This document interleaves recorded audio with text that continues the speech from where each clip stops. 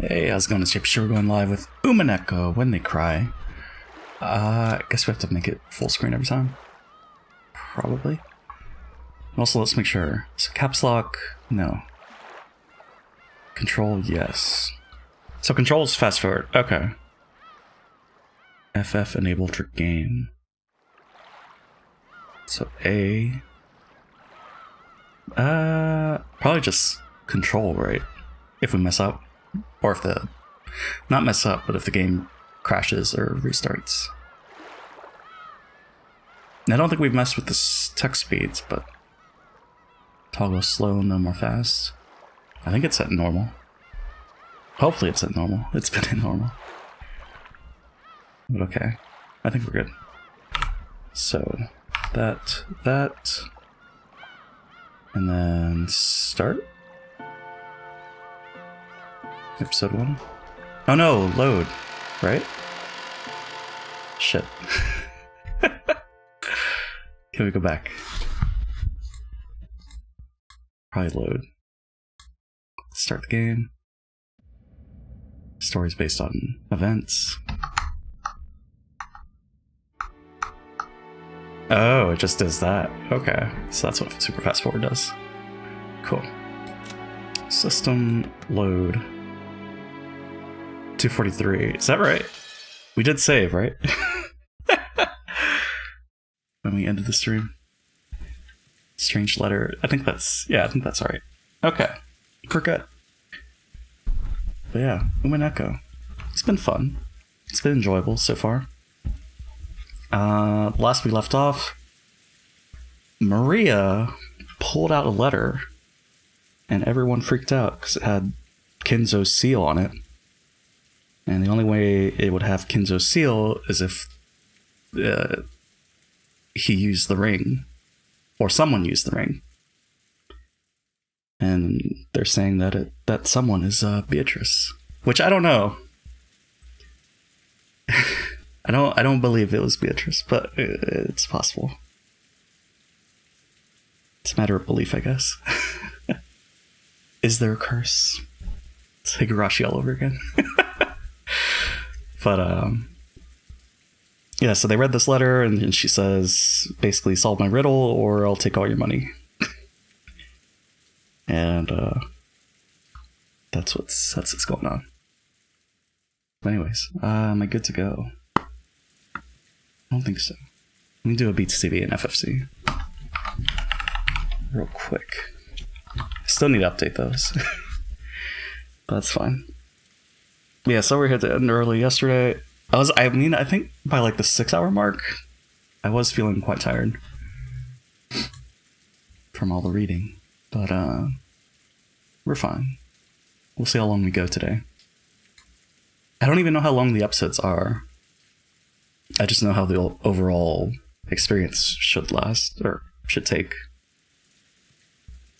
But it's fine. We'll take our time. We'll enjoy it. I mean, I'm not forcing it.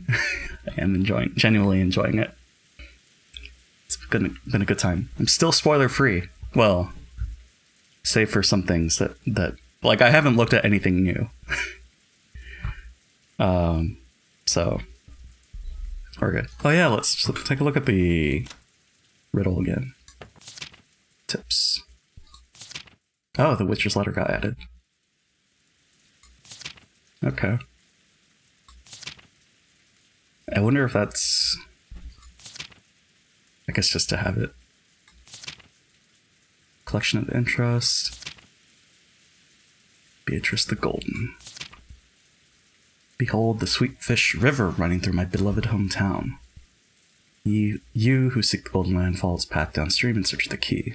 Maybe we shouldn't read this again, because I'm sure they'll probably read it again. First Twilight. 6 chosen by the key as sacrifices. Part the 2 who are close. Gouge the head, stomach, chest, stomach, knee, and leg.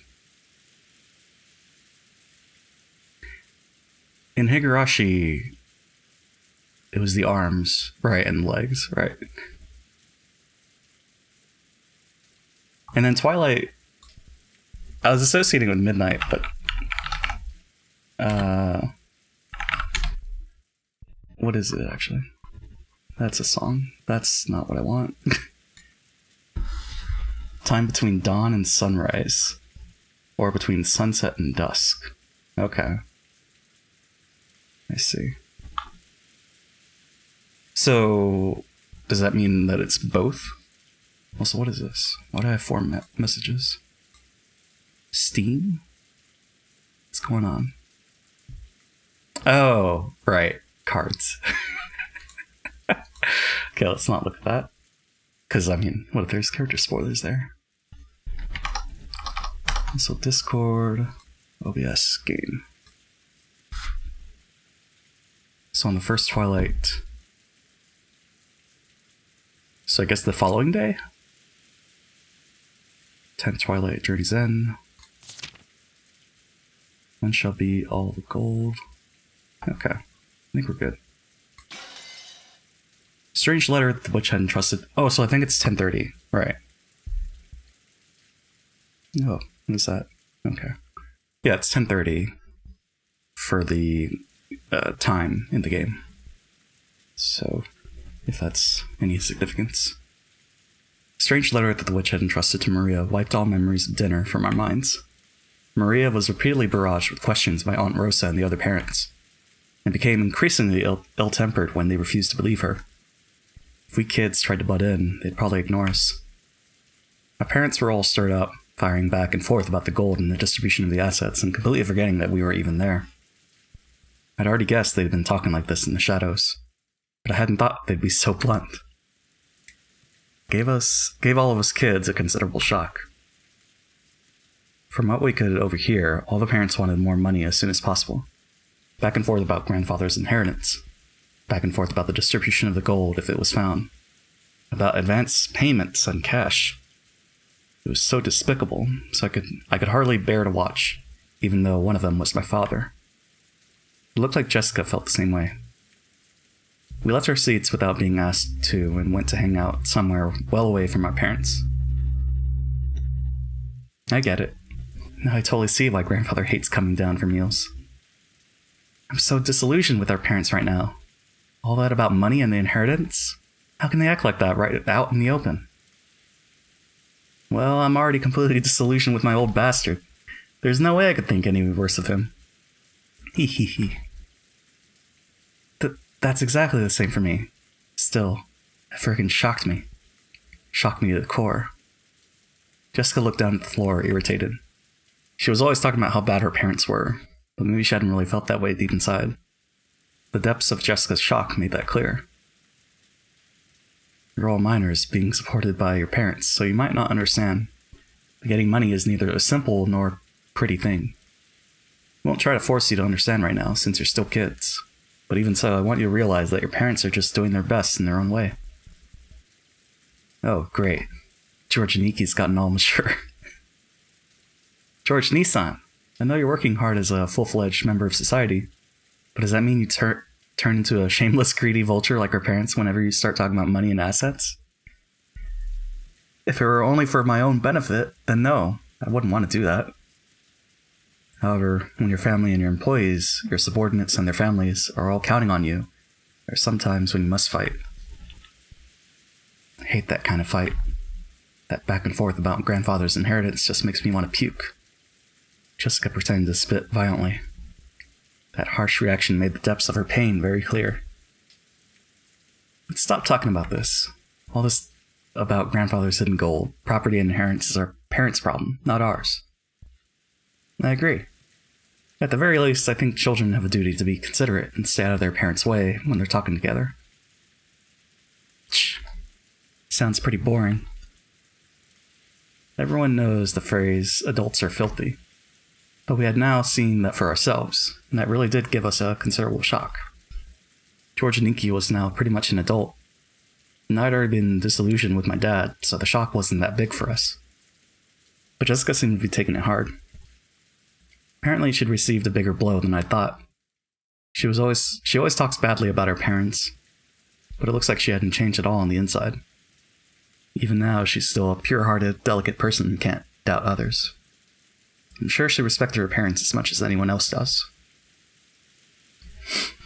And then her parents started raging about going, money, money, inheritance, my money, right in front of all of the other parents and the children. It's no surprise she received such a shock from hearing that. Jessica-chan, please don't start hating your mother and father. I won't ask you to understand them, but at least don't hate them. I get it. Just leave me alone for a bit. 6 years ago, I would have kept taunting Jessica, even after she got all dejected. But I guess I really have grown over the last 6 years. I realized it'd be better to leave Jessica alone right now. Jessica suddenly looked away sulkily and left the parlor. She probably wanted to be alone for a while. I could do nothing but wordlessly watch her back as she left. Come to think of it, I wonder where Maria-chan went. She's probably pouting in front of the portrait.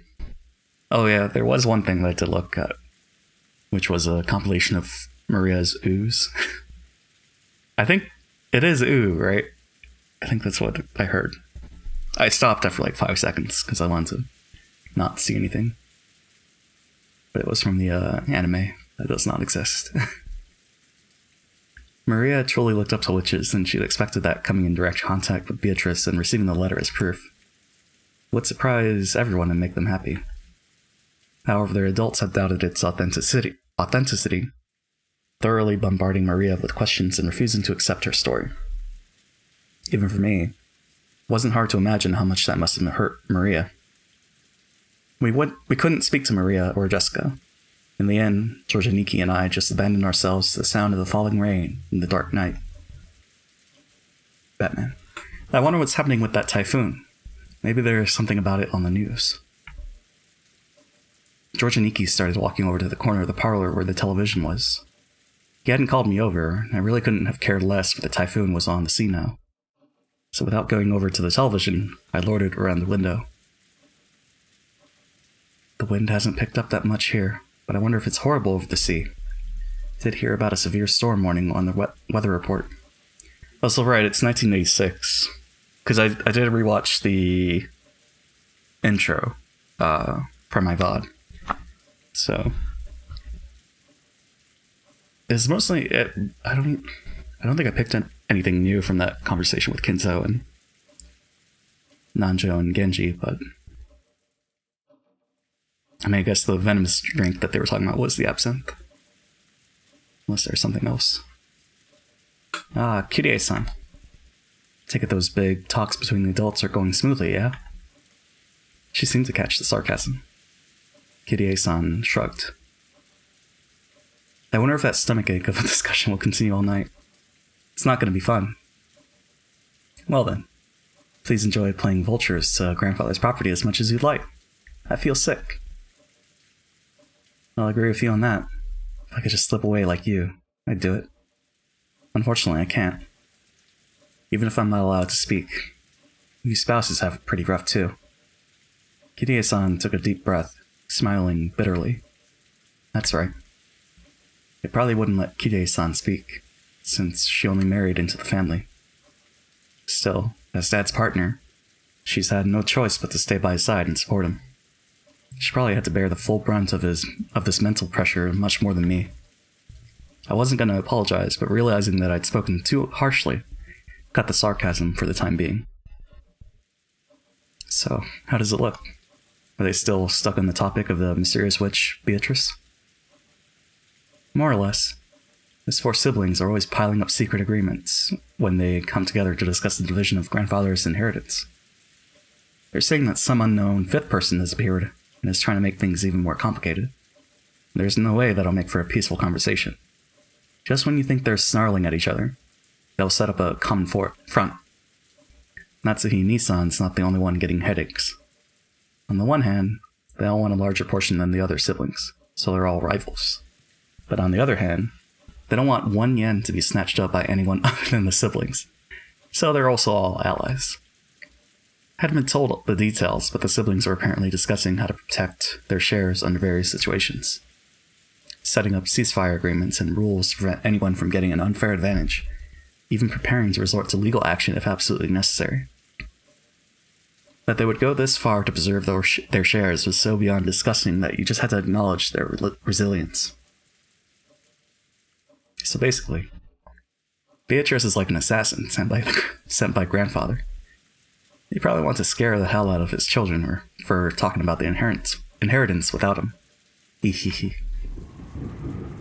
Who is this Beatrice, I wonder?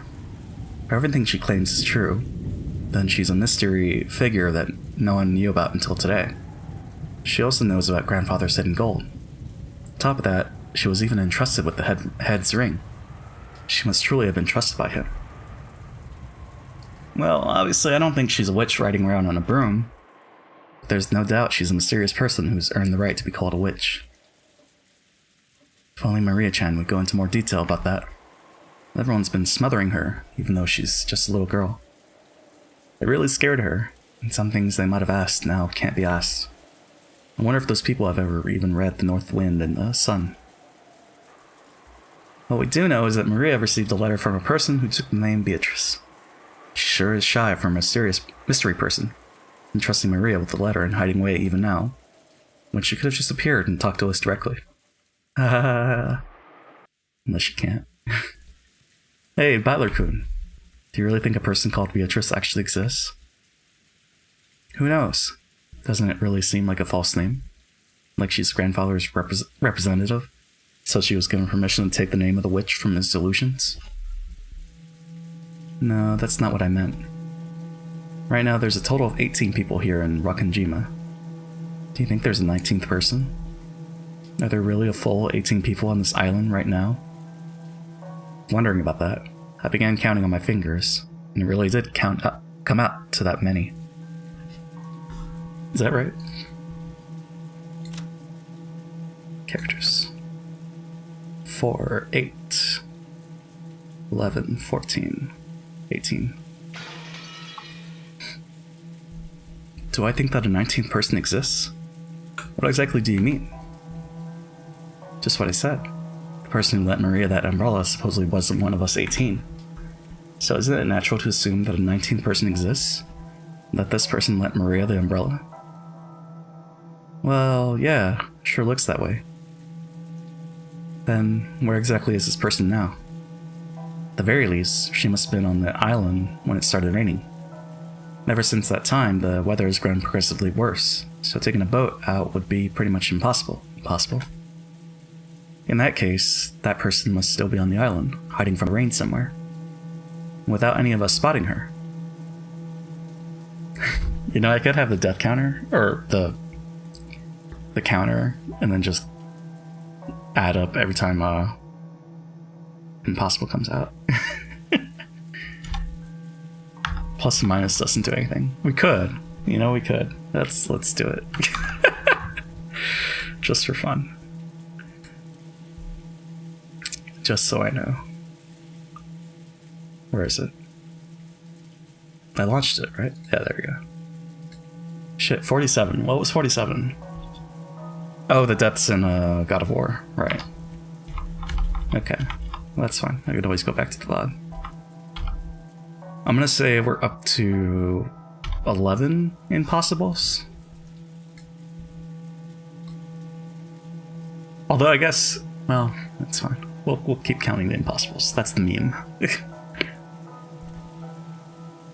True, they've all been randomly prowling around all over the mansion and the guest house, but no one has bumped into a 19th person. But this island is huge. There might be other places to take shelter from the rain other than the mansion and the guest house. At about this time, we began to realize what direction Kirie-san's suspicions were taking us in. Kirie-san was denying that a 19th person existed. Beatrice was one of us 18. In other words, she thought someone we knew well was tricking us. If Beatrice is who she claims, she would surely be the most honored of guests. The most honored of confidants, trusted by grandfather. There's no way grandfather wouldn't give that kind of wouldn't give that kind of person a warm reception. She would surely have been ushered into the mansion. However, we haven't seen anyone like that. Wait a sec. Isn't this line of reasoning a bit too hasty? Sure, no one spotted this person, but that doesn't mean that you can deny the possibility that a 19th person exists, right? Maybe, for some reason, they landed on the island stealthily and have been hiding ever since. It's what they call devil's proof. It's easy to prove that something exists. If this Beatrice appears in front of us all and says hi, then it's settled. But it's impossible to prove that there's no 19th person. Impossible. Yes, Battler-kun, your way of reasoning isn't bad. In our current situation, there isn't enough information to either accept or deny that a 19th person exists. But if you spin the chessboard around and think that way, we can deny the existence of a 19th person with near certainty. Spin the chessboard around was one of Kirie-san's favorite phrases. I've been influenced by those words and used them myself from time to time. When you get stuck by trying to find a move in chess or shogi, then by spinning the board around and looking at everything from your opponent's standpoint, you can often see a strategy that'll give you the upper hand. It means turning things around and putting yourself in your opponent's shoes. You see? Let's say that a 19th person called Beatrice actually exists. That person must have managed, without being seen by anyone, to stealthily arrive on this island and remain hidden ever since. Maybe they had some reason, okay? In that case, why did they go to all the trouble of appearing before Maria and handing her the letter? Really was a contradiction. If they had some reason for hiding themselves, then they should have stayed hidden the whole time. But even so, they had appeared openly in front of Maria. Then... Wait, Maria said it herself. She said the witch made her a messenger. That phrase, with the arrows. Maybe that's because Maria was the youngest and looked the most obedient. Why would they need a messenger? If they just wanted a letter delivered to the family conference, they could have mailed it. If they mailed it to each of the 4 siblings, no one would be able to ignore it. There is no need for this person to carry it themselves and secretly deliver it by hand. Yeah, that does sound pretty weird.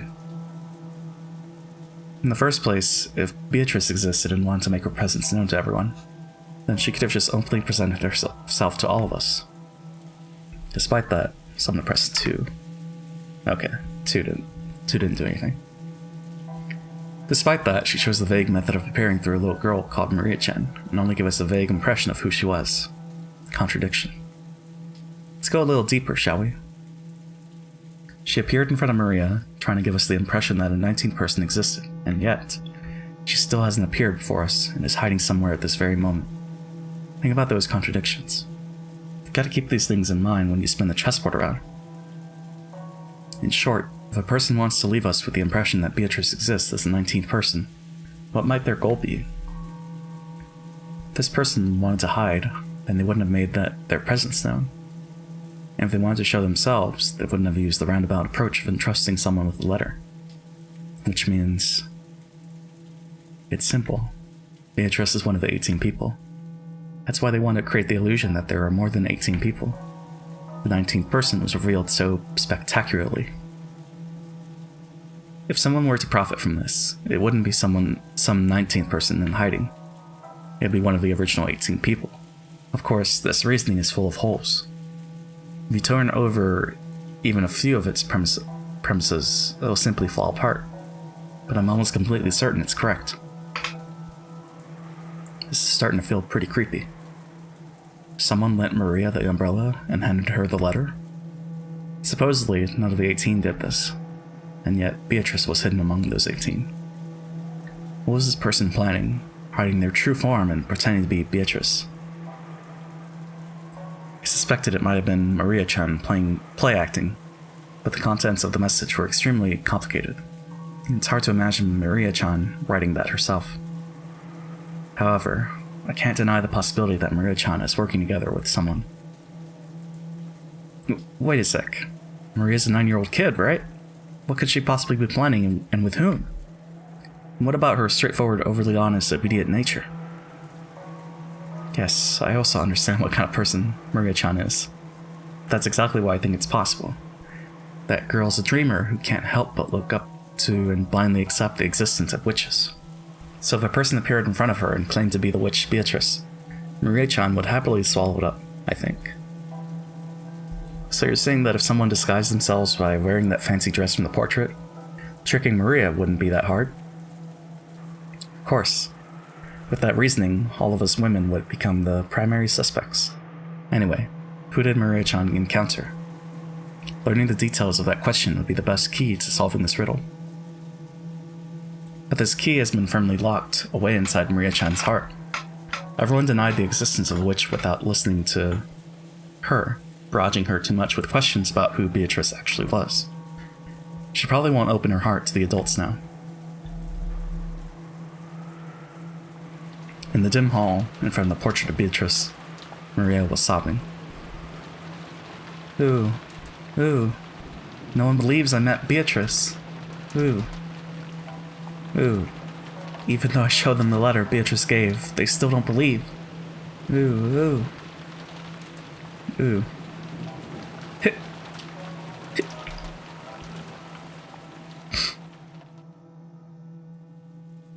Cries. Sniffles. Anyway, Maria-chan's holding the key. The key to whether Beatrice is one of the 18 people or an 18th person. Maria's stubborn, right? When that girl gets angry, it's pretty hard to make her feel better. Battler-kun, I think a kid like you would be better at cheering her up than an adult like me. After she's feeling better, try asking. I know you don't care about all this back and forth about the inheritance, but don't you find this Western Mansion mystery situation exciting?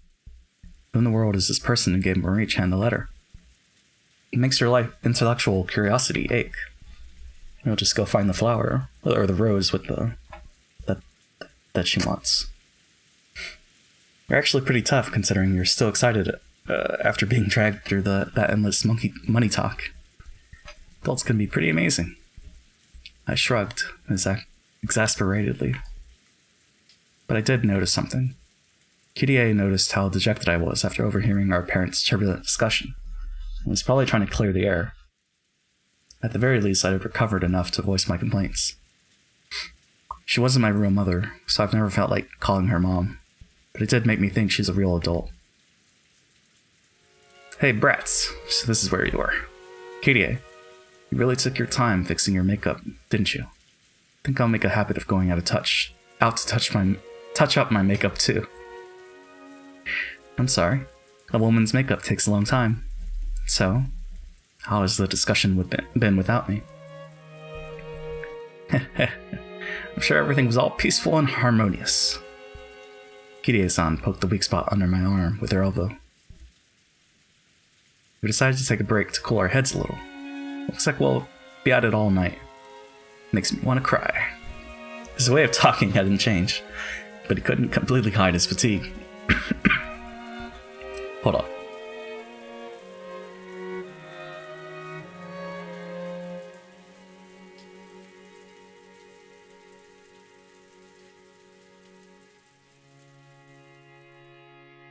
I'm fine, I swear. Oh, man. Let me check something also.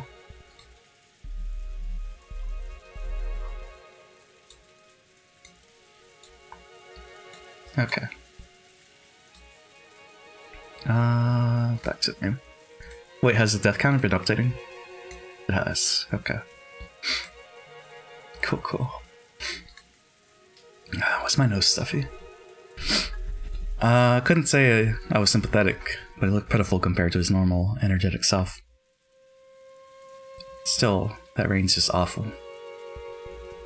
Did I read the rest of that? Oh, okay. Still, it rain's just awful. Really don't want to go back to the guest house. Looks like Natsuhi-Nissan set things up so we could spend the night here in the mansion. What'll we do? You don't need to decide until you're done, right? If you run so low on energy that you can't return to our room, then we can take them up on their offer. You're right. We can think about it later. What about you, Battler? If I stayed, I'd just get in the way. I'll be nice and go back over there. I see. Will you go back soon? I don't know. It'd be lonely to head back by myself. I'll gather all the kids and we'll head out.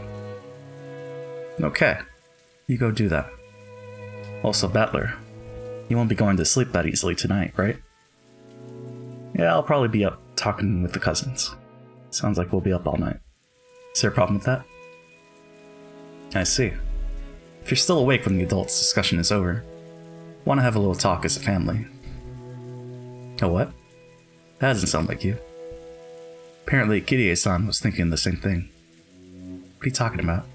She asked him in a small voice. Looked like Kirie-san didn't have a clue what Dad meant either. I also want to talk to you about it, Kirie. I'll tell you later, so don't ask now. Please. I don't know anyone who neglects the concept of family as much as this old bastard.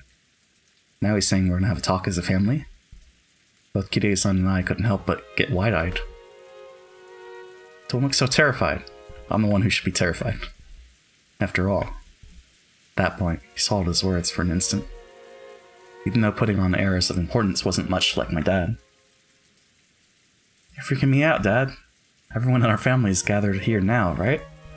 So make a big deal out of it and spit it out.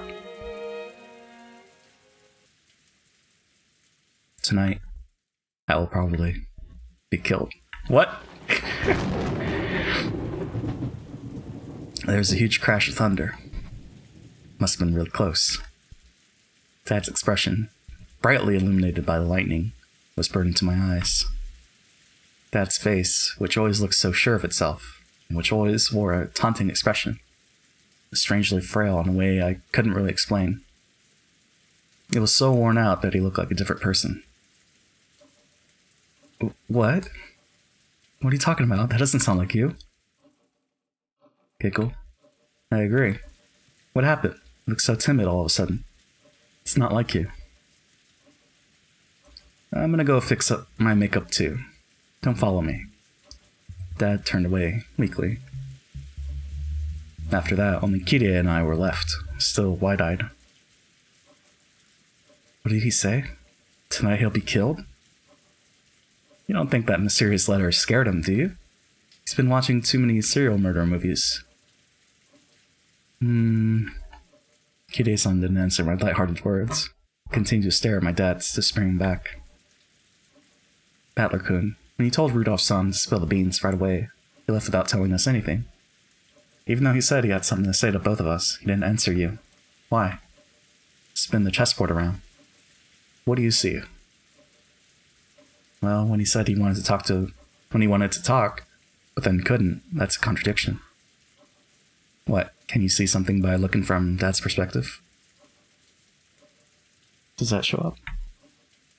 No, okay. Giggle. Yes, I can see something. He wants to talk about something. However, he doesn't have the courage to bring it up. So he actually means chase after me, talk to me, and ask me about it yourself. By saying don't follow me, he actually means the opposite. He actually means follow me and force me to answer. Seriously, what a spoiled brat. What?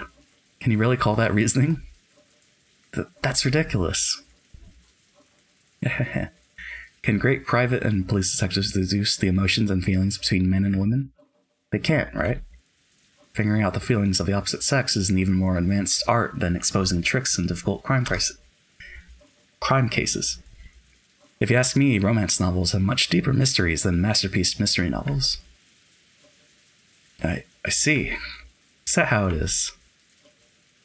I'll stand alongside that spoiled brat. He normally loves to bluff, but tonight he's completely tired out from that heated discussion. Probably wants someone to lean on at the moment. And responding to that need is the role of his partner. Huh. Sounds passionate. Then I'll leave that old bastard in your hands. Yes, just leave it to me. I called out to Kirie-san's departing back. Huh? What? Wanted to say thanks. Thanks to you, my gloom mood has cleared up a lot. That's good. Communication is important. After answering with a wink, Kirie-san followed after Dad.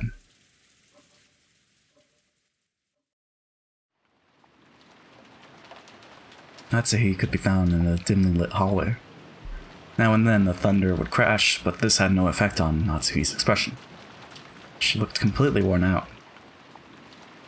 The discussion that had just taken place between the relatives in the dining hall was repeating itself inside Natsuhi's mind.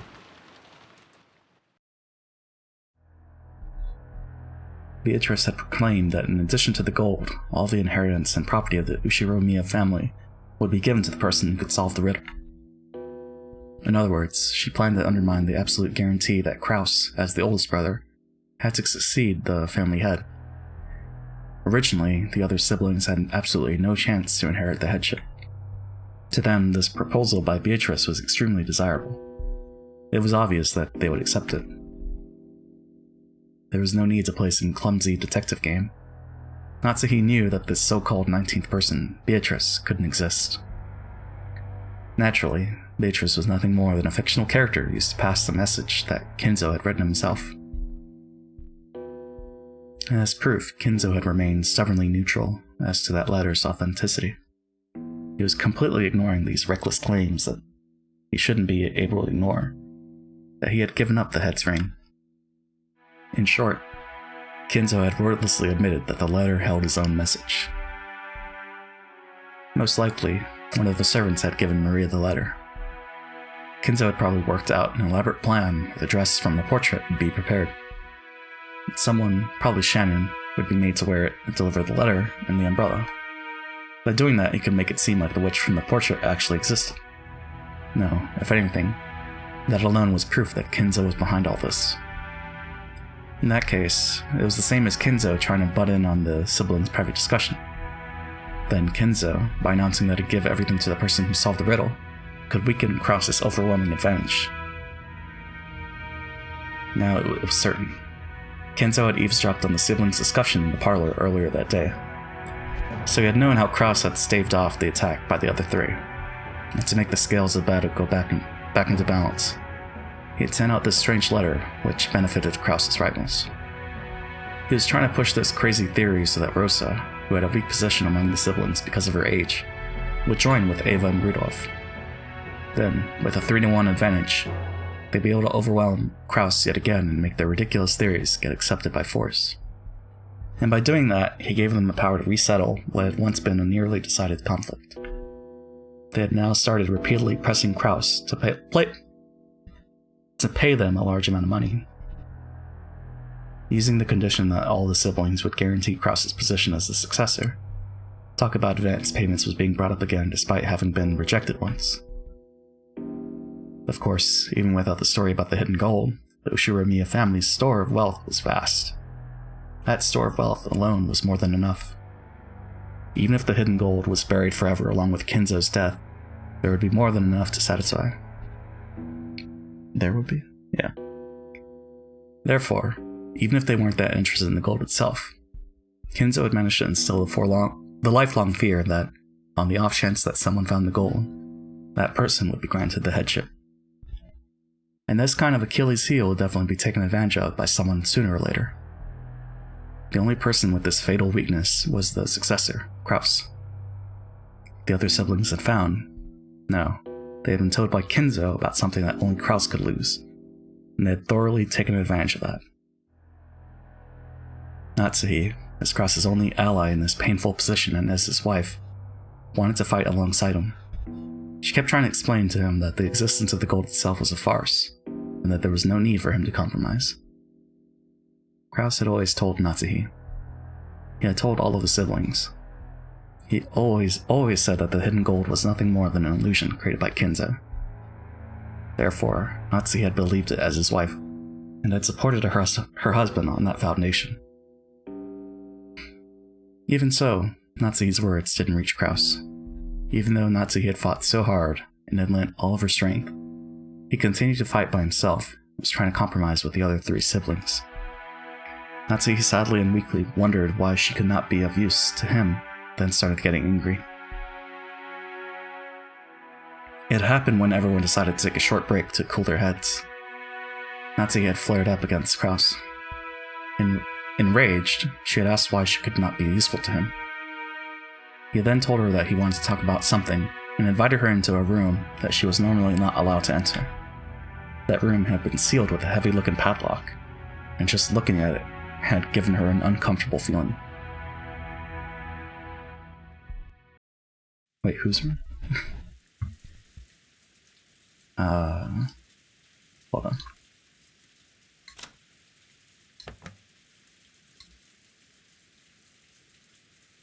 Third up against Kraus. Oh, okay. That room. Or, well, not a room that we've seen, but yeah, I got it. There's no need for you to worry about anything said by those three, or even the suspicious person who calls herself Beatrice. After all, the gold is just a ruse created by Father. There's no way something like that could be found. Your position as the successor is a solid fact. What are you afraid of? Kraus removed the padlock on the door. He then motioned for Natsuhi to enter. Enter. What is this? There's something I want you to see. I've never shown you this before.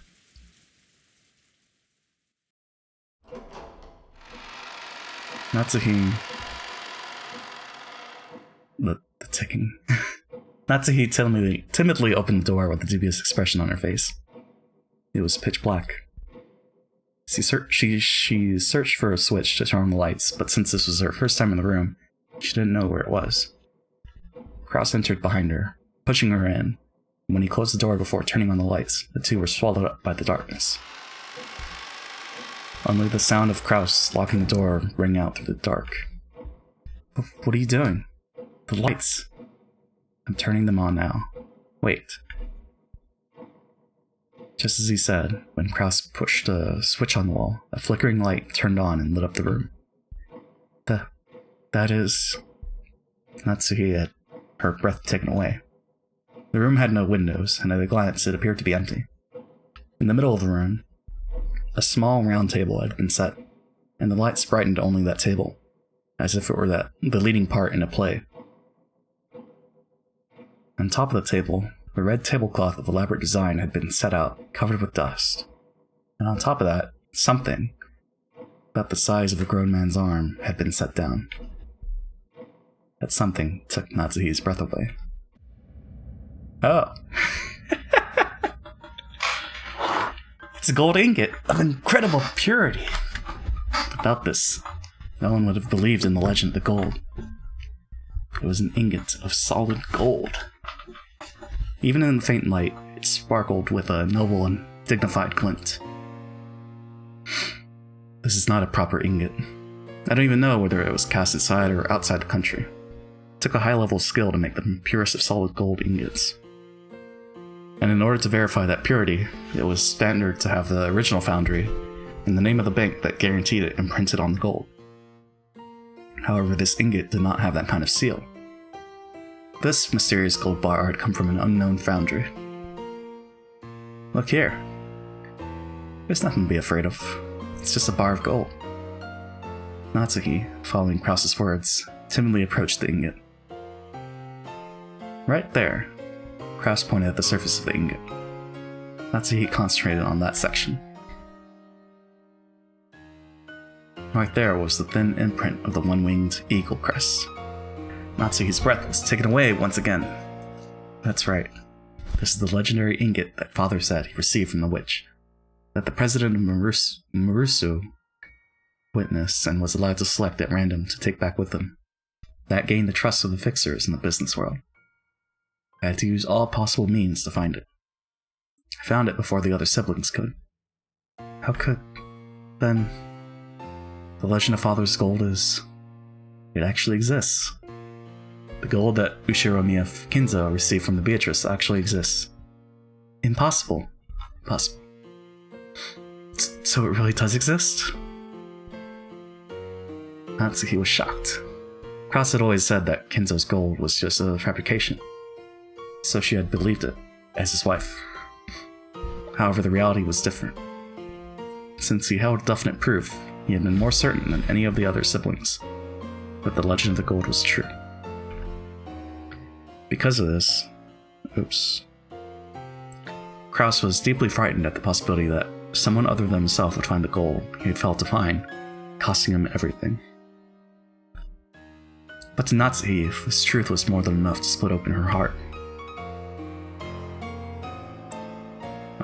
She had thought that as Krause's wife, she should be his closest confidant, which was why she had selflessly supported him. And yet, he had hid this fact from her until today.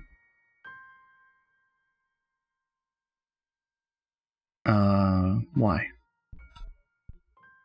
Sorry, I'm distracted. Have I been so undeserving of your trust? It has never been my intention. There was simply no need to tell you.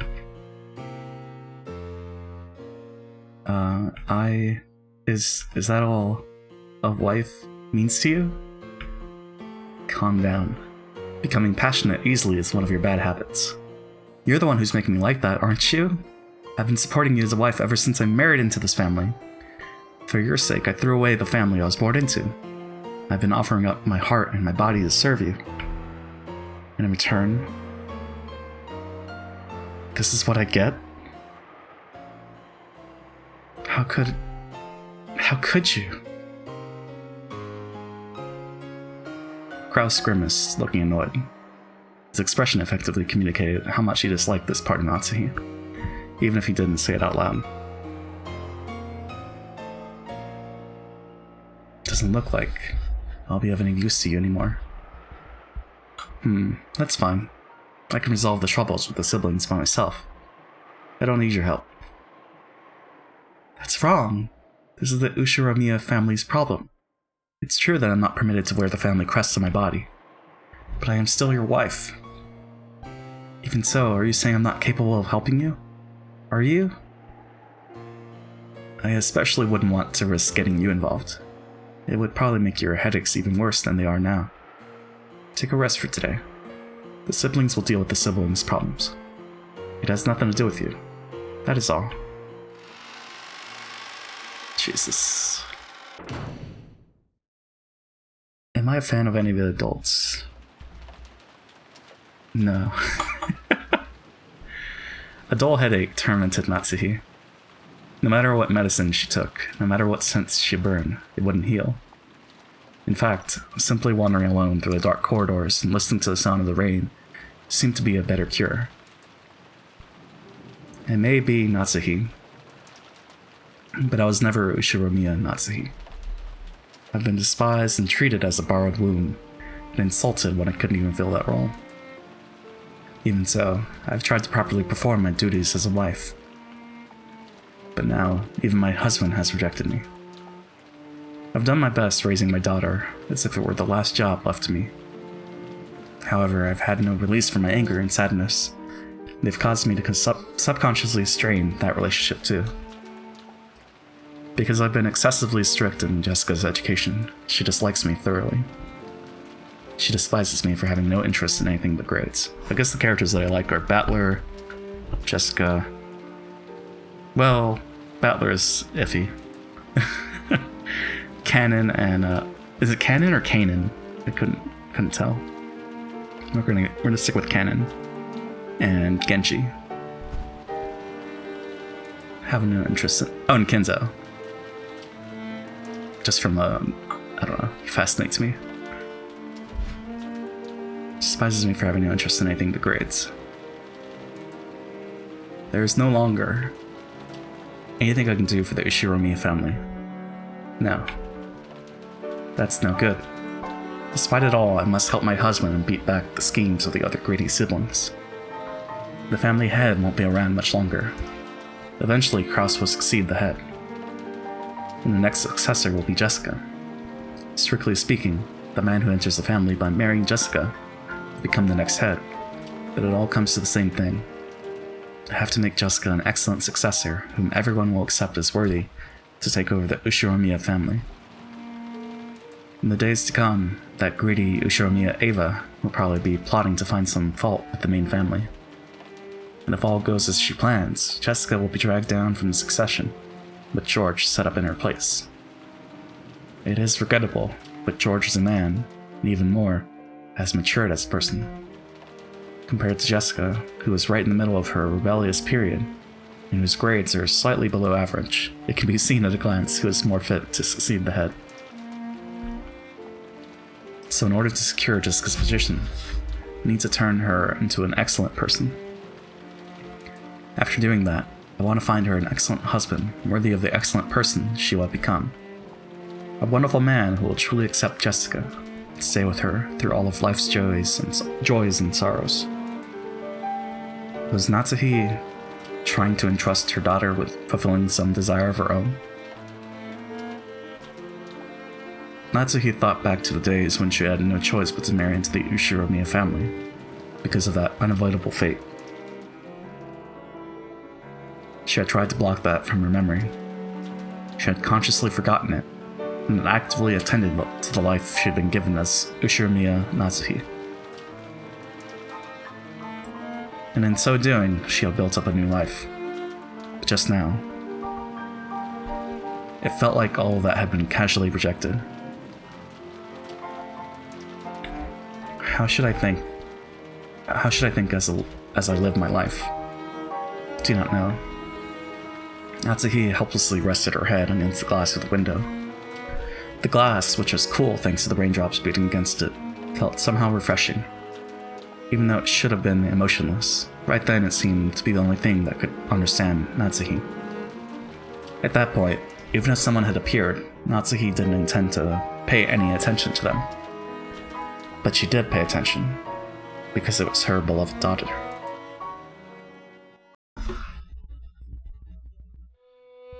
Oh? Oh, it's you, Mom. What the heck are you doing in a place like this? Thought you were a ghost. Just like always, her words were rough and not at all like a girl's. Instinctively, words of rebuke rose to Natsuhi's throat. However, their strength gave out, and they didn't escape her lips. Jessica, forgive me, but my headache is awful. Please leave me be. I see. Jessica was seeing her mother in a position of feebleness for the first time, so she was considerably disconcerted. Until just now, she'd been filled with contempt for all the parents, including her mother. But now those feelings had been completely swept away. Her mother's utterly exhausted face had wiped them all out. In its place, the words George had told her floated back up in her mind. Our parents are doing their best in their own way.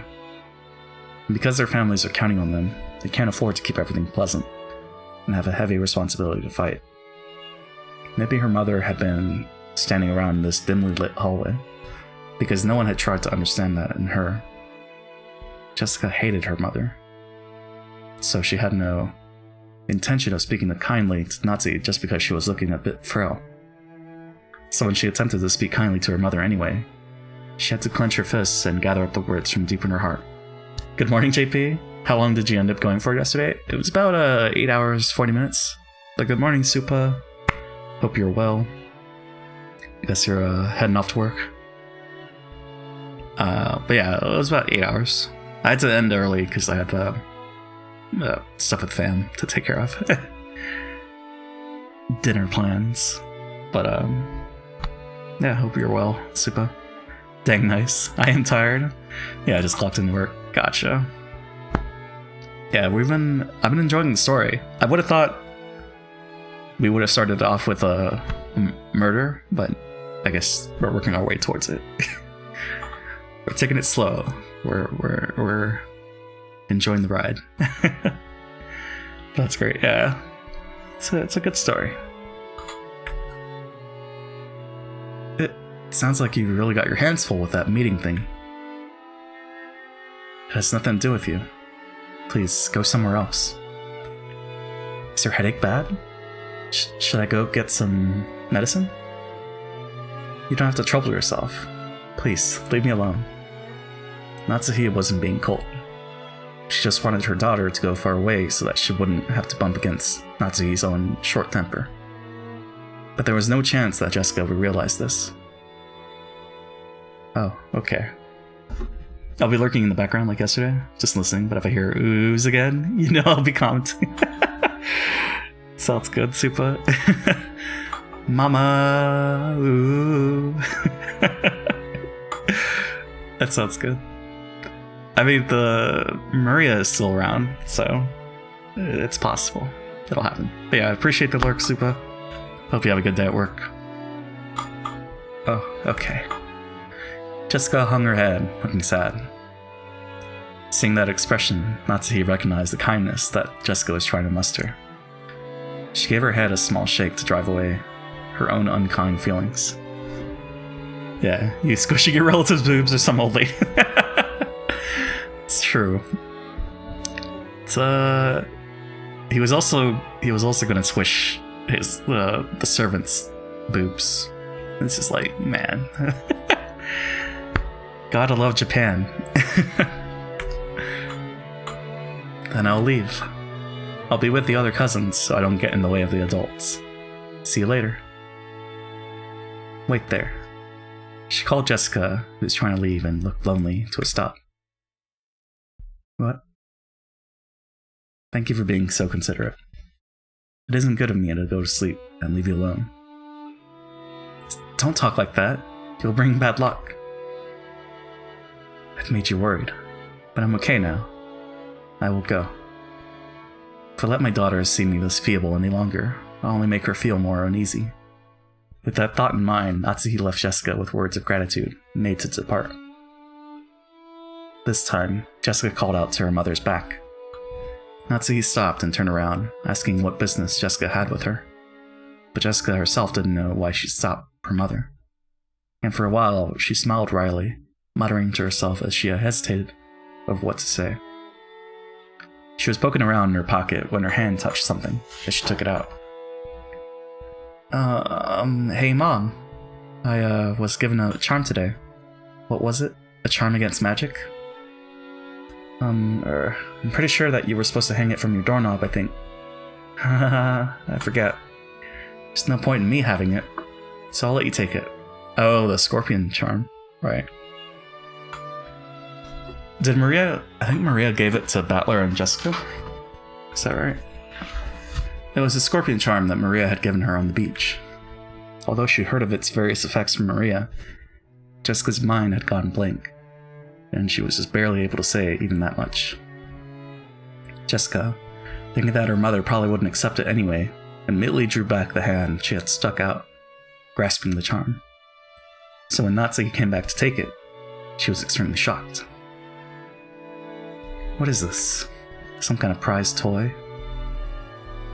Well, I think it's something I thought. I guess you wouldn't really expect a charm that looks like a toy to do anything. But their mother took the charm from where she grasped it in her hand. Thank you. I'll take good care of it. But sometime soon, in exchange, why don't I give you a charm that was important to me when I was a child? It's not like that. It's not like that's why I gave it to you. But well, if you really say so, then I will rest for now.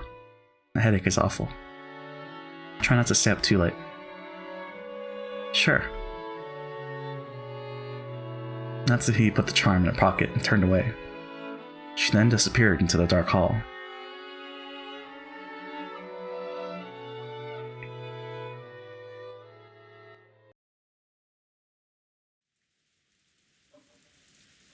It seems the weather will be like this all day tomorrow, after all. Dang, this makes the good weather we had earlier feel like a lie. George and Nikki and I were killing time in front of the parlor television. At that point, Jessica returned. Her face was still blank, but it looked like she'd calmed down a little since we'd last seen her. Is Maria still in front of the portrait? Nope. She just came back and she's sleeping over there on the sofa. It's getting pretty late for her, after all. Looking at the clock, I saw it was a little past 10 p.m. Even if we were planning to stay up all night, it was about time to head back to our room. Well, my mom did have a room prepared for us in the mansion. What'll we do? I'd rather head back to the guest house. Going by what we saw of her parents, I think it'd be better if we weren't in the mansion. I agree. Feels like they're telling us kids to mind our own business and stay out of their way. Let's be good little boys and girls and do that. As we were talking about this, Aunt Rosa came to the parlor. She was looking all over restlessly, probably trying to find Maria. Aunt Rosa, if you're looking for Maria, she's over there on the sofa. Thank you. My, she's out cold. We must move her to a bed. If you'd like, I'll carry her to a bed. Thanks, that would be wonderful. Are you all heading back to the guest house? Or are you going to stay in the room Natsuhi-Nisan had prepared here? We were just talking about that. We just decided to head over to the guest house. I see. Then could I ask you to take Maria with you? I feel much more reassured if she stays with all of you cousins. Behind those words, she seemed to be concealing some regret that the adults, herself included, had deeply hurt Maria's feelings. Hold on.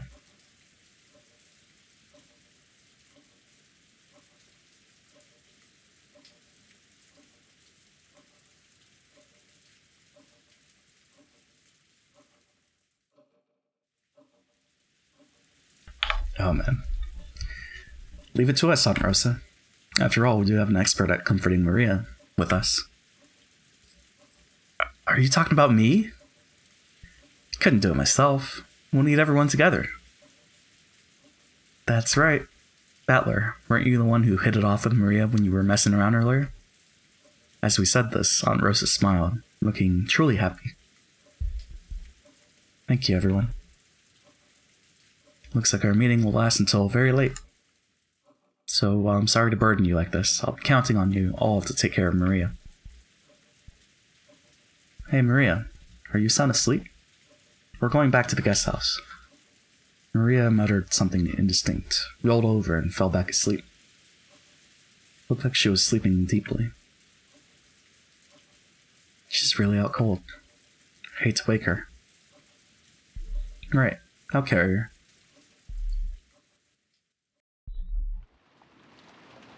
Maria's body was much lighter than it looked. I lifted her up and put her on George and Niki's back. It was raining hard outside, and Niki couldn't hold an umbrella and carry Maria at the same time. Looked like Aunt Rosa would come with us as far as the guest house to help out. However, when she heard Uncle Krause's voice call out to her, she had no choice but to return. Now that's a problem. I have to go back now. Is everyone returning to the guest house? After we left the hall on the way to the entrance, the door to the servant room opened and Shen-chan stepped out. It has grown very dark, so allow me to guide you. That'll be great, Shen-chan. George-kun is going to carry Maria there. Could you hold an umbrella for him? Yes, certainly. Shen-chan brought umbrellas for each of us and a flashlight to guide the way. As we opened the front door, the downpour was quite terrific.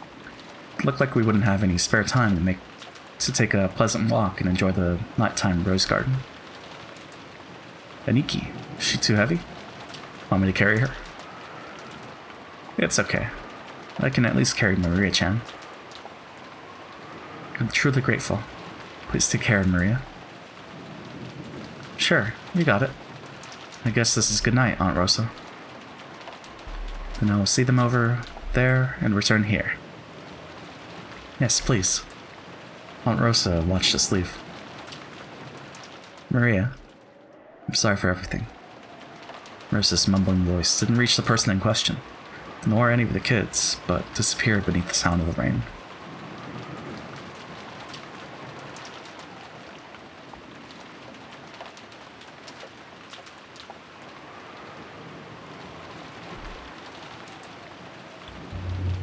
After cutting through the rainy rose garden, we arrived at the guest house. If only I'd applied for the position of Maria Carrier. Then I would have gotten a chance to have Shen-chan's huge boobs rubbing all over my arm. That's not why I did it. It's a misunderstanding. I thought that if I didn't walk like this, George-sama would get all wet. Come on, quit babbling and go in. After being urged on by Jessica, we folded up our umbrellas and went to the guest house. Has anyone gotten their clothes wet?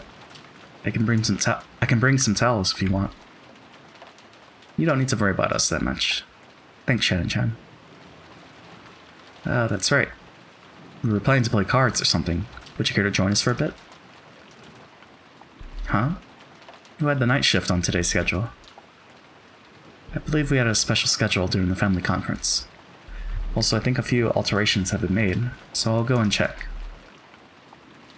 Wait, if you have to go all the way back to the mansion to find out, don't force yourself. Oh, that's alright. I can find out from the servant room in the guest house. Please excuse me for a short while. Shen-chan gave a quick bow and went to the guest house servant room. The rest of us headed for the cousin's room and decided to put Maria to bed for the time being. Maria was sleeping very deeply, and there was absolutely no sign of her eyes opening. For now, we'd get some soft drinks out of the room's refrigerator and drink those while playing cards or something.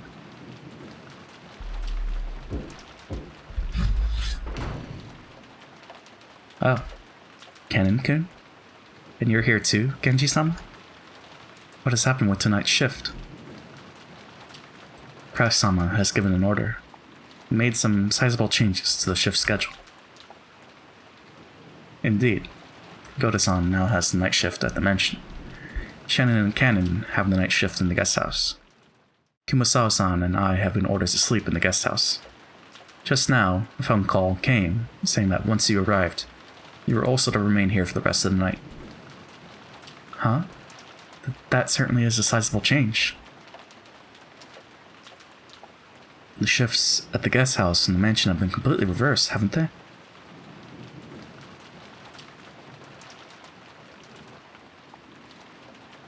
Originally, Shannon and Kanin had been assigned the night shift in the mansion, while the night shift in the guest house, where all of the relatives were staying, had been assigned to Goda, who had an abundance of experience in entertaining. Kumasawa should have been sleeping at the guest house, while Genji should have been sleeping in the mansion. However, it seemed that Kraus had suddenly ordered that the schedule be modified. The shifts at the guest house and the mansion had all been reversed, and Genji was spending the night in the guest house. It's probably because of Beatrice-sama's letter. Why, probably. After such a mysterious letter appeared, it was only natural that Kraus-sama would suspect one of us. We served directly under the master, so Kraus-sama tried his best he could to keep us far away from the family conference. Genji, Shannon, and Kanin were all permitted to wear the Ushiromiya family crest, the one-winged eagle, as the servants who served directly under Kinzo. Of course, since they were working for the Ushiromiya family, they had to obey anyone's orders, but their only boss was Kinzo. Since only Kinzo held the right to employ them, even Kraus could not have them dismissed of his own accord. Because of this, Kraus and the others often viewed these servants as Kinzo's underlings and shunned them. And in fact, Kinzo seldom let anyone other than them enter his study. This sudden shift change was probably a clear expression of the sense of mistrust that it caused. Considering the time Kinzo had left to live, this would definitely be the last family conference before the problem of the inheritance came up. On top of that, the mysterious letter that claimed to be from Beatrice had dropped in out of the blue. Kraus definitely wants to keep Kinzo's lowest subjects away from the table of such a delicate and important discussion. If you would excuse me, I will go rest. If anything happens, call me immediately. Our guest tonight is a special case, after all. Special case? Yes, certainly, Genji-sama. Genji nodded back, went behind a screen, took off his jacket, and slowly began to relax after a day's worth of tension. The ones who just returned now, were they the children? Yes. The other relatives are having a conference in the mansion. Looked like it would drag on for quite some time. Then we've got it easy. It's already this late. There's this weather. The rest of the relatives will probably spend the night in their rooms in the mansion. Yes, probably. I'm only saying this because Genji-sama isn't around. But I'm a little happy I was sent to the guest house, I guess. Oh? Why is that? Because you can stay away from Madame and Ewa-sama, those bullies? Or do you have another reason? It's not as though I have another reason. I see. Let's do our best together with our night shift. I'm counting on you, Nissan. Just now I was asked to go to the children's room and play with them. Shannon hung her head and apologetically, gazing at Cannon uncertainly. Cannon didn't try to meet her eyes and spoke curtly as he sighed. Looked like he didn't plan on indulging his sister. You can't. You were assigned to the night shift. Besides, which, it isn't necessary for furniture like us to respond to an invitation to play. You understand, right? Yes, I do understand. Shannon's shoulders drooped slightly. She had already expected that Cannon, a stickler for rules, would say something like that, but she still seemed a little discouraged. And as Cannon flipped through a logbook, he spoke without facing Shannon. That means the children will be waiting for you. You'll have to apologize and tell them you have the night shift and won't be able to stay with them. Go and come back. Huh? Yes. I'll go apologize and come back. Shannon hurriedly stood from her seat before her brother's mood could change and flew out of the servant room after giving a quick bow. As he watched her go, Cannon took a single deep breath.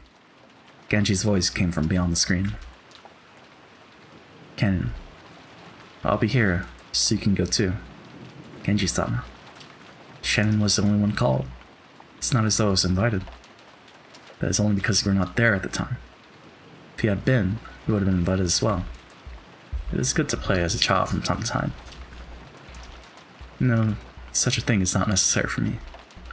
Human children may have a need to play, but we are furniture. Is that so? Nissan is also furniture. Even if she pretends to be a person, it will only hurt her later. I understand that, so I try not to get too close to people, that's all. Genji did not say anything after that.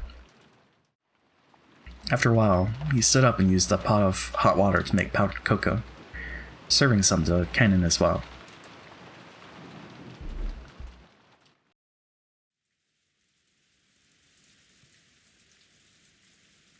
Is that for real? I had no clue. Dumbass, you're too loud. You'll wake Maria up.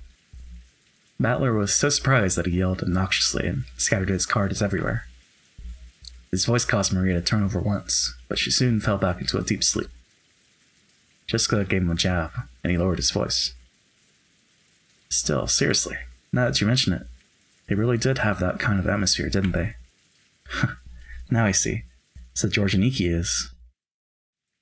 George couldn't be seen anywhere in the room. A short while ago, when Shannon came into the room, George suddenly said that he'd forgotten something in the mansion. Need to go back and get it. Shannon said she would guide him, just like she had on the way to the guest house. The two of them departed together. Well, there's actually been signs of it for a while now.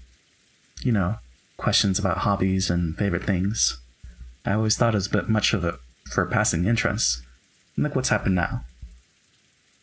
Come to think of it, get the feeling George Niki has always been overly nice to Shannon-chan. Now I get it.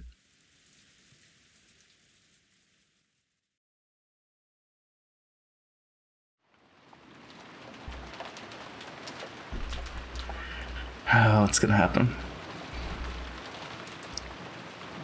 So all the adults are in the mansion.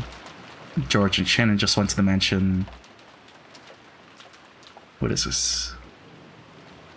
According to the weather report, looks like it'll be at its worst tonight. It also seems like it'll last all day tomorrow, though it should get a little better. Really? Then maybe the boat won't arrive until the day after tomorrow. Hope that doesn't interfere with your work on Monday. I already knew the typhoon would be coming beforehand. Just in case, I made sure I didn't have any plans for Monday, so it's okay. I may not look it, but I really am the type who can plan ahead in his schedule. George puffed out his chest, acting proud. Compared to the calm appearance George always had as the oldest cousin, he now looked amusingly like a little kid. Shannon chuckled at this abrupt contrast. It's no surprise you're so well prepared. as someone who will bring prosperity to his company someday. Well, making a company prosper really is a tough job. Money isn't the only thing that's important. I learned that well when studying under my father. Making a company prosper is like owning a castle and leading your subordinates. My dad really loves reading about great leaders during the warring periods of Japan, a hobby that's probably influenced by the fact that he shares Toyotomi Hideyoshi's name. Much of his philosophy on managing businesses comes from talking about them. Did you know? Takeda Shingen, who was feared as the leader of the strongest cavalry corps in the warring periods, started out with his troops in complete disarray and didn't have the kind of strong leadership necessary to utilize them well. Is that true? That's a little unexpected. In order to unite his troops, Shingen showed his excellent leadership in many ways. For example, when a soldier succeeded well in battle, he would immediately honor them with a medal. Normally, that kind of thing was put off until after the war, and they were all awarded at once. He continued this diligently while in the field of battle, and immediately showing his appreciation for his troops' military exploits motivated them in extremely significant fashion. Also, whenever one of his troops was brought down by an illness, he would be the first to rush up to them and care for them, and so on. Takeda Shingen wasn't just the man who had led the strongest cavalry corps in the warring period. He was the person who cared the most for his troops throughout the warring period. And because he was that kind of person, all of his troops went along with him. The truth was, Shannon had already heard this story several years ago, but whenever a discussion of his father led to this sort of topic, George would always glow and look like he was having a great time. So Shannon just smiled without interrupting, urging him to continue. Of course, in a capitalist world, money determined both your strength and the height of your fortifications. But you can't build up a castle or succeed in war by yourself. Such things can only be accomplished with the support of many subordinates, by borrowing their strength. After understanding this, when I look at my father's back, I realize how immature I am. I can clearly see how much competition he had to overcome before building up all he has now. George-sama, you truly look up to your father. I'm jealous. Sorry, that's not how I meant it. I'm sorry, that's not how I meant it either. The two of them awkwardly lifted their feet. Shannon had no parents. She had been brought up in an orphanage owned by Kinzo, called the Fukuin House. Under the guidance of Kinzo, the honorary director, the orphanage offered members who excelled a chance for on-the-job serving experience. If their efforts met with Kinzo's approval, they'd be able to leave the orphanage and work as servants for the Ishiro family. This was considered to be the highest honor for those who lived in the orphanage. Servants from the Fukuin house all took names with the character in them while they served. So, Shannon wasn't her real name. The same went for Cannon. All of the members of the Fukuin house were orphans. At least they were all people who had been separated from their parents under special circumstances. Because of this, the orphans had been taught to think of each other as their own family. Only family. Just rereading. That's why it seemed so natural, both of them, when Cannon called Shannon his sister.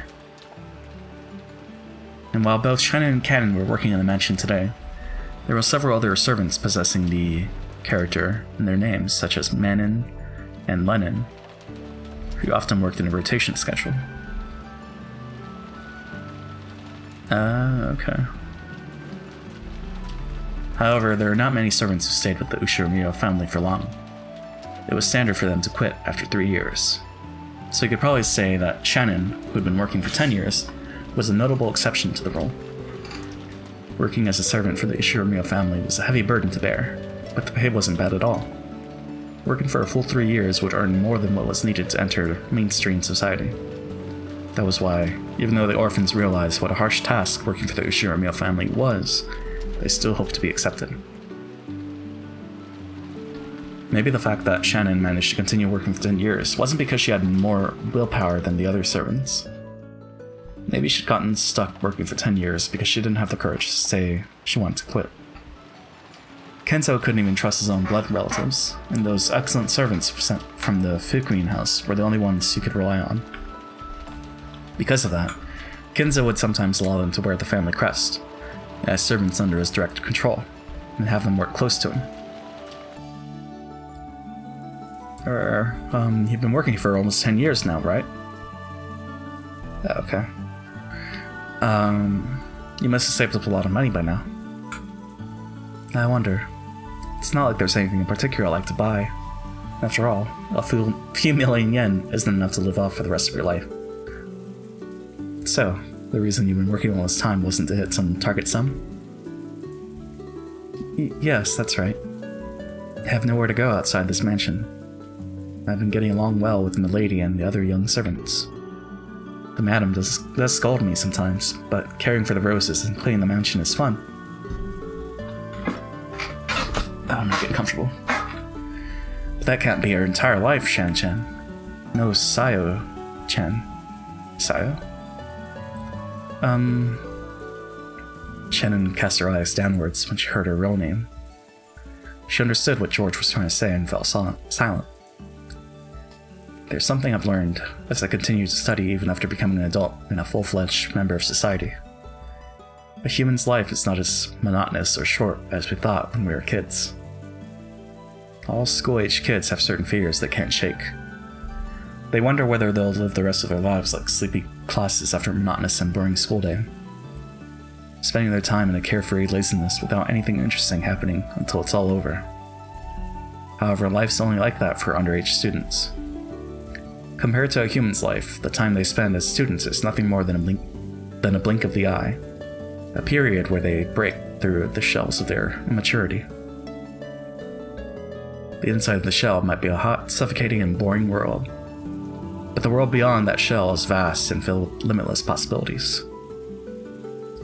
So far, your life has been trapped inside the shell called Shannon. I think you're under the mistaken impression that your life will continue like this forever. Shannon couldn't deny those words. She had been unable to harbor any clear doubts about her lifestyle. And since she never had any hope or goals for changing herself, she lazily continued living the way she always had.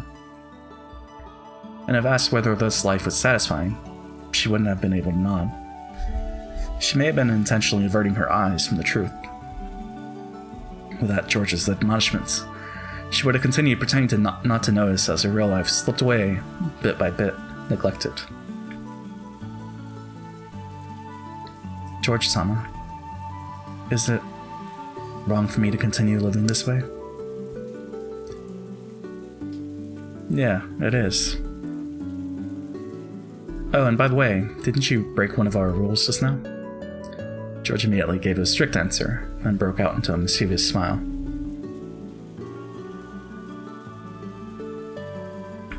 Sorry, I was reading something.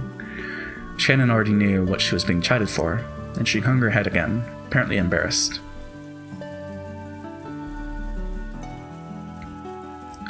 Didn't you promise not to use Sama when the two of us are alone? I couldn't obey that as a promise. But if it was an order, I would have to obey it. Because I'm furniture.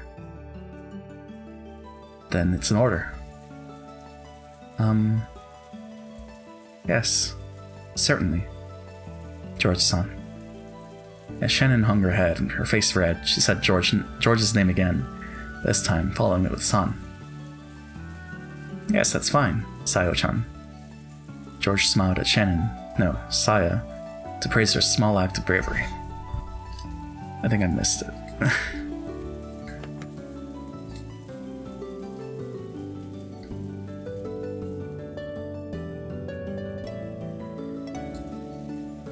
So...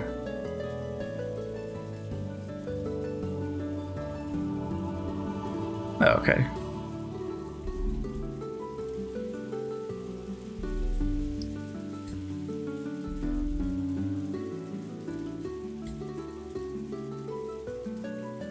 Okay, I see.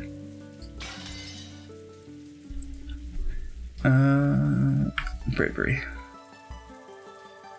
This short exchange alone made it clear how far back their relationship must have stretched. For a long while, the two talked as if the weather raging about them didn't even enter their thoughts.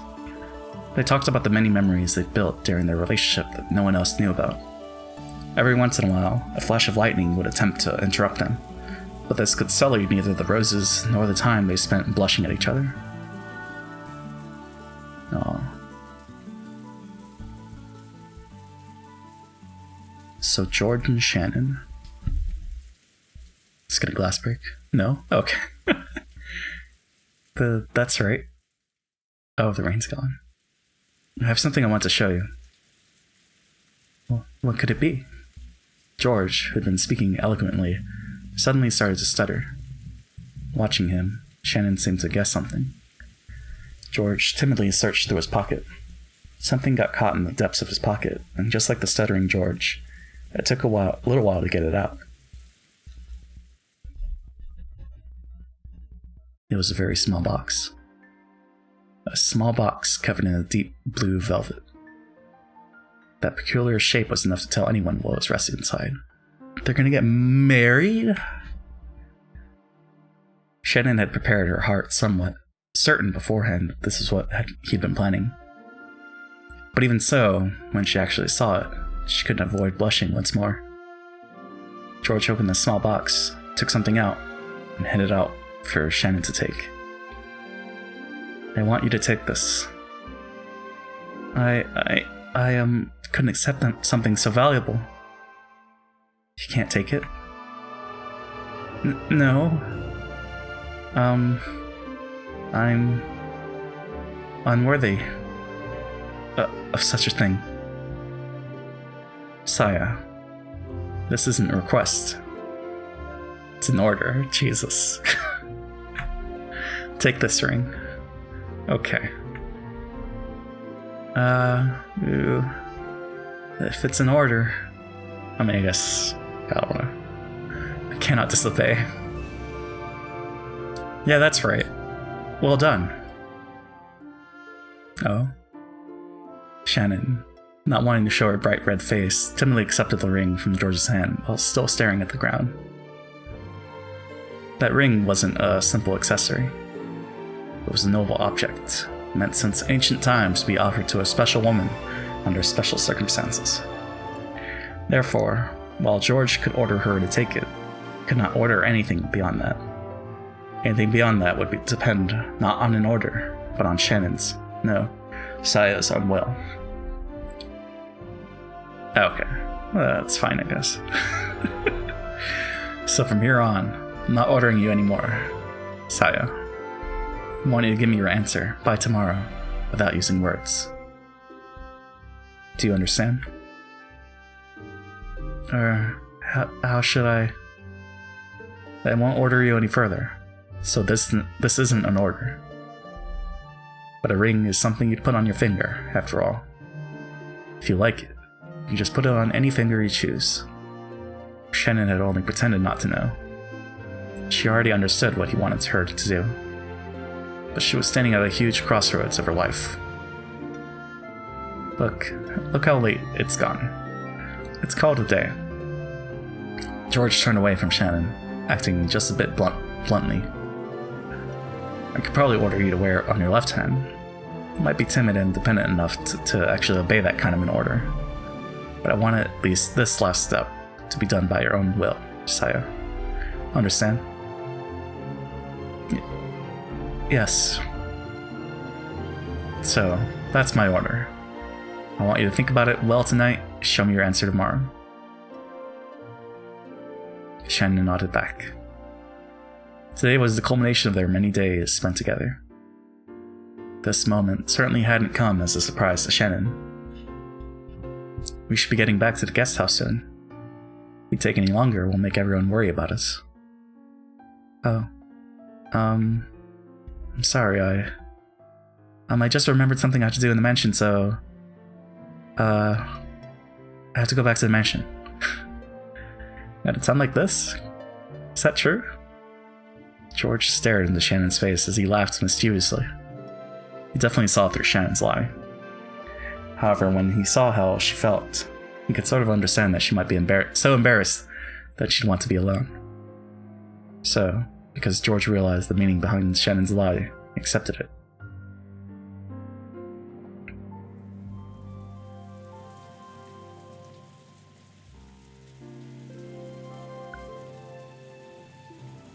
Oh, marriage.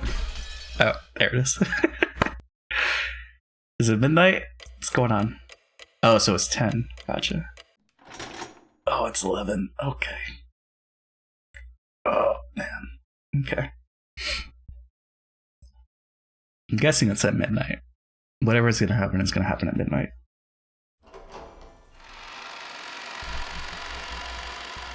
But also, let's do a BRB. So there's 5 pages, right? So we'll save here. Okay. Yeah. BRB, Umineko.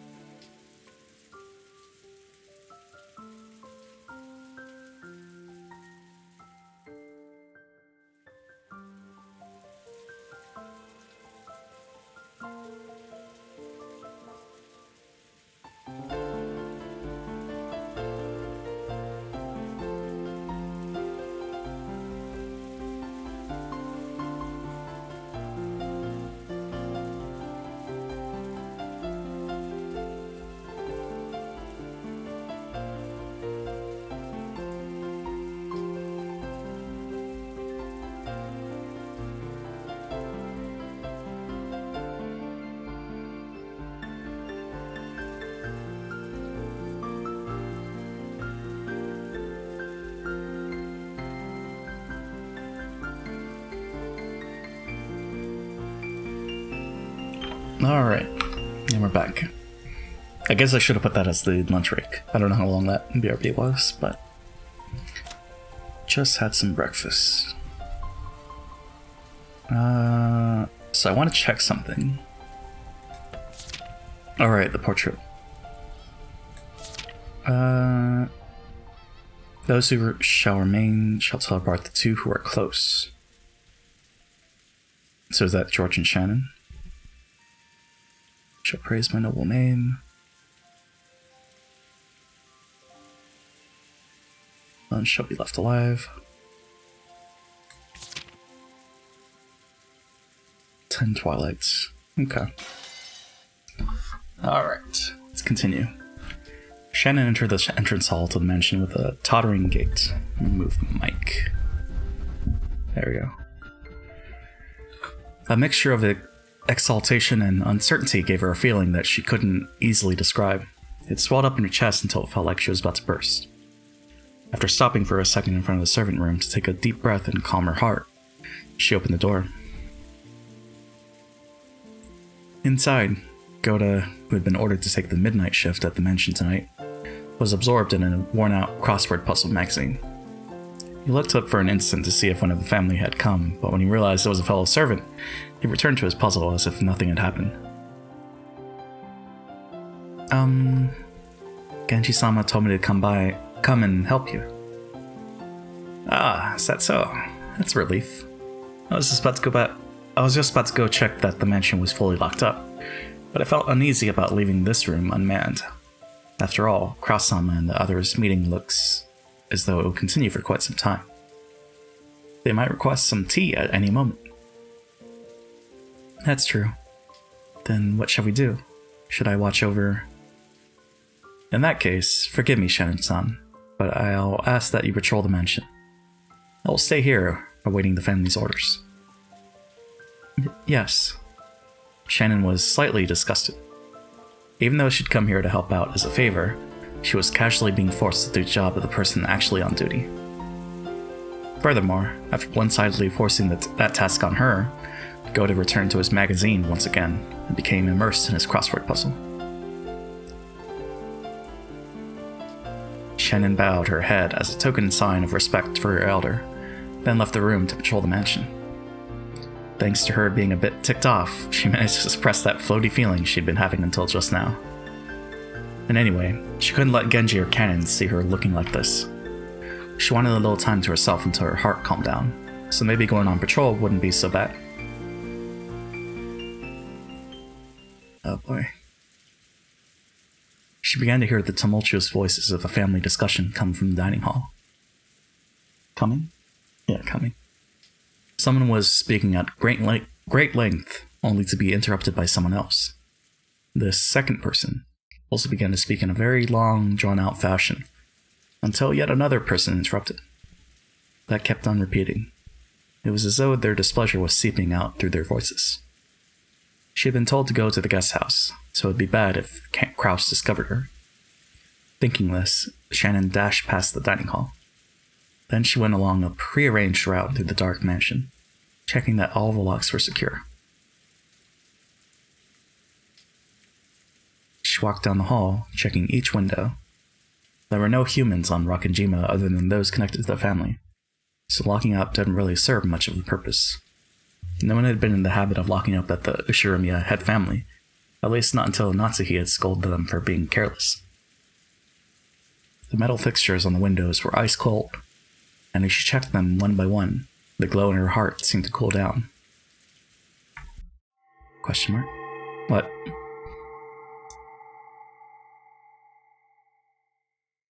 What? At that time, she thought she saw something twinkly across the hall. Twinkling? How could anything be twinkling through the darkness of the hall? Did anything get added? No. Okay. She figured she must have been imagining it, but she still held her breath. Grasping the curtain, she fearfully gazed down the hall. However, other than the occasional crack of thunder brightening the hallway, she was unable to glimpse any flicker again. Must have been her imagination after all. Maybe her heart was so agitated that she'd seen something that didn't even exist. Shannon went back to checking the windows. However, a certain unnerving memory was resurrected in the back of her mind. It was that ghost story, which had been passed down amongst the servants who served the Ushiromiya had family. The mansion had 2 different masters, one of the day and one of the night. Beatrice, the master of the night, would sometimes fly around the mansion in the form of sparkling butterflies. That was the story. Come to think of it, didn't Canon-kun once say he'd seen it with his own eyes? Though he got sulky when I said he must have imagined it and refused to believe him. Could it possibly be true? The roar of the thunder gave no answer.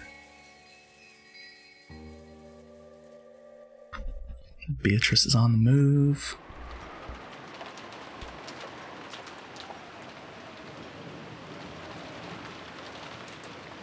Going back to the guest house.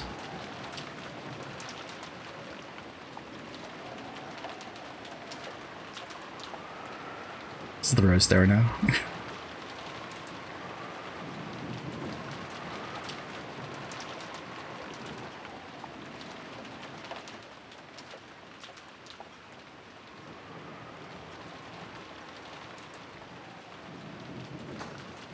Oh.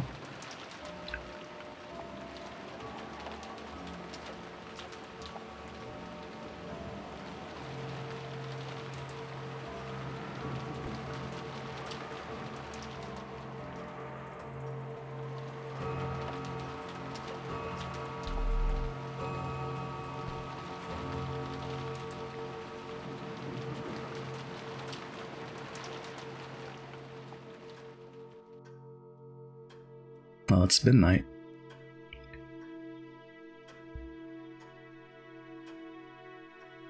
Is it showing everyone? And then it's going to show who died?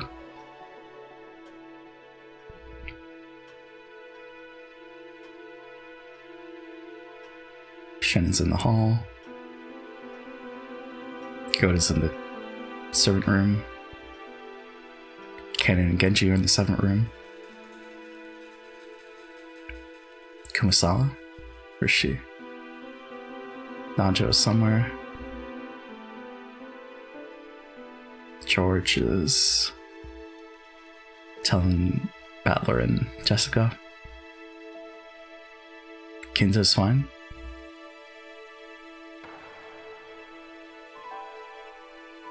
So what about Maria?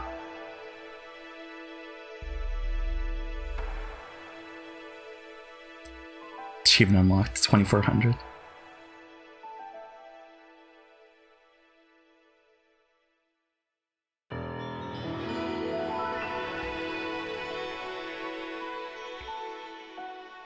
Did the expression change?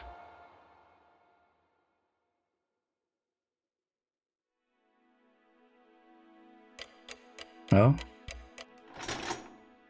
It's at 6 a.m. What's going on? What's gonna happen?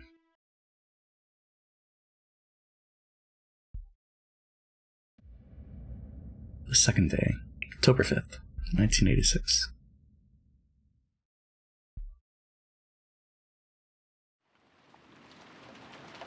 Genji tightened his bow tie and looked outside through a crack in the curtains. Maybe the rain had died down a tiny bit since the previous night.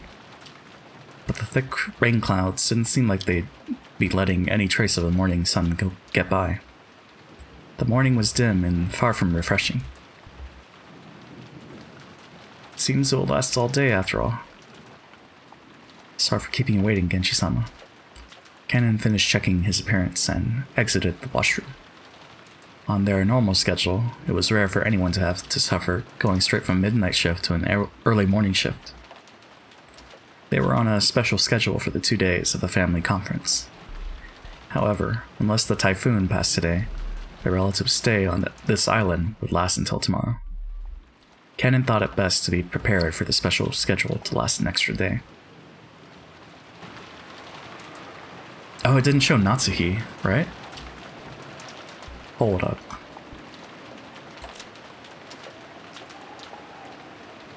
Cause who was in the room? It was bam, bam, bam, bam, bam, bam. Yeah, so these 6... It didn't show Natsuhi or Maria. Oh boy. The two of them left the guest house, opening their umbrellas. The rose garden had been devastated by the wind and rain on the previous night. Even though they'd spent several days making it beautiful to welcome the guests, one stormy night was enough to ruin it. Canon sighed. The two headed for the mansion. They were supposed to meet up with Goda and prepare breakfast. Goda was such a perfectionist that he had probably already woken up, and was probably already preparing a breakfast as exquisite and elegant as glasswork. They reached the overhang by the entrance to the mansion and folded up their umbrellas. Genji took a bundle of several keys from his pocket and unlocked the front door. The Ushiramiya family mansion was the only thing on Rakujima, so in the past, they hadn't been in the habit of locking up. However, Natsuhi had ordered that the mansion be locked up from midnight to early morning. Hello friends. Hey Alfie, how's it going? We just reached midnight, or the second day, so now it's 6 a.m. And it's still episode 1. Ever since then, unlocking the door in the early morning had become part of the servant's morning shift. This task had been given to Genji and Kennen so that Goda could start preparing breakfast as soon as he woke up. Silence had fallen in the mansion, giving the impression that the mansion itself was still asleep. Well then, let us begin the morning chores. Yes, sir. The two of them split up and began opening the curtains throughout the mansion. If the curtains stayed closed, the mansion would remain enveloped in faint darkness, as though it was still trapped in the previous night. Pretty good. Thought I'd tune in while doing some chem homework. Nice. Yeah, I'm enjoying the story so far, the soundtrack. So far, the current favorite characters are Kinzo, Genji, Kennen, Battler, Jessica. I think it's those 5. Yeah, I'm curious what happened in the middle of the night. If the curtains stayed closed, the mansion would remain enveloped in faint darkness, as it was still trapped in the previous night. Following a well-rehearsed procedure, Kennen went around the mansion, opening the curtains for one window after another without having to retrace his steps once. Good taste, Kinzo's best. Even with this horrible weather, drawing the curtains made it feel just a little bit like morning. Just a little bit? Yeah, just a little bit. While doing that, he passed in front of the kitchen. Even though he hadn't smelled anything yet, his stomach started aching for some of Goda's prized cooking. Good morning. He tried to greet Goda. He should have been getting breakfast ready, but Goda was nowhere to be seen. The kitchen was darkly lit. Not only were the curtains not open, but the fan wasn't even running. It was still cold, without any trace of a fire being lit, so of course there were no signs of breakfast being made either. Though it would have been inexcusable, perhaps Goda had overslept. Even servants are only human. They sometimes sleep in and show up late. In the rare case that such a thing happens, it's part of a servant's code to hide the unsightly scene before anyone notices, smoothly covered up, and make sure the family never even realizes that anything has gone wrong. Kennen took the receiver of the phone that had been fitted to the wall and dialed the number for the extension line in the servant's sleeping room. He couldn't hear that characteristic sound of a dial tone. Kennen tried picking up the receiver again, but even so, he couldn't hear the usual dial tone. He tried dialing again, but it had no apparent effect. Could the lightning last night have damaged some machine, breaking the extension line? The equipment in this mansion was all worn out. Kennen fully understood that even the smallest thing could have caused it to break down. He gave up trying to wake Goda with the phone and dashed over to the servant's sleeping room. Oh boy.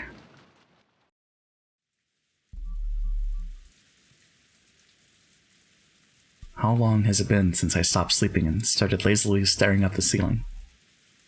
That vague sense of awakening was part of Natsuhi's usual morning experience. Oh, Natsuhi's okay. She always slept lightly, and she couldn't sleep at all without medicine. To Natsuhi, sleep was definitely not a happy thing.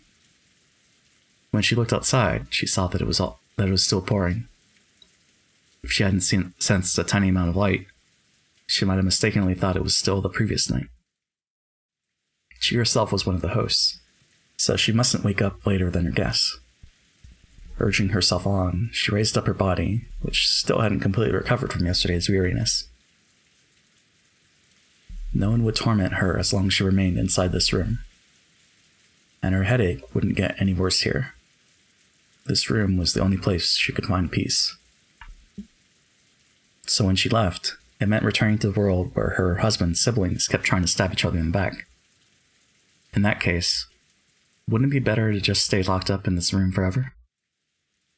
A ridiculous notion brought a bitter smile to Natsuhi's face. She was starting to sound like Kinzo. Though she often complained about Kinzo staying locked up in his own room and refusing to attend to everyone else, the truth was that she longed to do the same. Natsuhi gave her head a small shake, and her fantasy was replaced by the reawakening of her usual headache.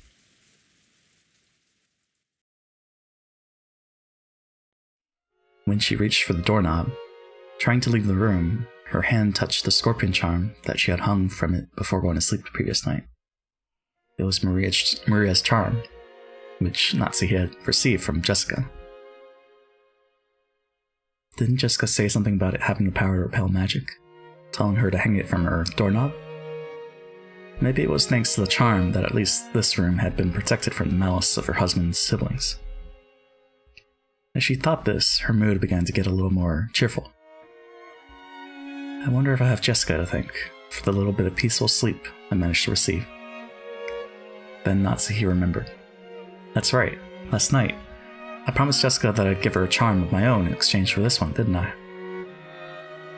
Natsuhi opened a drawer on her dresser and took out an antique accessory case that she had treasured when she was a child. Inside, there were many small objects that Natsuhi had thought were valuable at the time. From amidst those, she pulled out a red pouch. Inside was a small, round mirror about 10 centimeters across. It looked quite old, but the design on the back of the mirror was very ornate, and it felt like something with historical value. At the very least, it seemed much more authentic than the other charm, which looked like a plastic scorpion keychain. She had heard that this was a spiritual mirror for warding off evil spirits, and she had been given it specially by her grandmother when her grandfather's mementos had been distributed. It had been believed since long ago that a strange power resided in this mirror. Perhaps people thought it could reflect calamity and malice in the same way it reflected light. Natsuhi returned the mirror to its pouch. It would probably be a fitting object to hand over to Jessica. Just as she was placing it in her pocket, the sound of someone knocking on the door suddenly echoed throughout the room. Yes? Good morning, madam. It is Genji. My apologies for waking you so early. I'm coming now. What is it? No servant had ever come to her this early in the morning, nor had they come to wake her in person. Perhaps something bad had happened. Maybe some fatal oversight had been made while preparing breakfast, something that would shame the household in front of their guests. Natsuhi took a deep breath in anticipation for whatever troubles she was about to hear of. When she opened the door, Genji once again gave a morning greeting while bowing deeply.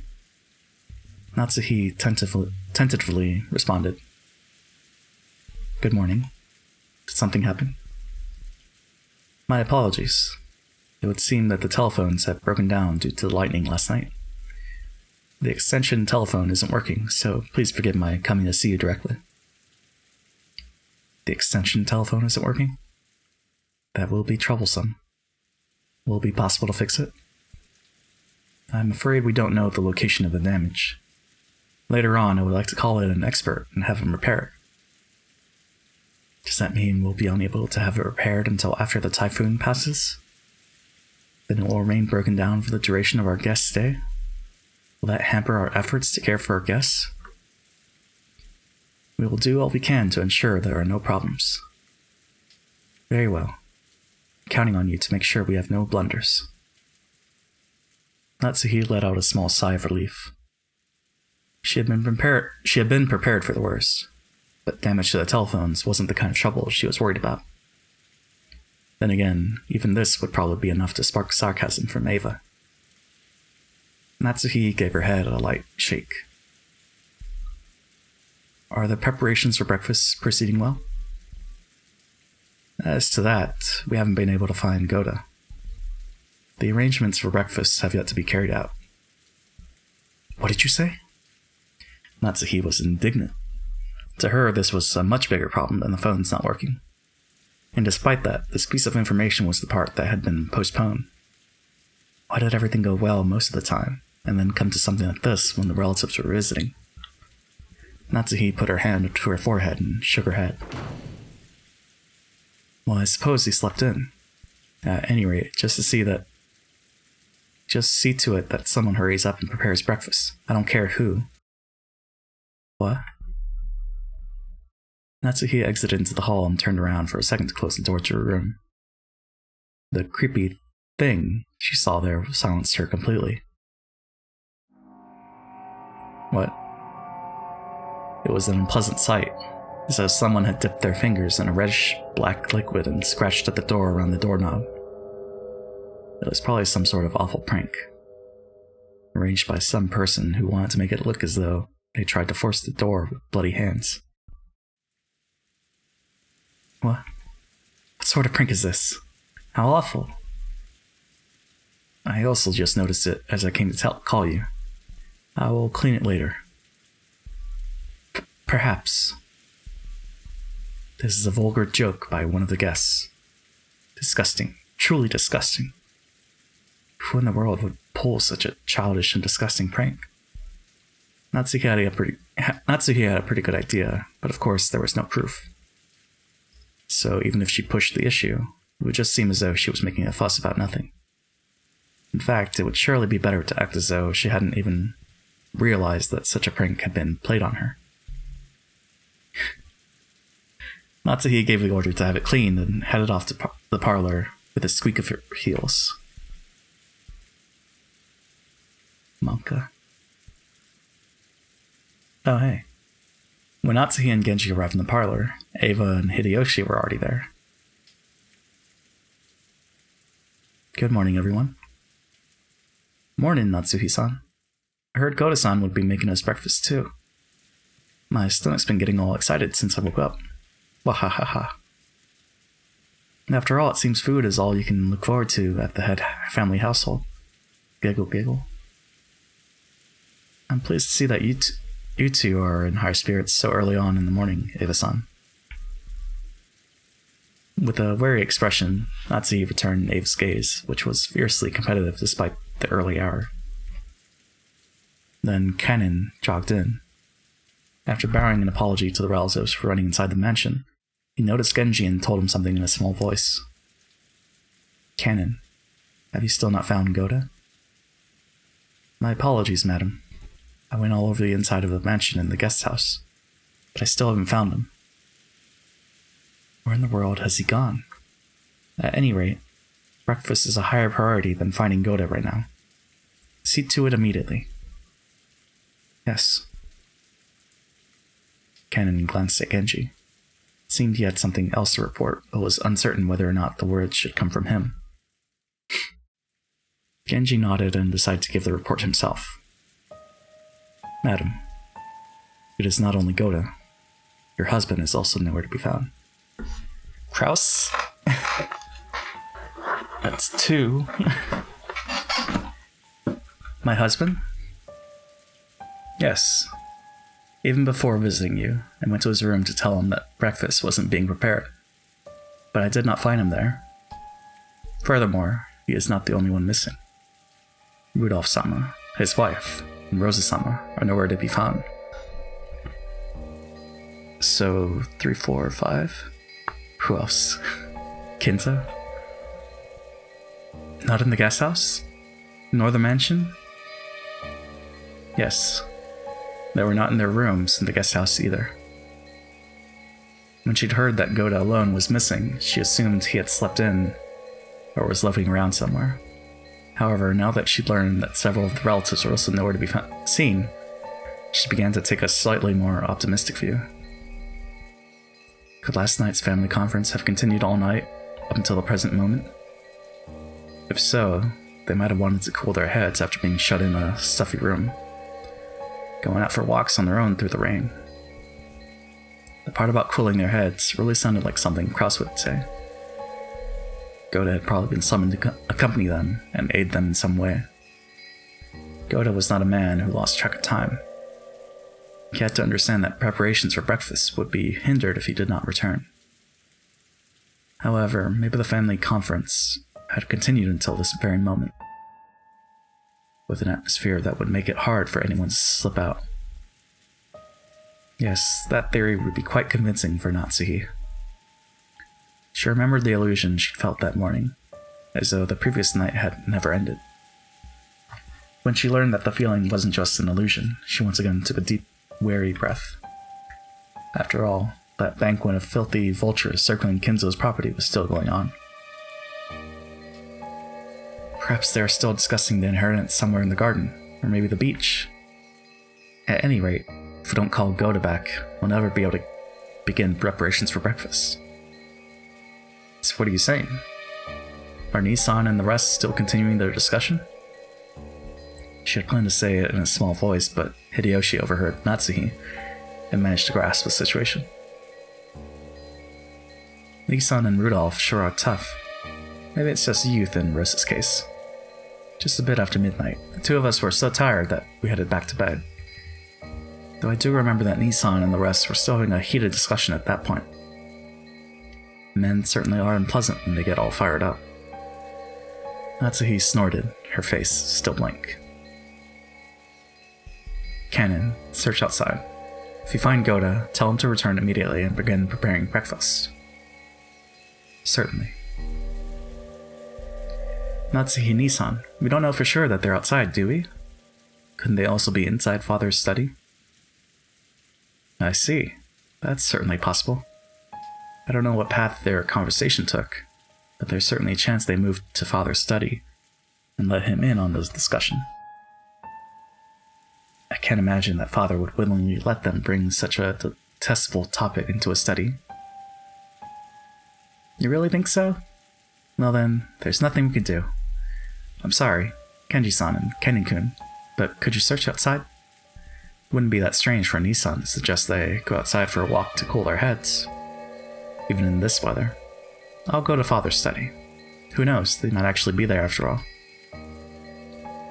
Eva-san, I couldn't ask a guest like you to exert herself so. I will go. I can also wish him a good morning while I'm at it. Oh, then I'll leave it in your hands. Though I somehow doubt he'll return your greeting. Natsuhi Nissan, have you always been on such good terms with Father? I don't know whether you could call it that, but I'm sure that I've gained his trust as the wife of the successor to the Ushiromiya family. Then I'm sure he'll at least answer you, right? Like to at least have breakfast with Father. Do you think you could convince him to come down and join us? Seems that he thoroughly despises the rest of us, but I'm sure he'll listen to you, if he trusts you that much. After speaking so boldly, if you're unable to convince Father and come down alone, then I doubt you'll ever be able to claim that you've earned his trust again. Giggle, giggle, giggle. I'm not confident, but I will try. Natsuhi responded, looking discouraged. However, knowing Kinzo's temperament, she had absolutely no confidence in her ability to bring him out. Eva was clearly mocking her, confident that Natsuhi wouldn't be able to get Kinzo to come down. But even so, Natsuhi would lose his face if she gave up, saying it was impossible, and letting Eva go instead. Eva's mean-spirited and unreasonable demand made Natsuhi clench her fists slightly. When Genji realized this, he softly spoke to her over her shoulder. Madam, please take this if you would. And this is... Genji handed Natsuhi a sparkling gold key of ornate design. It was the key to Kinzo's study. The study had an autolock and couldn't be unlocked as long as Kinzo forbade entrance. However, since Genji was especially trusted by Kinzo, he was allowed to carry a key to that door. But if this key is used, won't you also receive the blame? When the master is sleeping deeply, simply knocking on the door will not suffice. And it would be more difficult to persuade the master to leave his room if he must talk through the door. Please use this. Genji. Until now, Natsuki had thought of Genji as a cold servant who wouldn't do anything for her, since he worked directly under Kinzo. But it looked like she would have to alter her understanding of him. She wanted to communicate her gratitude, but by then Genji had already turned his back on her and was walking down the corridor with Cannon. But as Natsuki watched them go, the words directed at her from behind were sneering. Well then, you must bring father with you, okay? After all, it's his son's precious wife who's asking. I'm sure he'll listen to you. Giggle, giggle, giggle. We're guests, so we'll just relax here at our leisure. Quit it, Ava. You're taking this too far. Sorry, Natsuki-ni-san. We were counting on you to deal with father. Without answering, Natsuki forcefully spun around on her heels and quickly left that place. So who's number 6? After all that excitement the previous night, there was no way anyone was going to wake up early. George Nikki, Jessica, and I were snoring loudly on the beds in the cousin's room. But Maria, who had gone straight to bed without joining in, was completely awake. Okay, Maria's fine. As she rubbed her sleepy eyes and looked around, she was met with the loud snoring of the other 3 cousins. For a while, Maria had to think about what had happened. After that, she realized that her mother wasn't with her, and she quickly got lonely. Maria left the cousin's room, trying to head to the room that had been arranged for her and her mother. Paying no heed to the 3 who were sleeping soundly, she slammed the door shut. In response, Battler mumbled and rolled over in his sleep, but it wasn't enough to wake him up. After a while, Maria returned, once again opening the door with a lively bang. Ooh. When she had left the room, her face had been sleepy, but now that she was back, she looked irritated. After that, she climbed up on Battler's bed, which happened to be the closest, and started yelling and jumping on it like it was a trampoline. Ooh, ooh, ooh. Wake up! Ooh, ooh, ooh. Wow, what? Is it an enemy raid? Surround them! After making sure I was awake, Maria moved over to George and Iki's bed, and started jumping on that too. In that manner, the 3 of us were all greeted with an extremely pleasant awakening. Thanks for waking us up, Maria-chan. You stopped us from sleeping in after that late night. If only you could have been a bit more gentle about it. George Nissan, you really are an adult. I respect that. It'll be 7 soon. Well, it's not really a bad time to wake up. Yawn.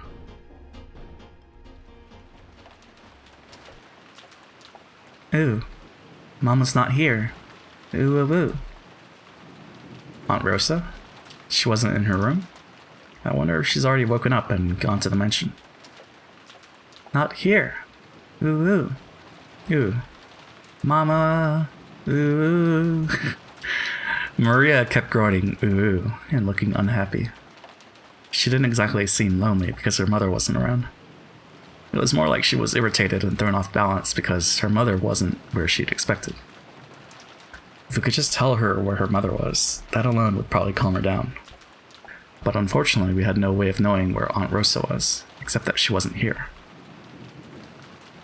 Anyway, it's time for breakfast, so let's head over to the mansion. That's right.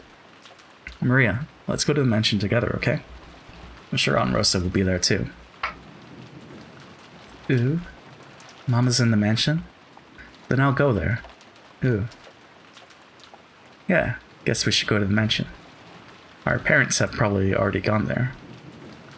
Maria regained her usual composure so completely. Her earlier tantrum now seemed like a lie. We got dressed, left the room, and headed for the mansion. So the ones that didn't... It was Hideyoshi and Ava, right?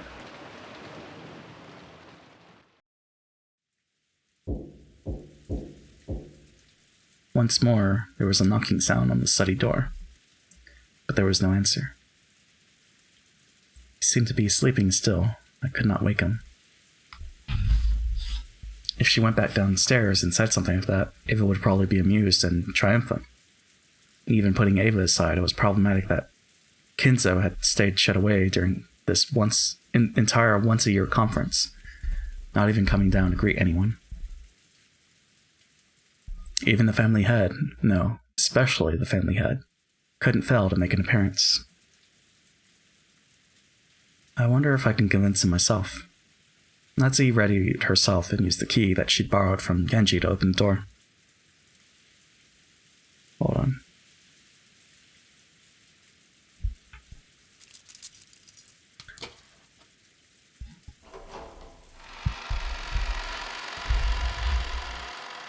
So what's inside? Even though she was prepared for the sweet stench, which seemed to eat into the one's brain as it poured out the small crack in the door, she couldn't help but grimace. Thinking that he might still be sleeping, Natsuki entered the room quietly.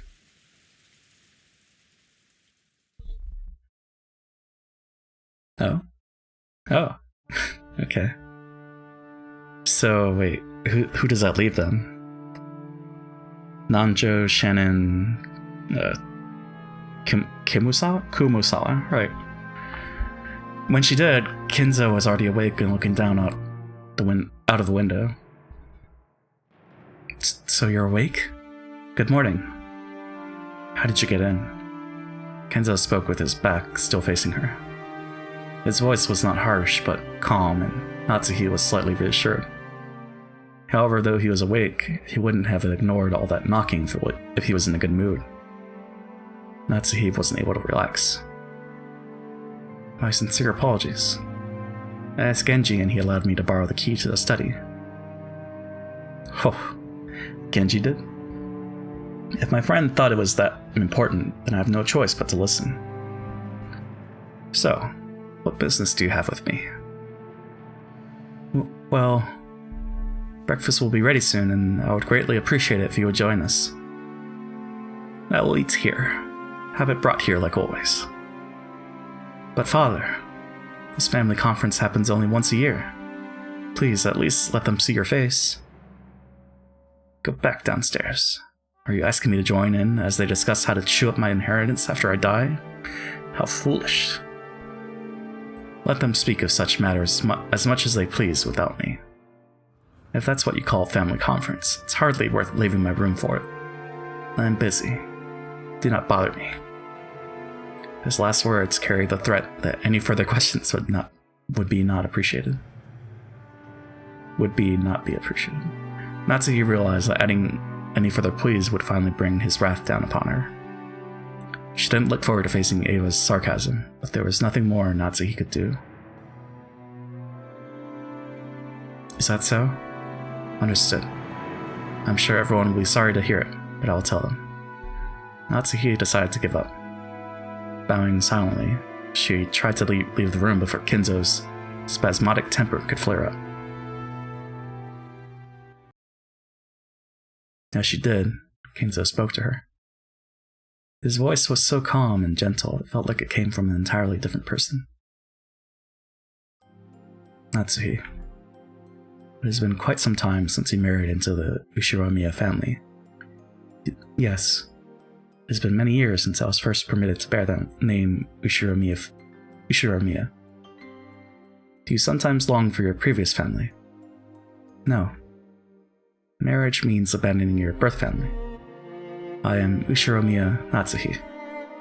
The Ushiromiya family is the only family I can come home to. The only one I am fond of. I don't know about that. She truly wasn't exaggerating. Such was the resolve she felt whenever she applied the Ushiromiya family name to herself. And that's precisely why she was so saddened when her husband didn't treat her like an Ushiromiya, leaving her to race about in vain. If Kraus were a woman, and you his husband... No, I won't say that. What do you mean by that? Oh? Father? Natsuhi was shocked. If Kinzo's words just now were what they seemed, it would have been more than enough to make up for all she'd suffered up to that point. Forget it. It's just the nonsense of an old man. Kinzo once again faced away from her. He told her to forget it, but Natsuhi couldn't help feeling a warmth in her heart. Father, even though I, Natsuhi, am not connected to you by blood, I'm still your daughter.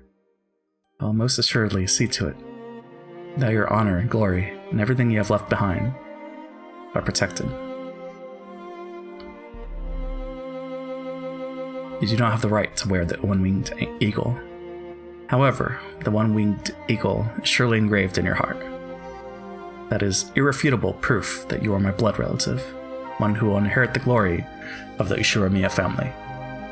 Some will sneer that there is no eagle on your clothes, but such words are not worth lending an ear to. Only those who hold the eagle in their hearts are my true blood relatives. Now consider it an honor that you are welcome into the Ushiromiya family. Aww.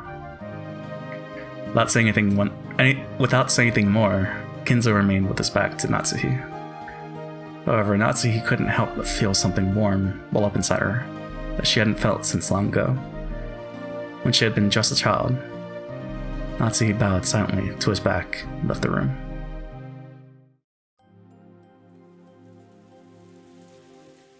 Ah, good timing. How is father? You were taking so long, so I came to check. When Natsuhi left the study, she saw Eva climbing the stairs and their eyes met. Eva was smirking unpleasantly, thinking that Natsuhi would leave grudgingly after failing to convince Kinzo. However, the way Natsuhi was now, such a frivolous laugh would not disturb her. She was not permitted to wear the family crest on her clothing, but she was permitted to wear it in her heart. So she spoke calmly, clearly, and confidently, with the dignity of the one who will protect the Ushiromiya family's glory. Father said he would not join in on the family conference. He says he has no interest in discussing such obscene matters. I figured you'd say something like that. If you failed to persuade father, just say so. How pitiful. I'm beginning to see why father lamented so. What do you mean by that? Natsuhi did not answer. Just as Kinzo had done earlier, she showed Eva her back as she headed down the stairs. Eva finally realized that she was being made fun of, that something had happened to quickly bolster Natsuhi's confidence. Even so, she apparently didn't have the courage to risk Kinzo's wrath. Unable to even knock on the door, she could only click her tongue, make a motion as though scratching at it, and follow after Natsuhi. So, were Nissan and the rest there? Did you ask father about them? I didn't get the chance to ask, but they were not inside the study. Father would never let them into his room to discuss such a lowly topic, so it is unlikely he knows where they went. Let us go downstairs and wait for the servants to return from the search. Breakfast may be late, but how would you like some tea, Eva-san? That would be fine. Eva couldn't hide her confusion at the complete difference in Natsuhi's attitude. She was acting so boldly, and while Eva hated to admit it, she even had a sense of dignity about her. Unable to find fault with anything, Eva could only follow Natsuhi back to the parlor.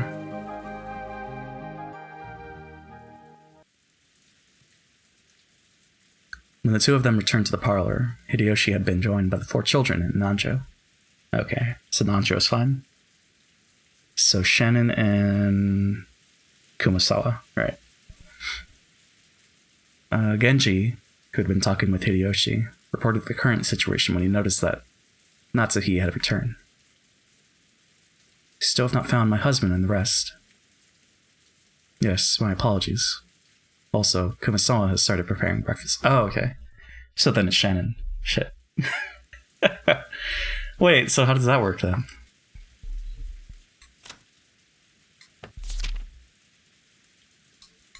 Oh wait, no, it's the epitaph.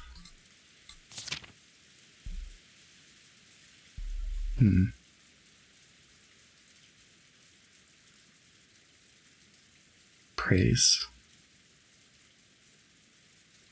So 6, 8, 9, 10, 11, 12, 13. Maybe? I don't know. I guess we'll see how it plays out. You still have not found my husband and rest? Yes, my apologies. Also, Komasawa has started preparing breakfast. She said that she will need just a little longer. Actually, I should probably write this down. So, Kraus. Shannon. Rosa. Whoops. Rudolph. Shit, what's her name? Kyrie, right.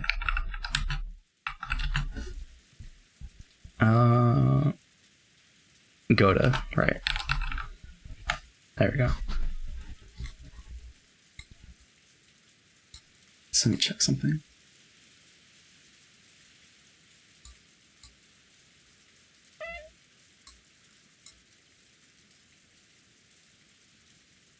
Okay.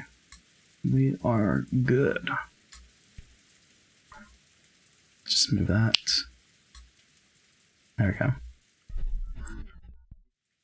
She said that she'll need just a little longer. Clock read a little past 8.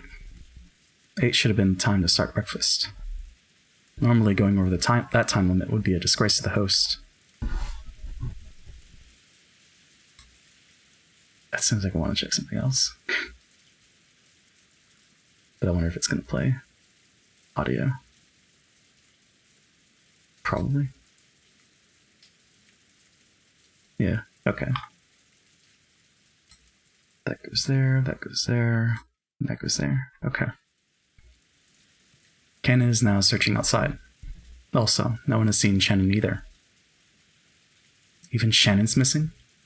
Truly, just how many people did my husband bring with them on his little walk? Just how many people had gone missing by now? Now that the number was this large, it was starting to feel truly unpleasant, as though the people here were the only ones being left out of something interesting. At least that seemed to reflect the feelings of the children, and Maria in particular. She was indignant, her stomach grumbling, almost as though her mother and the others had left her alone to go off and eat something delicious without her. The other children were flipping through the channels on the television, trying to find a program that might interest Maria and cheer her up again. Nanjo was sitting on the sofa, gazing blissfully at the children while reading a book. Must have been a book about chess. The sound of footsteps came rushing towards them with a pitter-patter. There was only one set, so they realized before seeing who it belonged to that it was probably Kennen, not Kraus and the rest. Madame, excuse me. Judging by your appearance, you still haven't been able to find them. My apologies. Still haven't. That'll be enough. You've worked hard. She didn't know where they were, but they had to be somewhere on this island. They hadn't had a thing to eat since the previous night, so their stomachs must be growling about now. They'd probably come plodding back of their own accord before long. By now, Natsuhi was thoroughly exasperated and started to feel that there was no reason for them to go out of their way in search. I will go to the kitchen to prepare some tea for all of the guests. Thanks to both of you for all of your hard work so early in the morning. Natsuhi left the parlor, acting as though the release in tension had caused a new surge in her headache. Kennen tried to call to her back, but Natsuhi left swiftly. What is it? Was there something else? Yes. I was unable to find her husband or anyone else, but... Well... Kennen sounded evasive. It looked as though he didn't know where they were, but had spotted something that might be connected to their disappearance. Eva and Hideyoshi noticed this exchange of words and came over.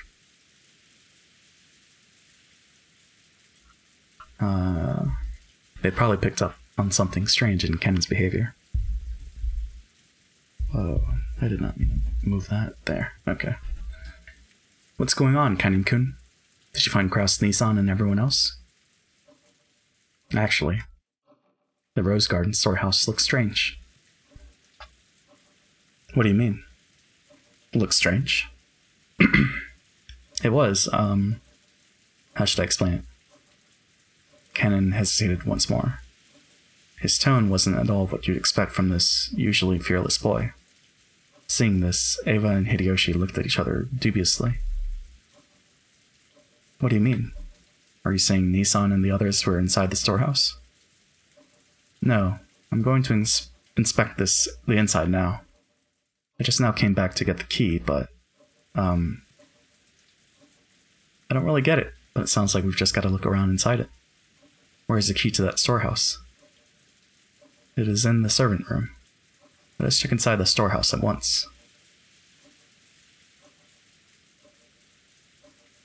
Kennen dashed off to the servant room and returned with the key.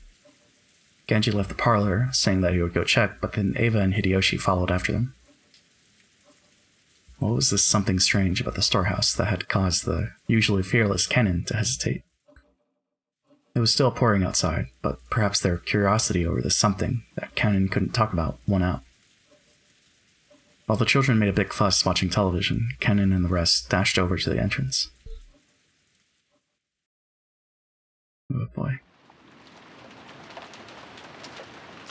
The Rose Garden storehouse was a place that housed various tools used to manage the garden. It was definitely not a pretty building. Because of its appearance, it had been built so that it was hidden in a corner of the Rose Garden. Kennen, Genji, Eva, and Hideyoshi came cutting across the Rose Garden, holding umbrellas.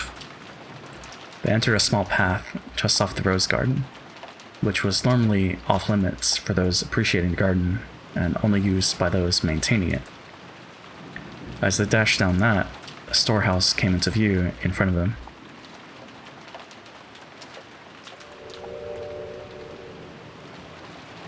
So it's locked. It was quite an old shed, and compared to the flawlessly perfect beauty of the Rose Garden, it was pretty seedy looking. It was easy to understand why it had been built in a hard-to-see place. Eva and Hideyoshi arrived at the storehouse long after Kennen and Genji. You two sure are fast. Thought my heart was gonna explode. Never knew they had a storehouse way over here. But, what is that? When Eva looked where Kennen was pointing, she was at a loss for words. Noticing this, Hideyoshi also followed Kennen's finger and was likewise too shocked to speak. The entrance to the storehouse was a kind of shutter. And there, everyone suddenly realized why Kennen had been unable to find words to describe what they now saw. On the shutter, which was completely filthy from being exposed to wind and rain for so long, stuck right on it, there was something that looked like a strange, dark red liquid? Mucus? Maybe it was some sticky paint. An indescribably eerie shape was drawn on the shutter with some kind of ghastly substance. The rain had caused it to drip down like flesh? Like fresh blood leaking from an open wound. No more beating around the bush. Some kind of mark was drawn there, with a ghastly substance that looked like blood, in a shape that seemed to suggest something ominous. 2 circles were drawn there, and inside them was a design that looked like a cross. The 4 ends of the cross were widely exaggerated, and it looked like some kind of crest from somewhere around Europe. And in the cracks between these shapes, written closely packed together, were some unfamiliar characters, or possibly symbols. What a vulgar bit of graffiti. Could this be one of those? One of those magic circles used in demonic ceremonies? It wasn't surprising that Hideyoshi would say that about such a ghastly shape, drawn with a deep red, dripping substance. When was this made?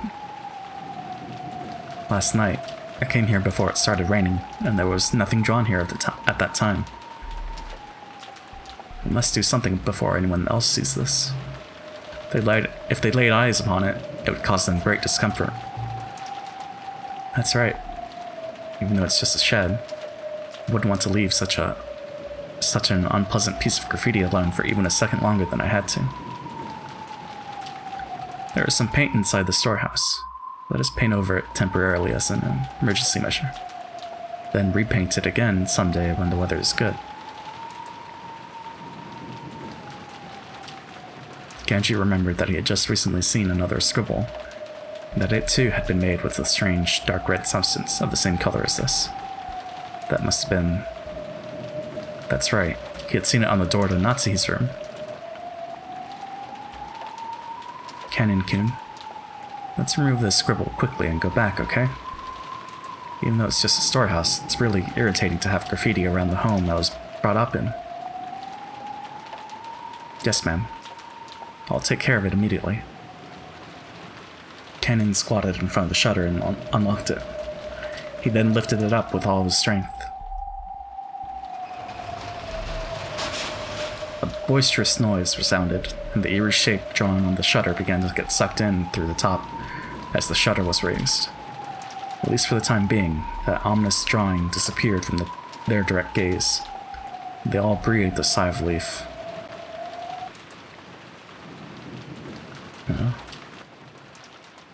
So they're not in there. Thanks to a kids program they came across, Maria was feeling much better. Battler and Jessica were poking fun at the kids show at every turn, cackling together. George was enjoying the program with Maria from her perspective. Nanjo sat on a sofa by himself, passing the time by reading quietly. They heard hurried footsteps coming from the hallway. They were the footsteps of a single person. Did that mean it wasn't the group of 4 that had just left? It was Genji. It was very rare for Genji, who considered being out of breath a violation of a servant's virtues, to be gasping for air. He had probably come dashing back from outside the mansion. His shoulders were soaking wet, and he didn't have his usual trim appearance. When Genji noticed Nanjo looking at him, he gave a small, silent bow and quickly approached him. Dr. Nanjo, my apologies. Please, come with me quickly. What? What is the matter? As Genji whispered something into Nanjo's ear, Nanjo went pale. He rose from the sofa, trying not to be noticed by the children who were still engrossed by the TV. Wait, but... Hold up.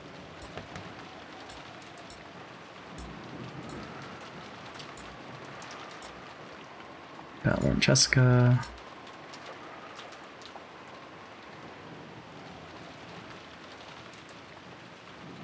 Oh, okay. Didn't...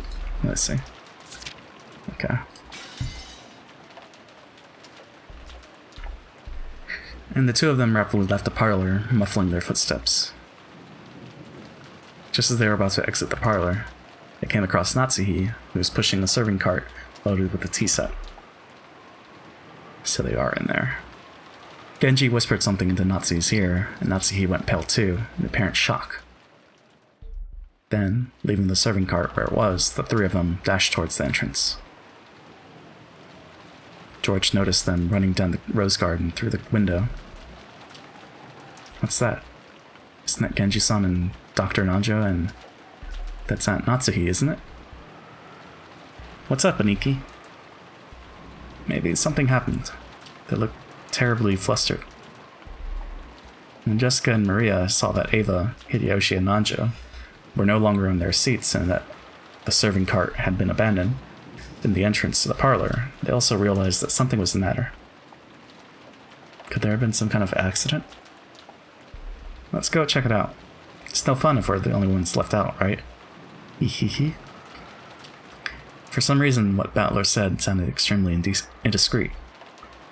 But they couldn't deny that they were a little insecure and concerned after seeing the adults run off into the rain without regards to their appearance. Let's check it out, okay? I'm worried something might have happened. Jessica's uneasy words spoke for all of them. Hey, Maria, are you coming too? Or will you watch TV? Ooh, wanna watch TV? Ooh. Let's go on without her. Maria-chan, we'll be back soon. You keep watching TV, okay? Ooh.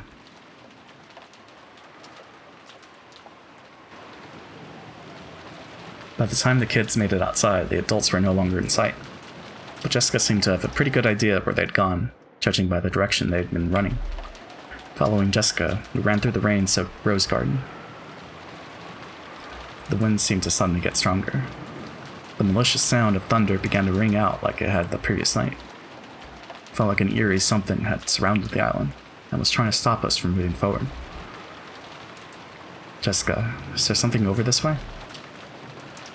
I'm pretty sure there's a storehouse for gardening tools or something. What in the world could be going on in a place like that? Just as Jessica had said, we began to see a storehouse in front of them. They could also see the adults there. The shutter to the storehouse was open, and several adults looked as though they were searching for something. For some reason, only Natsuhi was outside the storehouse. Without even holding an umbrella, she looked like she was hanging her head, and her back was facing them.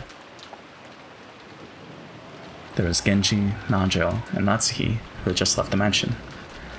The ones who had left earlier, Kanon, Eva, and Hideyoshi, were also there, making for a small crowd of people. But there was absolutely no bustle of activity. When Natsuhi realized that the children are approaching, a terrible expression rose to her face, and she ran at them with her arms spread wide. You mustn't come any closer. Go back to the mansion. But despite that, no. Because of that, the kids saw the scene Natsuhi was trying to keep them away from. Inside the storehouse, with its shutter wide open, a faint fluorescent light shone down. And right there was... Ah!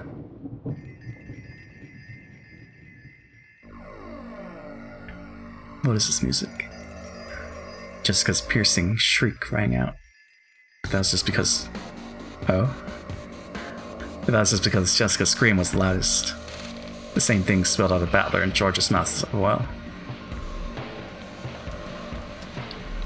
Eva spread her arms just like Natsui, roaring at the kids with a bone-chilling expression on her face. George, take everyone and return to the mansion. Quickly. Right now. Natsui spread her arms. I thought she was trying to prevent us from advancing any further. But that wasn't why Eva was spreading her arms right now. She was trying to stop us kids from seeing that terrible scene. It was her mother's heart, trying to protect the eyes and hearts of us children by blocking our view of that terrible scene by at least the width of one of her arms. Is this some kind of joke? Is it? I'd seen this kind of cheap scene all too often. In manga, TV, anime, and movies. I'd seen it over and over again. Oh, I like this track. This was just seeing something appear in real life that I'd seen plenty of times before in some of those more sensational movies, right? That alone shouldn't... But that suit... It's that old bastard's, isn't it? I get it. And that's Uncle Kraus. And Kirie-san and Aunt Rosa. Yeah. Dad! You mustn't. Jessica, you mustn't go in. You mustn't look. Dad! Ah! Rigor mortis has set in across almost the entire body. Most likely. 6 hours or more have passed since death. As far as I can tell by looking at the damaged area, there's a high probability that they were damaged after their deaths. No, I must watch what I say. I'm a general practitioner. Examining corpses is outside my area of expertise. So what does that mean? Just killing them wasn't enough, so they went on to do something like this? The devil... This here's the work of the devil! Aunt Atsuhi caught Jessica in her arms, and Aunt Eva caught George and Nikki. So I was the only one who could approach the entrance to the storehouse. If only there had been someone there to catch me, too. I wouldn't have needed to have this horrible, evil scene burned to my eyes. So Kraus, Rudolph... But wait. Hold on. Characters. Yeah, his parents are fine. But yeah, okay. I know why. Because of Shannon, I'm guessing. But they haven't said that Shannon's there. Okay. No, that's not it. It isn't that there's no one here to catch me. The people who should catch me, they're right there, aren't they? Just as Jessica said, it did look like a storehouse for gardening tools. A lawnmower with extra blades, a grass sickle and a hammer, some carpentry tools such as a saw, potted plants and bags of fertilizer. And treated just the same, the corpses of several people had been laid to rest there. No, had been tossed in there. I could tell them by their clothes. That old bastard and Kide-san, Uncle Kraus and Aunt Rosa. Beyond that, Gilda-san, and... Are there still more of them? How many people died? You're fucking kidding me. Can't even count them on one hand. Damn it! Didn't know whether it had been one of these gardening tools, which if used for something other than their intended purpose could definitely be wielded with a naked brutality. Or there's some horrible tool had been brought in here specifically for this.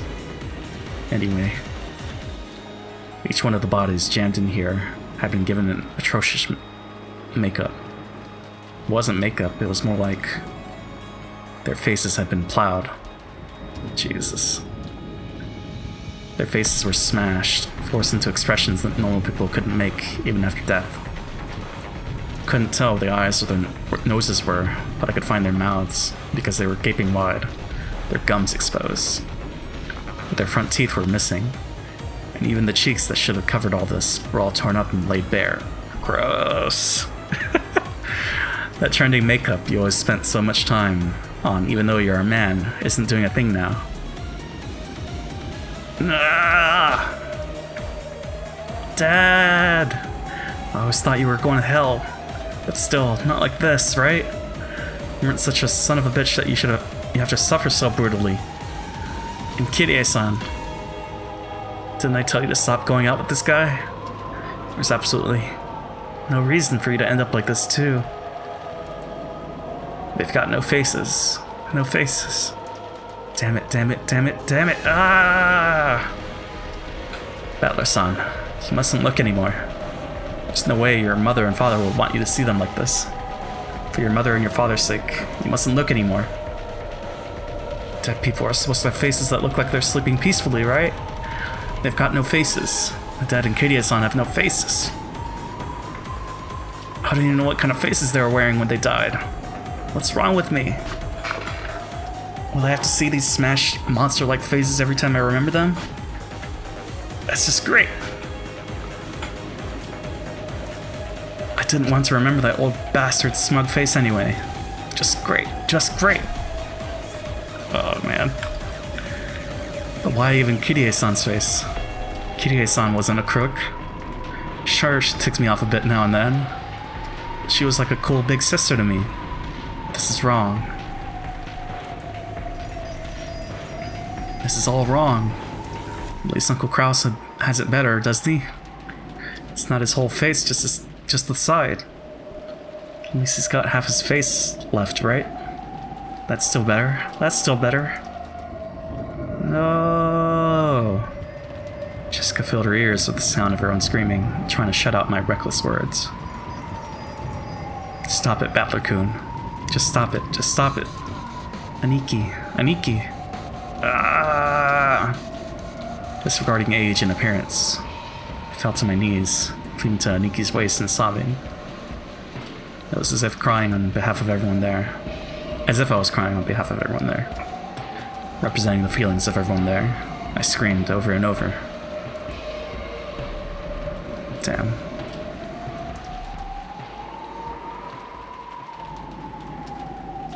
So he said that they died and then their faces were messed up after.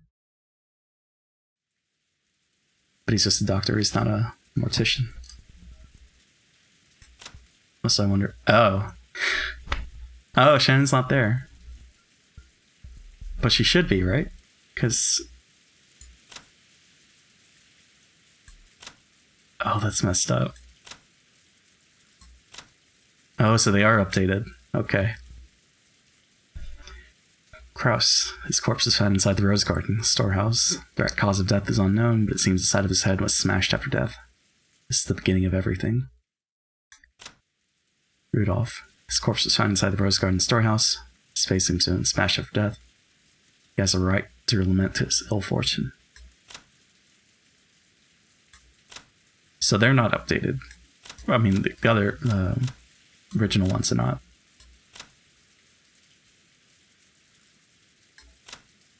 But, yeah. So where's Shannon then? Kyrie. Her corpse was found in the Rose Garden. Her face seems to have been smashed after death. She was chosen by the demon's roulette. That's all there is to it. Rosa. Smashed. Get to see her again, so don't feel lonely. What? Goda. How unfortunate. Apparently he was originally supposed to be on duty in the guest house. Huh. Also, I'm gonna save, just in case.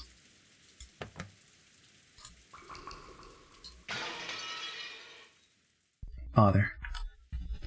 The ones lying over there are Uncle Kraus, Uncle Rudolph, Aunt Kyrie, and Aunt Rosa and Goda-san. Just those 5, right? No. There are 6 people. There's one more person over here. The body Hideyoshi was looking down on now happened to be hidden among the shadows in that mountain range of objects. In a blind spot to George, who stood by the entrance. So George couldn't tell whose body it was. So George cursed himself. Cursed the fact that his worst guesses always turned out to be right. So, the wine lying at your feet is Shannon, isn't it? Yes, it's Shannon-chan. So if it does that, okay. If it makes that noise. Don't worry. Everyone will be revived in the Goldland. Oh yeah, don't worry.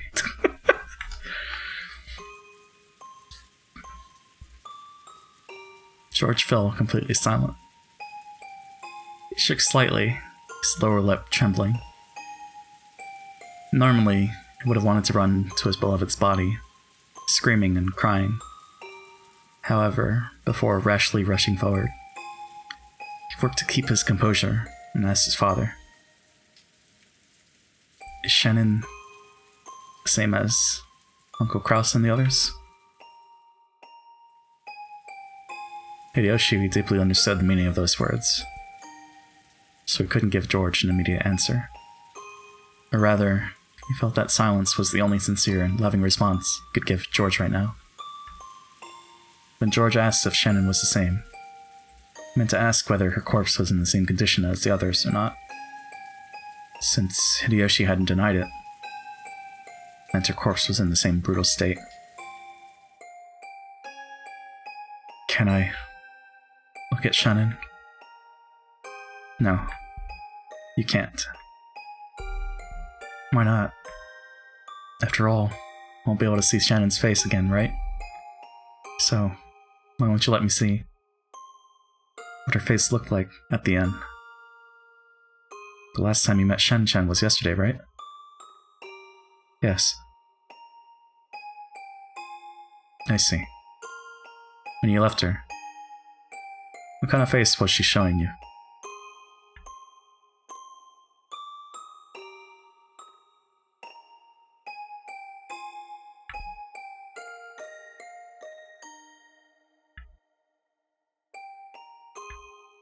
It was a wonderful smile.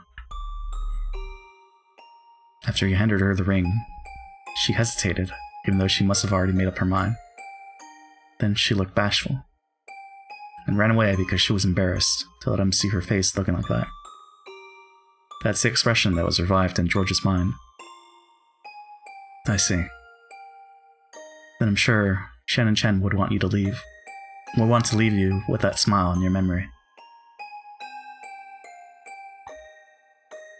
Hideyoshi looked down upon Shannon's body, lying at his feet.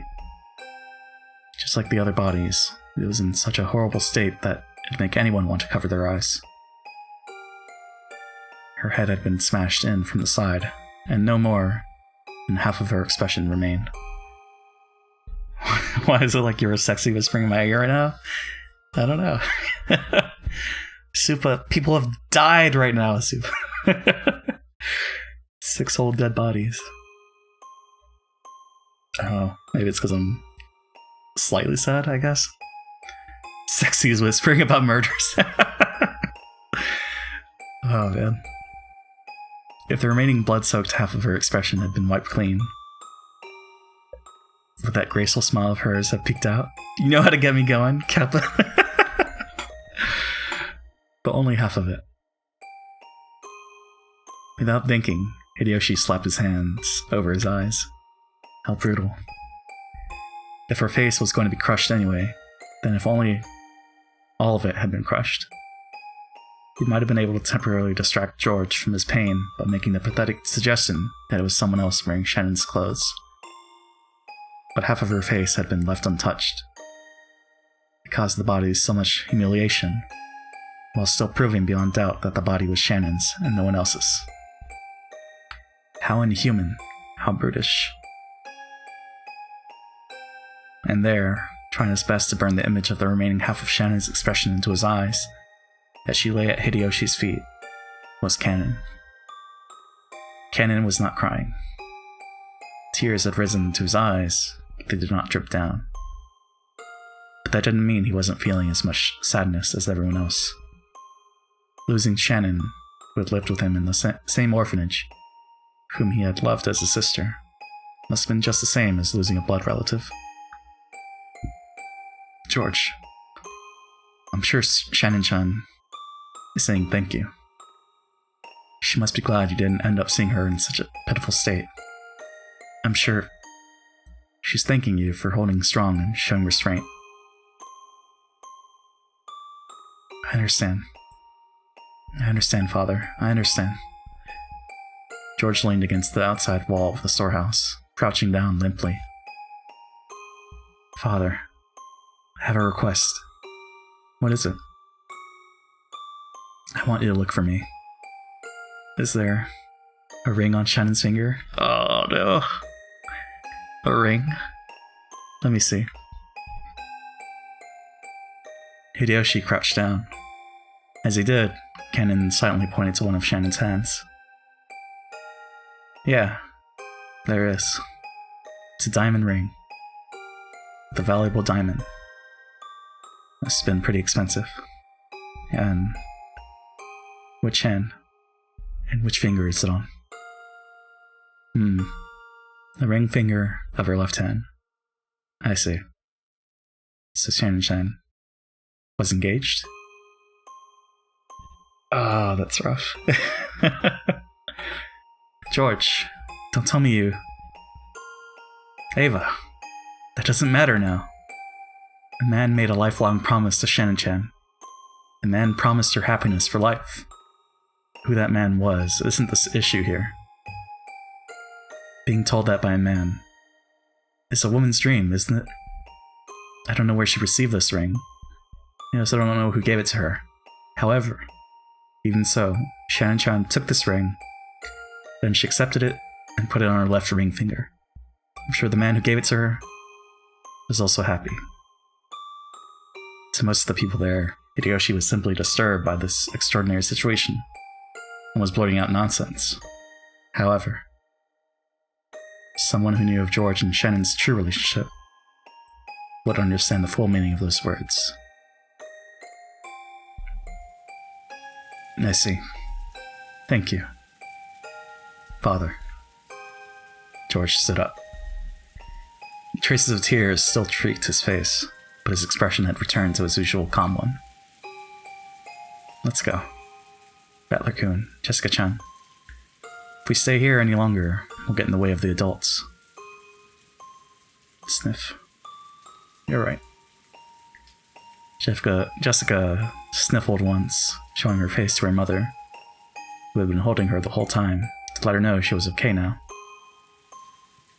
When she faced George again, she once again had her on her usual expression, although she still couldn't smile. Battler, hang in there. Battler kept on crouching in front of his parents' bodies. I'm sorry. Crying like hell calmed me down. You bastard dad. Bet you're laughing at me.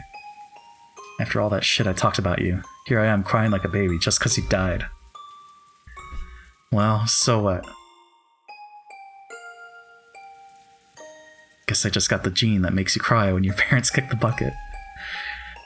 Battler's face was still bright red from the tears, but he at least recovered enough to fake a smile, if only a bitter one. Kennen, you mustn't remain here any longer either. Take the children and return to the mansion. Natsuki had been standing under the rain this whole time, unable to take a step into the storehouse. Maybe she had her own way of grieving, different from Battler's. Realizing that she had to take on a role of responsibility now that her husband was dead, she gave Kennen those orders. Yes, madam. Kennen rose silently and turned to face me. His face was pure white, almost as though his own heart had died along with Shannon. And there was no life in his expression. On an ordinary day, if he had been told to guide the children through the beautiful rose garden, Kennen might have led the way. But now, there was no distinction between Kennen and the children. They were now just kids of about the same age, suffering the pain of losing those close to them. After making sure that the children were leaving, Natsuki started giving orders to Genji. I'm glad I didn't continue yesterday, because this would have been... I probably wouldn't have been able to sleep. So I'm glad we started off with this.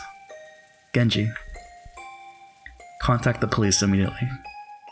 They probably won't be able to come until a typhoon passes, but they should be able to tell us what to do next. Understood. There's an emergency radio, so I'll use that to contact them. When she heard that, Natsuki remembered. That's right. The phones were out today, weren't they? However, they also had a radio, since they couldn't necessarily rely on phones all the time, while living on an isolated island. At any rate, they should start by contacting the police and receiving their instructions. Everything else could wait. Dr. Nanjo, is there anything more you can do here? Unfortunately, there is nothing I can do. Understood. Genji, could you at least cover their faces with something? Exposing them like this is humiliating to them as well. Yes, ma'am. Genji picked up several dried-up towels from inside the storehouse. When Ava stopped him with a shrill voice. Wait a second. Stop. This is the scene of the crime, isn't it? Then we mustn't disturb it. We all panicked and walked in here with our shoes on, but even that will surely get in the way of the police's investigation, right? Natsuki glared at Ava, offended. Objectively speaking, Ava was right. Even so, she glared at Ava as though accusing her of refusing to do those tragic corpses, which had been humiliated even after death. The simple kindness of covering their faces. However, Ava had spoken both calmly and correctly. This horrible situation definitely wasn't an accident. It was a crime. Someone had killed them. It was a murder case. So they needed to be careful to avoid disturbing the site any further. They had to do what little they could to aid the police, preserving clues that might help catch the detestable culprit. I agree with Ava-san. Until the police come, we should leave everything be. What do you say, madam? You're right. Very well. Close it up. Just in case, we should put a different lock on it. Different lock? Yes. When we came here, the shutter was locked. That means the culprit used the key to the shutter to lock it. That makes sense. So does that mean the key that opens the shutter will have the culprit's fingerprints on it? I'm sure it'll be worth submitting it to the police as evidence. But Canyon-kun usually has it, and he used it to unlock the shed just now. It'll probably have Cannon's fingerprints on it. Also, that key was handed to Genji-san just now, and he took it with his bare hands. Doesn't look like it'll be very useful as evidence. That was careless of me. My apologies. Genji-san, are there any other keys to this storehouse? No. Only this one. Hold on, let me take a sip of water.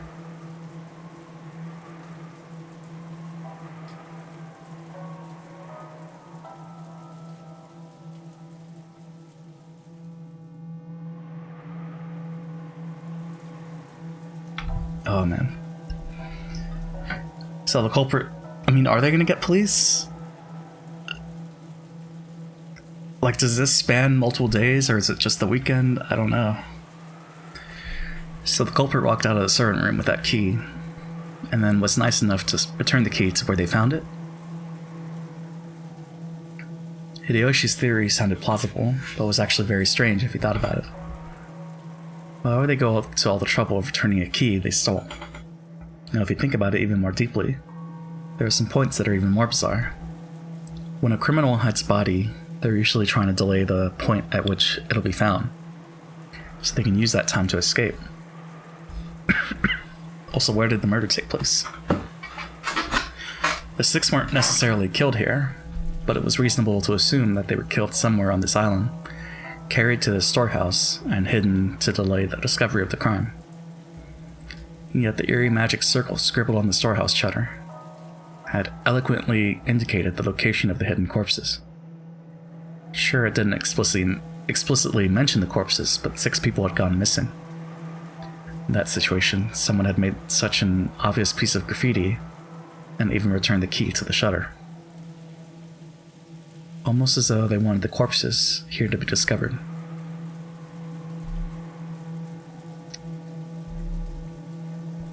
Well, if it's not in the mansion, then it's gotta be in the forest then. Anyway, we can't put all of our faith in a lock that the culprit has opened once before. If we want to protect this place from the culprit's hand, I think we should put a new lock on it. I think that is a good plan. I agree. Genji fished around inside the storehouse and unsealed a brand new padlock that had been inside a small box. What should I do with the key? I will take it. I will take responsibility and hand it over to the police. Natsuhi took the key to the padlock from Genji's hand. After that, they all exited and lowered the shutter. And so the corpses were once again sealed behind that shutter, which was still covered with that creepy magic circle. Genji crouched down in front of the shutter to fasten the new padlock. Shutters often have a place in front where you can attach your own lock, in addition to the main lock of the shutter. This is one of those types. In the midst of the roar of thunder and the pouring rain, the storehouse stood there ominously. With its closed shutter still covered in blood-like, creepy substance, it swallowed up the bodies of the 6. To Natsuhi, putting the new lock on wasn't mainly to preserve the scene for the police. She might have felt like she wanted to shut that mouth for all eternity, to prevent that eerie beast from swallowing up any more victims. Come on, let's go, everyone. Dr. Nanjo, thank you very much for your work. Genji, hurry and contact the police. I will do so as soon as I return. The adults left the storehouse.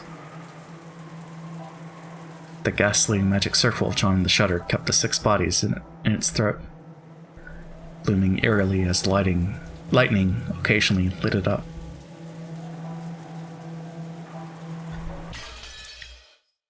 Oh boy. Wait. So it was 6, now it's 9? Okay. 3 hours have passed.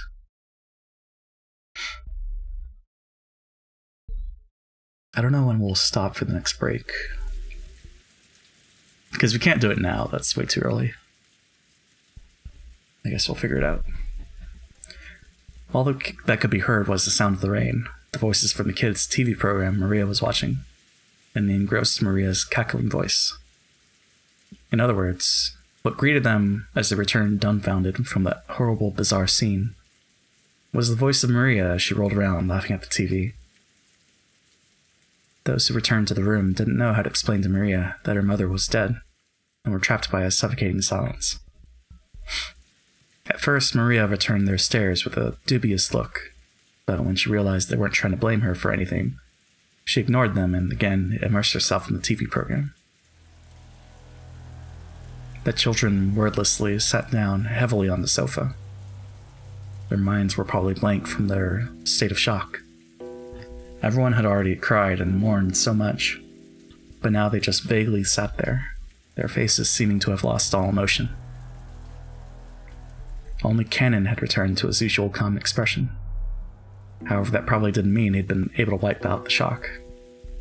Nothing was reflected in his eyes as he stared into empty space.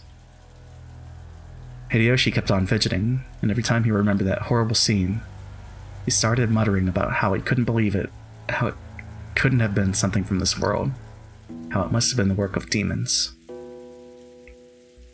Every now and then, his muttering produced a question directed at Nanjo, but the latter kept repeating in a calm, doctor-like manner that nothing could be understood by only glancing at the scene, and that until the police arrived, they wouldn't learn anything. However, Nanjo only appeared calm next to Hideyoshi, who simply couldn't suppress his agitation and fear. In fact, Nanjo had also received a huge shock, and his face was a deathly pale. Maybe that atmosphere was why she tried to rise to the challenge and take charge. Natsuhi appeared to be unchanged from her noble attitude, and she briskly gave directions. I will go see father. Genji, quickly contact the police. Certainly. I wonder if you would allow me to tag along, Natsuhi-Nisan. Since Kraus-Nisan is now gone, the task of aiding father has been left to me. It would be improper of me to relax here while relying entirely on you. Natsuhi was struck speechless by Ava's aggressive move in a situation like this. She seemed to be claiming that with Kraus dead, the one to take responsibility shouldn't be his wife, but herself, the next highly ranked in the family. And maybe she hadn't been at all happy when Natsuhi took command without reference to her in such an extreme situation. However, even Ava's mind had been blank from shock until a moment ago. Damn. I feel like I need to go back to the ranking. Cause yeah, I can't remember. I mean, yeah, the siblings are dead. This would be her. And then it would be Jessica, George, Battler, Maria. And then it would be Natsuhi and all the others, right? She only came to her senses after Natsuhi started giving orders. Just do as you like. Natsuhi started walking without saying a word more. Ava followed her behind her. As they did, Kumasawa ran into the parlor. She usually wasn't the kind of person to run around, so under normal conditions, most people would have taken her entrance as a sign that something was the matter. But because everyone was still stricken with shock, they hardly even noticed her. Madam. If you're looking for Natsuhi-Nisan, she went to see father. She'll probably be back soon. What happened, Kumasawa-san? You see, in the dining hall, there was blood. The ears of everyone in the parlor twitched. Everyone thought the same thing. I hope I misheard that.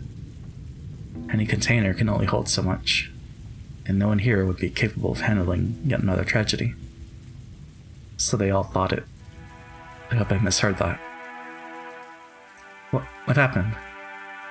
In the dining hall. When I went to the dining hall to set up for breakfast. Whoa. The first one to start running was George. His harsh footsteps jogged Hideyoshi and Nanjo to their senses, and they chased after him. Battler and the others followed. They flew into the dining hall one after another, but they didn't find any change that might have caused Kumasawa to go pale. To those who had viewed that gruesome scene in the storehouse, it was a bit of an anticlimax. However, Kumasawa, who'd followed them, pointed it out. There really were some traces of blood remaining on the floor. Compared to that terrible scene, it wasn't very impressive. However, if you calmly thought about it, this definitely indicated the loss of a lot of blood. There's another puddle of blood over here. What in the world? It appears that a great deal of time has passed. It's probably safe to say that they were killed here last night. It definitely looks that way. We were talking together in the dining hall until late into the night. After that, someone must have forced their way in. Dad, when did you and Mom slip out of the meeting and go to sleep? It was a little past midnight. So, we should probably assume it happened after that? Are you kidding me? Give me a break. My lady, please stay strong. After seeing that hell on earth in the storehouse, this is nothing. Really? Good for you. I feel like my head's gonna explode. This is the dining hall, right? Every day, this is where I'd eat, complain about school, complain about homework, talk to my dad about my grades. That's what this place is to me. Milady, it wouldn't be good to remain here any longer. Let's return to the parlor. I agree. Uncle Hideyoshi, I think this room will be really important to the police. Don't you think it'd be bad if we trampled all over it? Battler proposed this in a slightly firm voice as, along with Cannon, he grabbed the pail and shaking Jessica's shoulders. Everything is just as Battler-san has said. There is nothing more to be gained from remaining in this room. Nanjo spoke while looking at everyone's pale faces. Even though that horrible scene in the storehouse felt like something not of this world, at least then we'd been able to leave, to cut ourselves off from that place and run away. Everyone had shared in that feeling. However, this dining hall was different. It was in the mansion, the main building on this estate. And as Jessica had said, it should have been one of the most calming places even inside the mansion. It was where all the relatives had eaten lunch and dinner yesterday. The shock of seeing this place smeared with blood reminded us of that horrible spectacle in the storehouse, and forced us to accept that we hadn't really been able to run away from the scene of that tragedy. I agree too. The culprit might have left traces in this room.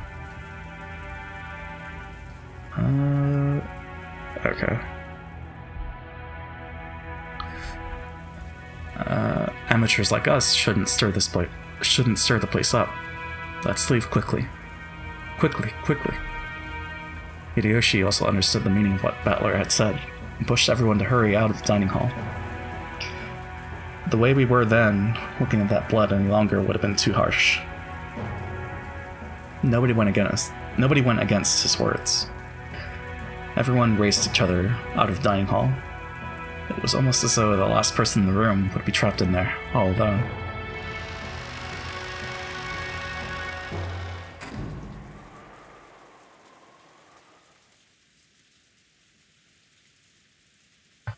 Once in the hallway, we lent a hand to Kumasawa, who was still trembling and leaning against the wall, and we all headed back to the parlor together. Then, Genji returned. Oh, Genji-san. Were you able to contact the police? As to that, I'm afraid I must apologize.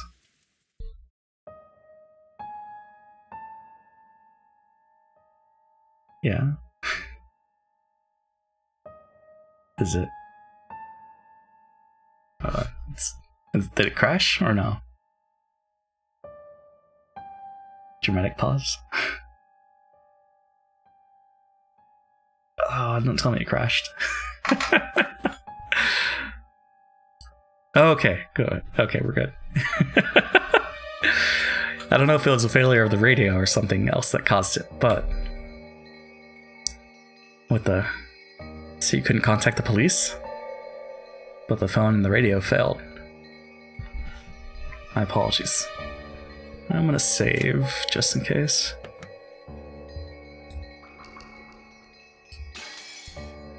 My apologies. The boat will be arriving on Monday morning, and I believe we'll be able to borrow their communications equipment. Isn't there a boat on this island? Can't we just take a little trip out to the Nijima Police Department? Hideyoshi-san, that would be impossible with this weather. At the very least, we can't do anything until the typhoon passes us by. Kurasama's boat is being repaired and is not on the island. Therefore, we must wait for the boat coming on Monday. How could this happen? 6 people are dead. The phones and radio aren't working and there's no boat. So until the typhoon passes and the boat comes, in other words, until tomorrow morning, we're going to be stuck here on this island, unable to contact the police, aren't we? Which means that not just us, but the criminal who killed everyone is also confined to this island. That certainly follows.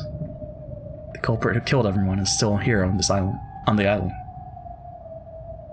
So the bastard who killed Dad and the others must still be hiding somewhere, unable to escape. Damn it. Damn it, damn it, damn it. I'll catch that bastard, and away I'll hand him over to the police. I'll slice him to bits myself.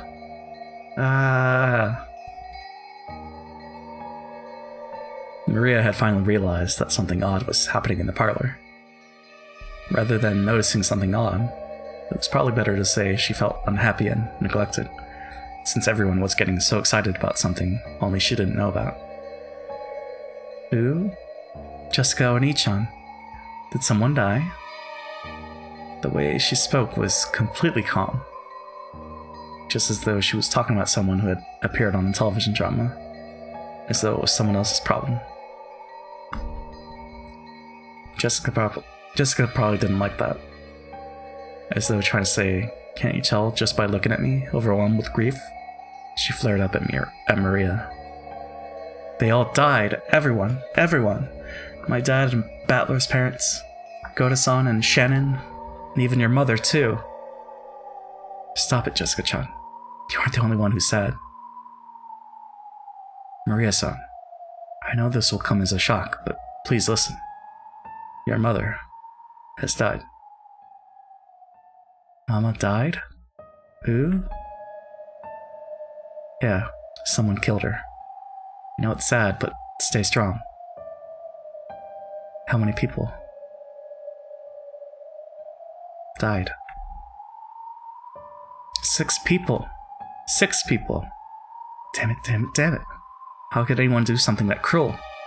There's a limit to how cruel you can be if you're human. I don't know who it is, but the culprit isn't human. There's no way their blood is red.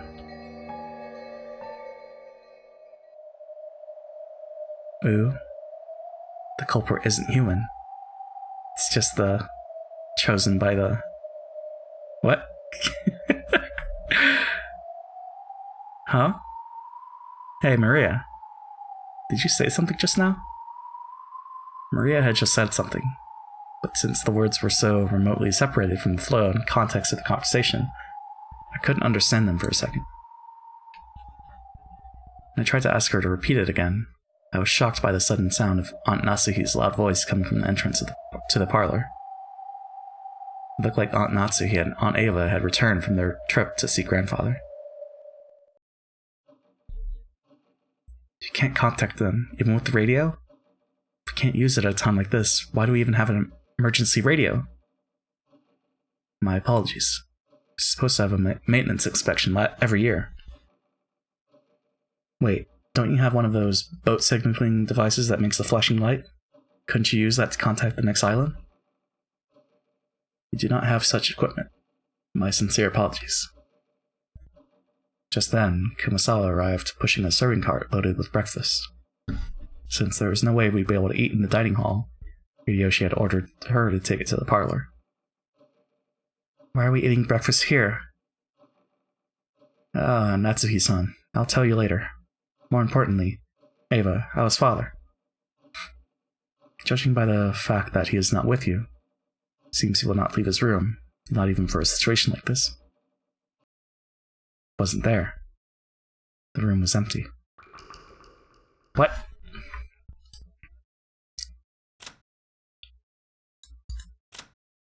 Disappeared from the study unnoticed. Kinzo's study has everything from a bed to a toilet to a bathtub, so it is extremely rare for him to go outside.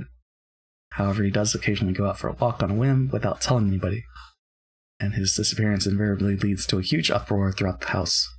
He usually comes back as soon as he gets hungry, usually. Oh boy. Oh, oops. There we go. What the? Where could he have gone at a time like this? Do you mean to say the master has left his study? That is correct. I was surprised myself. I wonder when he left his room. Do any of you have an idea? Natsuhi looked at Genji and Kanon as she said this. Maybe she was trying to ask whether the servants who served directly under the one-winged eagle knew of a place he might go. However, it was probably the other way around. Their faces made it clear that those who knew Kinzo best realized even more than the rest how impossible it was for him to leave his room. Even we have no idea. As you all know, within that study, the master had everything from a place to sleep to a bathroom.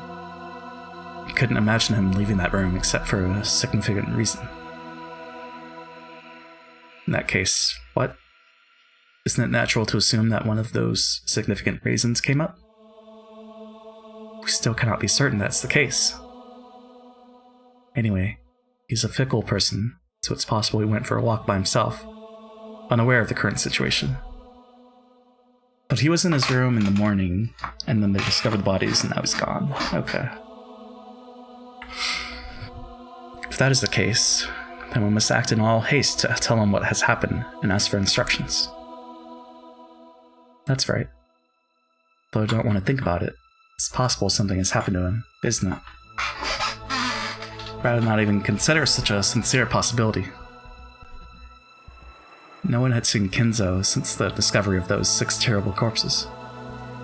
On top of that, the phones are broken, radio wouldn't reach anyone, and there was no way to contact the police. Apparently, the typhoon would leave tomorrow, and a boat would come. But until then, no one could rely on anyone outside the island, nor could they escape the island. The tragedy had hit everyone so abruptly that they lost all their composure. Everyone felt a heavy silence. Everyone was impatient. Even though they needed to do something, they couldn't think of anything. So some of them held their heads in their arms while others got irritated. Right now, no one could explain what was occurring on this island, Rakajima.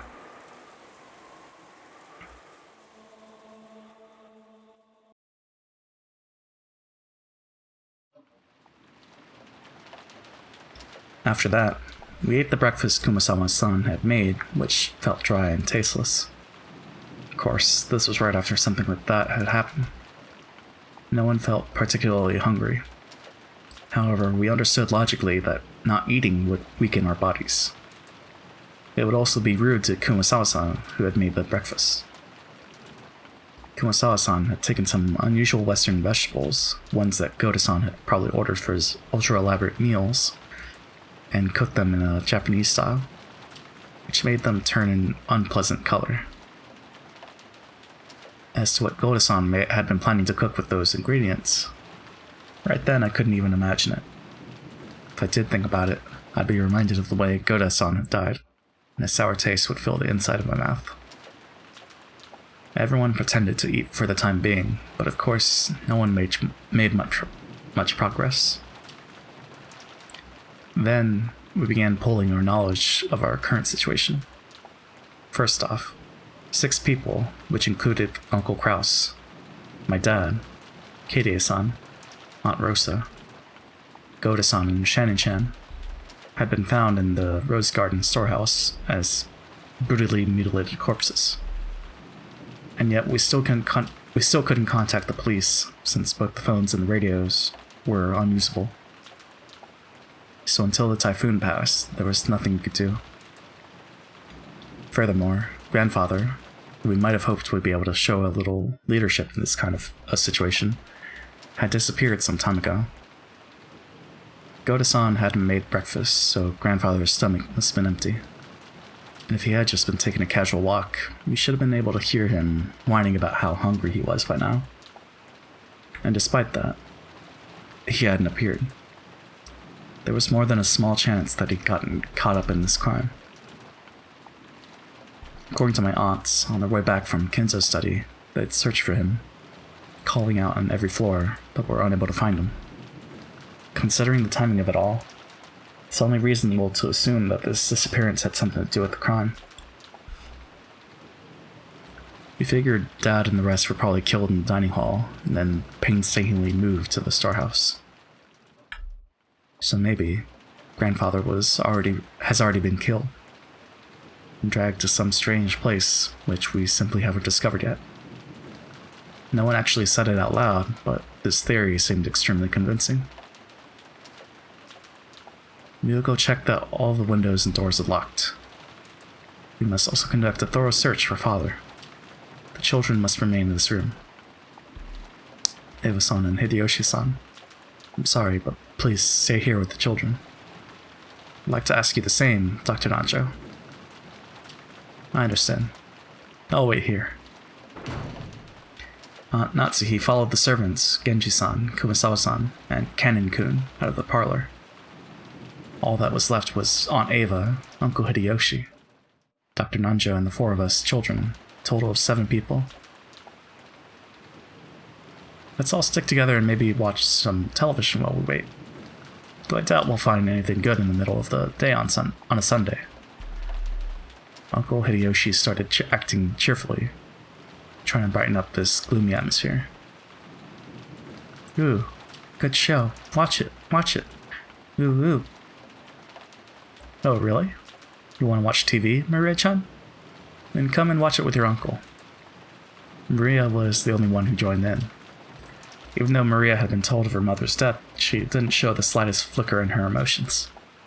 Was it really normal for a 9-year-old girl like Maria to act so much like a very young child?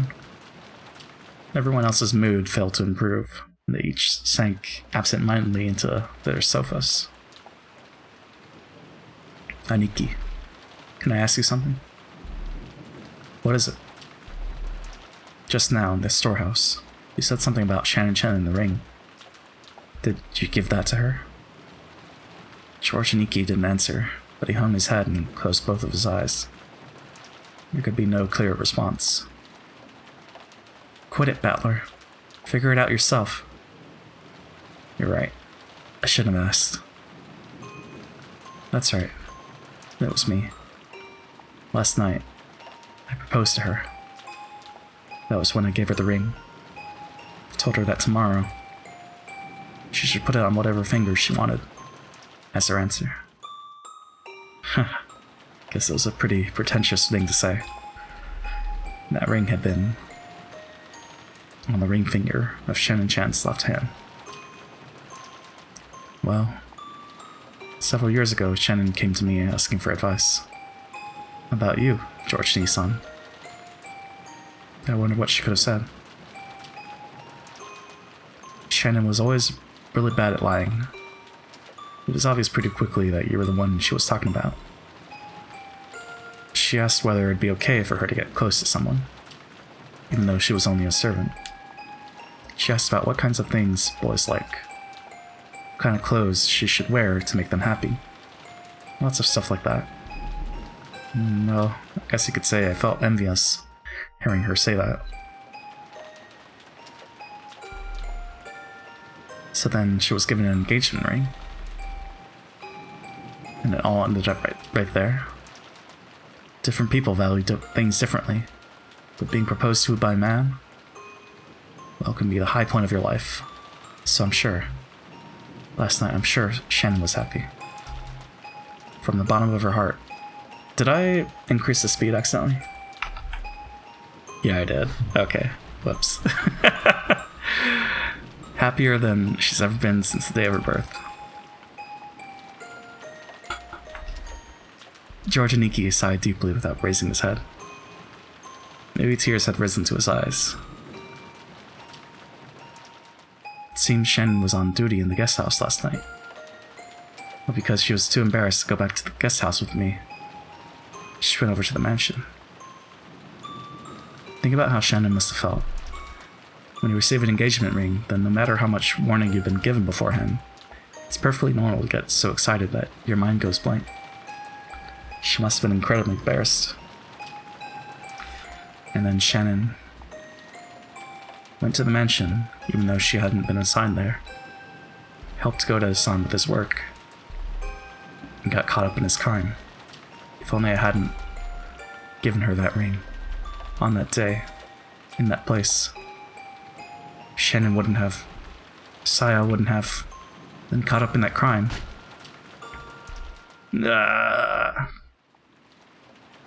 Aniki. It's the one place where you're wrong. It's definitely wrong. So don't cry anymore.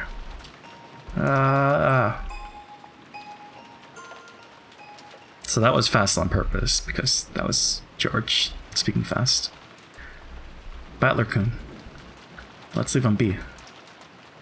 After Aunt Ava said that, I stopped talking to him. Misplaced words of comfort might actually do more harm than good. Jessica sat down next to Aniki and put an arm around him.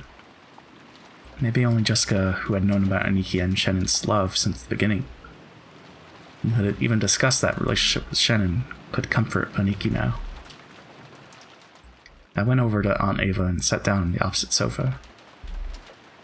Battler-kun, you really are strong. Looks like you've kept a good hold on yourself. Well look, the depth of the love becomes the depth of the wound, right? After all, it's not like how that old bastard died has anything to do with me. I feel bad about Kirie-san, but, well, she wasn't actually my parent. My. If that's so, you certainly were crying a lot back then. Well, I did think at least that much crying was due as gratitude to the parent who raised me. The speed of that changeover and that dry tone must have come from Rudolph. That kid would always get violently happy, sad and angry, but he'd always regain his cool immediately afterwards. It's nothing like that.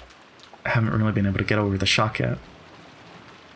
I think the only difference between me and everyone else is the kinds of emotions that stirred in me. What do you mean? I've been acting much calmer than George, Aniki, and Jessica.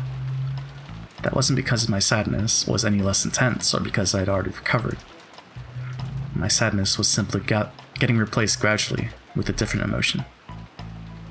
Rather than sad, I'd say I'm more pissed off. What bastard did this and where? It's kind of been eating at me and that I didn't get a chance to smack him upside the face. That's what I really wanted to do. I couldn't forgive myself if I just sat there, overwhelmed with sadness and hugging my knees. Since the time Dad and the others were killed, this island has been covered by the typhoon. Which means the bastard responsible for all this is still somewhere on this island. Yes, that would seem to be the case. I wonder if they're hiding somewhere in that dark forest even now. I felt like I'd had a very similar conversation with Kirie-san the night before. That's right. After the letter from the person who made Beatrice appeared at the dinner table last night, we talked about whether or not a 19th person actually exists. Aunt Ava, Do you think this murder has anything to do with the letter from Beatrice last night? Ah, that one? Well, I wonder. All the siblings agree that the mysterious letter was sent to further complicate the problem of father's inheritance. As to whether that, in the case this morning, are related, it's impossible to tell at this stage.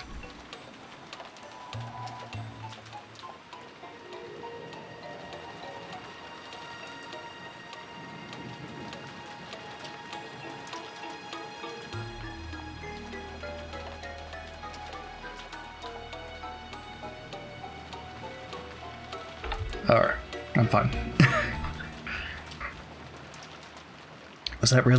Was that letter really given to Maria by some witch called Beatrice? How could it be? All of it was a farce devised by father, wasn't it? He made Shani-chan or someone wear the dress from the portrait and trick Maria-chan, right? Isn't that just the kind of overly intricate prank father would pull? Last night, I talked with Kirie-san about whether Beatrice actually exists. And Kirie-san also said that Beatrice was probably one of the 18 of us. Isn't that obvious? There's no one else on this island besides us, right? And there must be someone amongst us who's pretending to be Beatrice. There's no one else but us on this island, you'd think. Obviously, right? Are you saying there could be someone else here other than us? No one is on this island except us. There are only 18 people. So the one pretending to be Beatrice has to be one of those 18. Kirie-san denied the existence of the 19th person by spinning the chessboard around. Even though Aunt Ava hadn't constructed an argument that complicated, her opinion at least was the same. Except if that's the case, our situation starts to look very ugly. At the time of Beatrice's letter, the whole thing could be passed off as a prank set up by someone or another. However, if we're assuming there is no 19th person, we can't ignore this anymore. It makes me wonder, but I can't make a theory until the next chapter.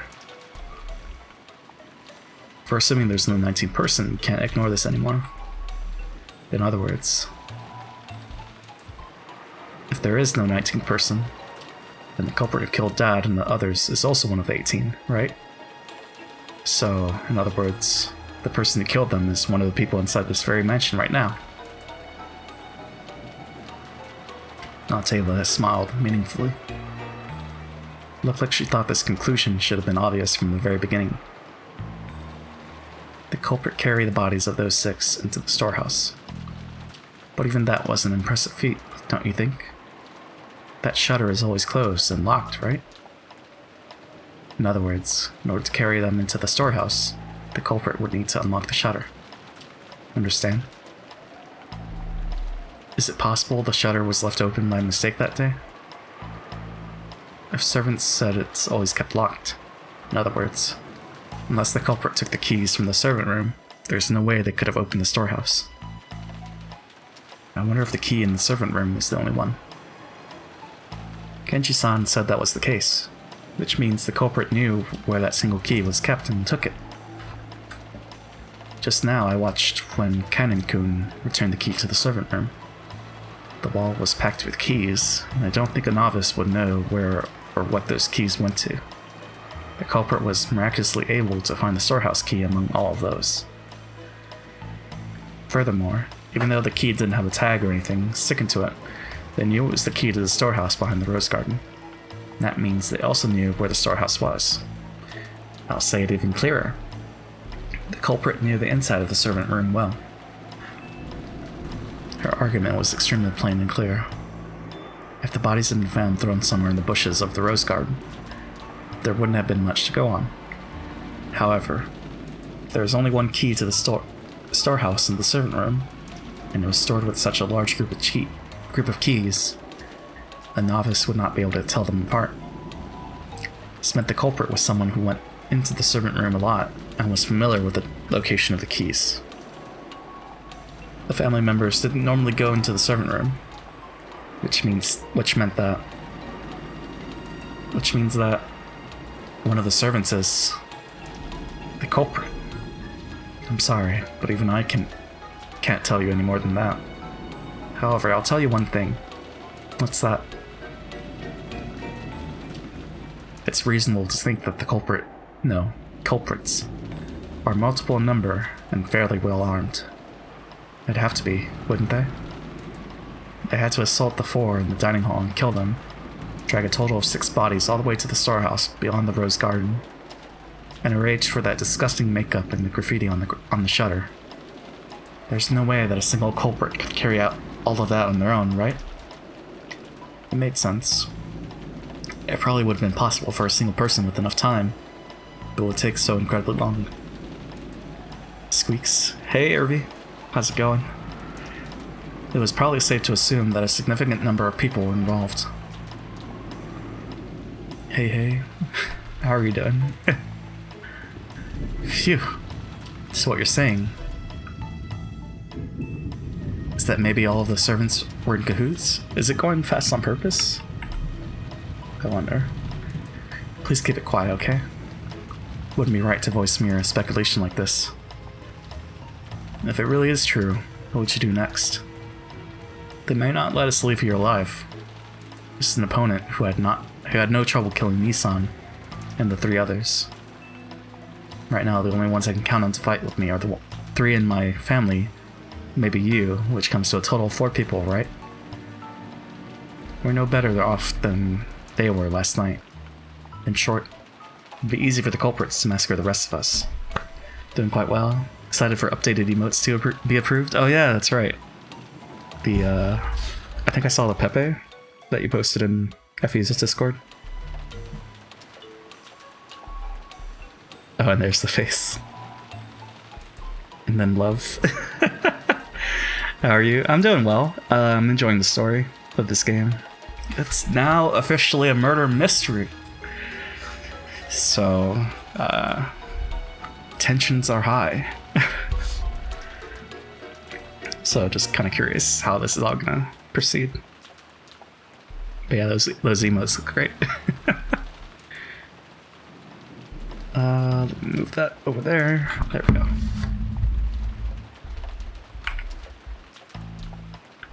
I've been playing detective with Aunt Ava, trying to expose the person who had killed Dad and the rest before the police did. If only I could cleverly penetrate the culprit's identity and stick the proof in their face. I'd been so sure that, just like in one of those detective movies, the culprit would then give up and surrender. However, the culprit would only surrender if there was no way for them to fight back.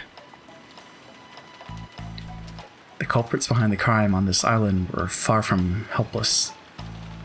Might even be able to massacre all of the remaining people here. And on top of that, this island was like a giant closed room, cut off from the outside world by the typhoon. So they had a full day until tomorrow to kill, scheme, and camouflage themselves. In short, it wasn't a safe atmosphere where we could get very far by playing detective.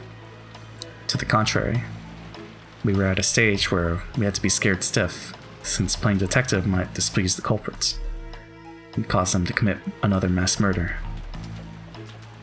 Well, it is just a possibility, right? But I can't bring myself to trust the servants yet. That doesn't mean I only suspect them. Don't you think there might be some mastermind behind all this? A mastermind? Why do you say that? It's just a feeling. Think about what the word servant literally means. It means someone who serves as someone else's arms and legs, right? It was a bunch of Ushiromiya family members who got killed. So naturally, there must be someone involved who stands to gain from that result. But then Shannon and Goda died as well. This is also plain and clear. The Ushiromiya family had been right in the middle of discussions about how to distribute the inheritance when grandfather died. If this case followed a standard form of any classic mystery novel, the crime was definitely caused by someone with ties to the Ushiromiya family and who was involved in the inheritance problem. Aunt Ava had probably read a few books in that genre herself. Her argument may have had a few blind assumptions in it, but it was a standard conclusion that anyone might have reached. I think most people would end up suspecting the servants, even if they used different reasonings to get there. Especially the story about the key to the shutter. That made it very easy to suspect that one of the servants was involved. And that's why... Oh. I don't like it. I don't know if the pauses are on purpose, or if that's because of the game, or... I don't know. What do you mean you don't like it? Nah, just talking to myself. Hehehe. I tried to dodge her question by joking, but I couldn't erase a sense of unease welling up inside me. After all, her conclusion was such an easy one to reach. A conclusion that anyone could reach. And I just couldn't be satisfied with that. If I tried spinning the chessboard around like I learned from Kirie-san, this was exactly why a servant couldn't possibly be the culprit. If the servants really were the culprits, they wouldn't hide the bodies in a place connected to themselves. Why on earth would they use the Rose Garden shed if they were the ones in charge of the key that could unlock it? The police would probably immediately pursue whoever had been in control of the key. It was even possible that some other facts might come to light as a result. The more we think of the servants as the culprits, the less reason they had to carry the bodies into the storehouse. But what if they knew we'd think that, and put the corpses in the storehouse for that very reason? No, that's completely impossible. Impossible. When the police come and inspect the scene of the crime, they'll probably be able to uncover many things. No matter how carefully the culprits carried out that murder, some traces will definitely be found. In other words, they had everything to lose and nothing to gain. If you think about it this way, and look at this murder game from the culprit side, it's hard to imagine why they'd want to call attention to the corpses. Once the corpses were found, it could result in someone sending a report to the police, or it might make the remaining people more cautious, or it might make the survivors start to search for the culprit. None of these things would make life any easier for the culprit. It's just like the words of the main character's mother in a novel I read recently called... Excuse me? Well, okay. So, wait, whose mother though? Oh, man.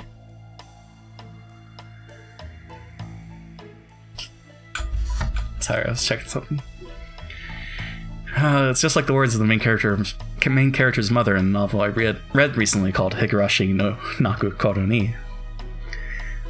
Oh, Keiichi's mom. Okay. Every story needs to have a beginning, a middle, and an end. Eliminating that beginning is essential for the perfect crime. Right now, we don't know where grandfather is. We don't know if he's already become a victim or if he's one of the culprits. But this state of confusion must be beneficial to the killer.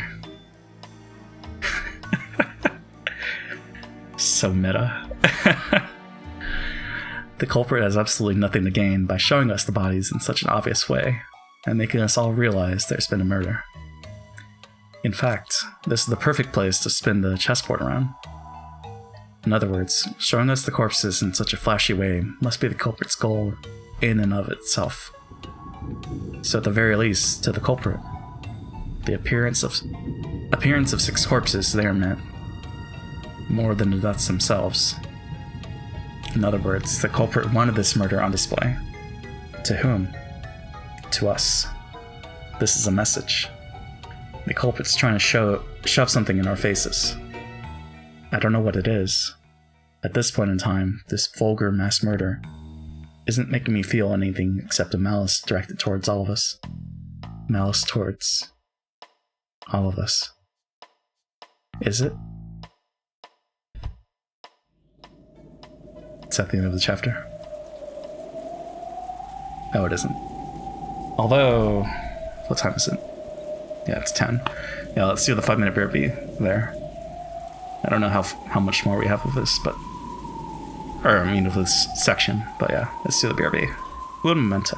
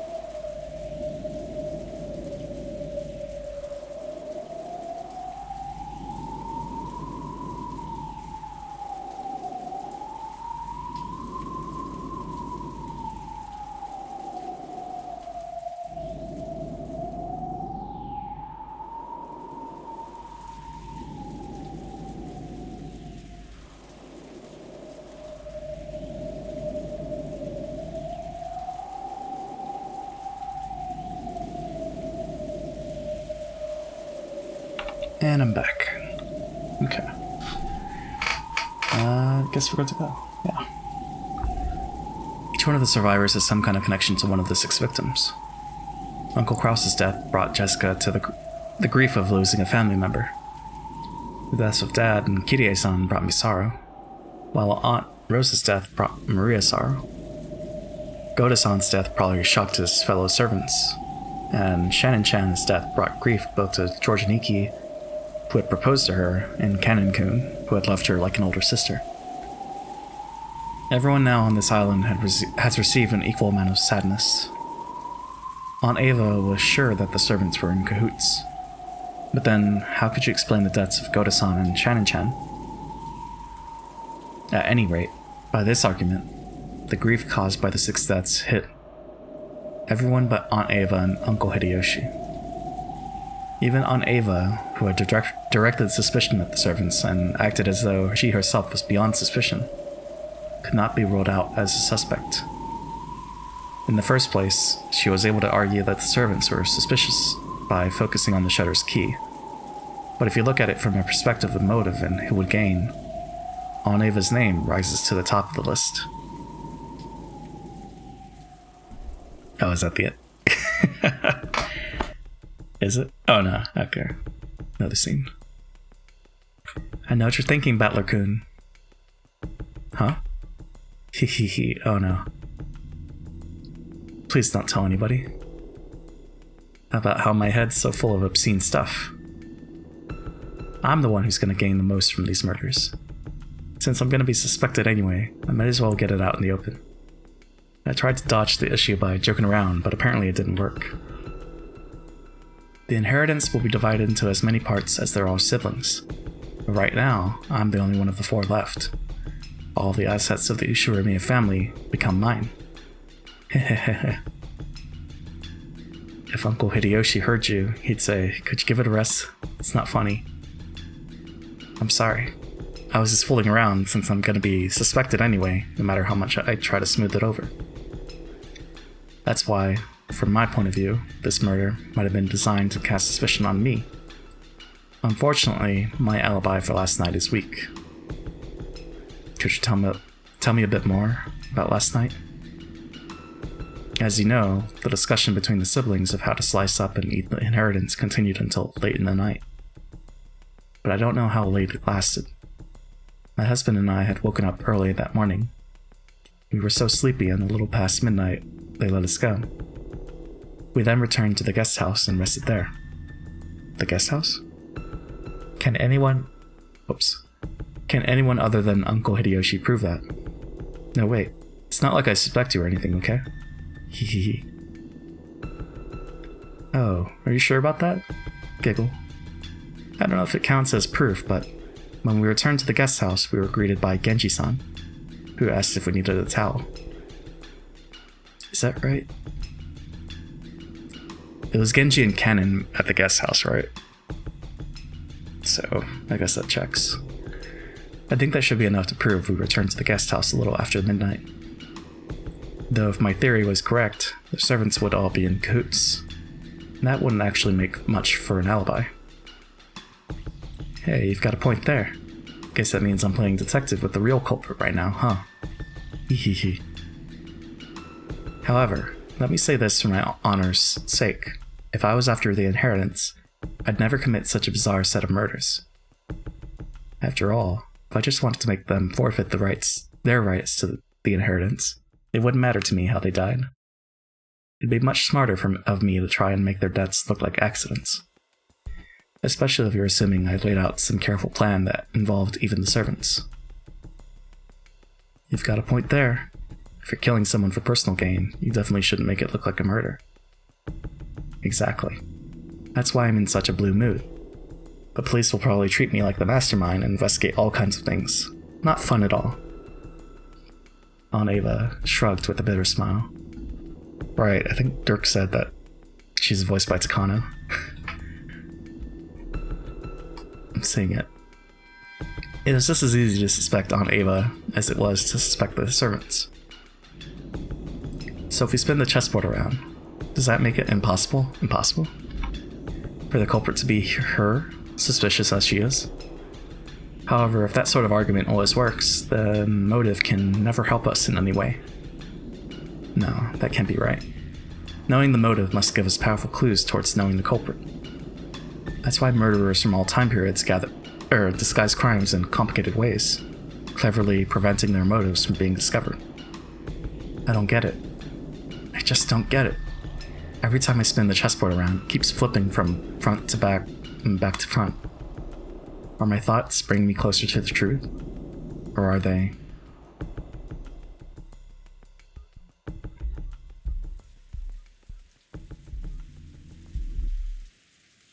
Aunt Ava didn't want to talk to any more than that, so I folded my arms and headed to the window to cool my head a little. I want to see if there's anything. Nah, nothing else got added. Cool. As I looked over the parlor, I saw George and Nikki and the others gathered, talking. Looked like they were talking about the magic circle that had been painted onto the shutter. As Uncle Hideyoshi thought back to that time, he started drawing the shape in the margins of Maria's notebook. I see, since Maria was second only to grandfather in knowledge of the occult, she might understand what it meant. I think it was probably something like that. There was a mark that looked like a variation of a cross. And then surrounded the circle all around the perimeter were these closely packed strange letters on all four sides of the cross. And in the four corners there was something written. Didn't look like the alphabet or something like that. It was what they call ancient characters. And right at the top of the circumference, there was a small mark. 5 small circles arranged in a plus sign, and straight lines connecting them. Oh yeah, there definitely was something like that drawn there. Yep, there's no mistaking the shape. I don't understand the thin characters, but the arrangement was nearly the same. Everyone was staring down at the shape, so I stared down at it too.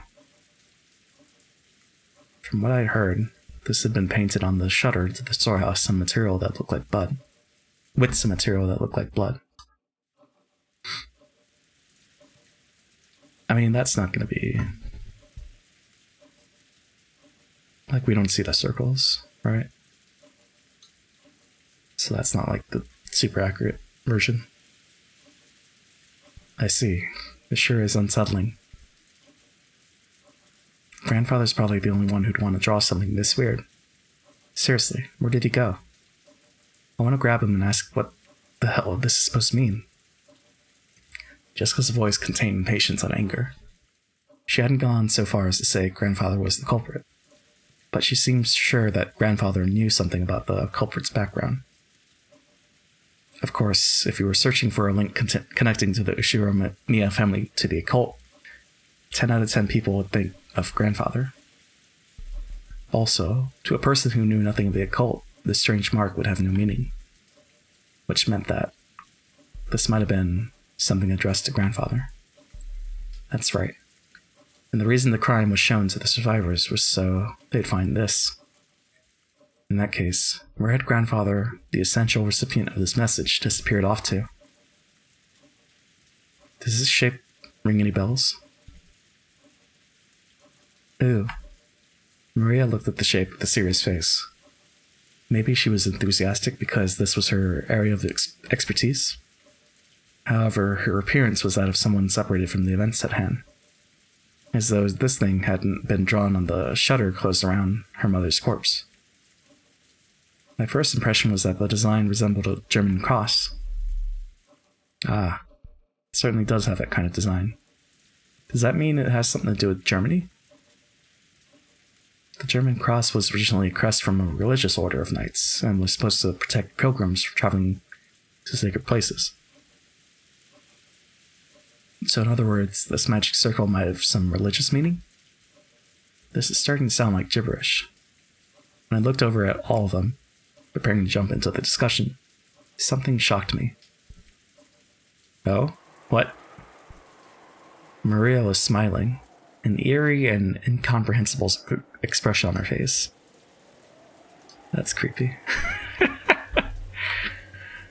It was almost as if she was making fun of everyone's ignorance. It was an expression I wouldn't have dreamed defined on Maria's face. Oh, and she laughed. That eerie, jarring laugh.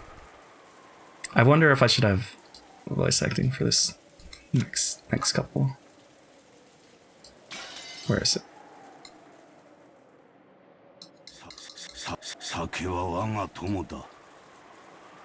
Okay. Was something I didn't want to believe was possible, even though I was looking at it right in front of my eyes. Oh! Jesus. You people aren't even close.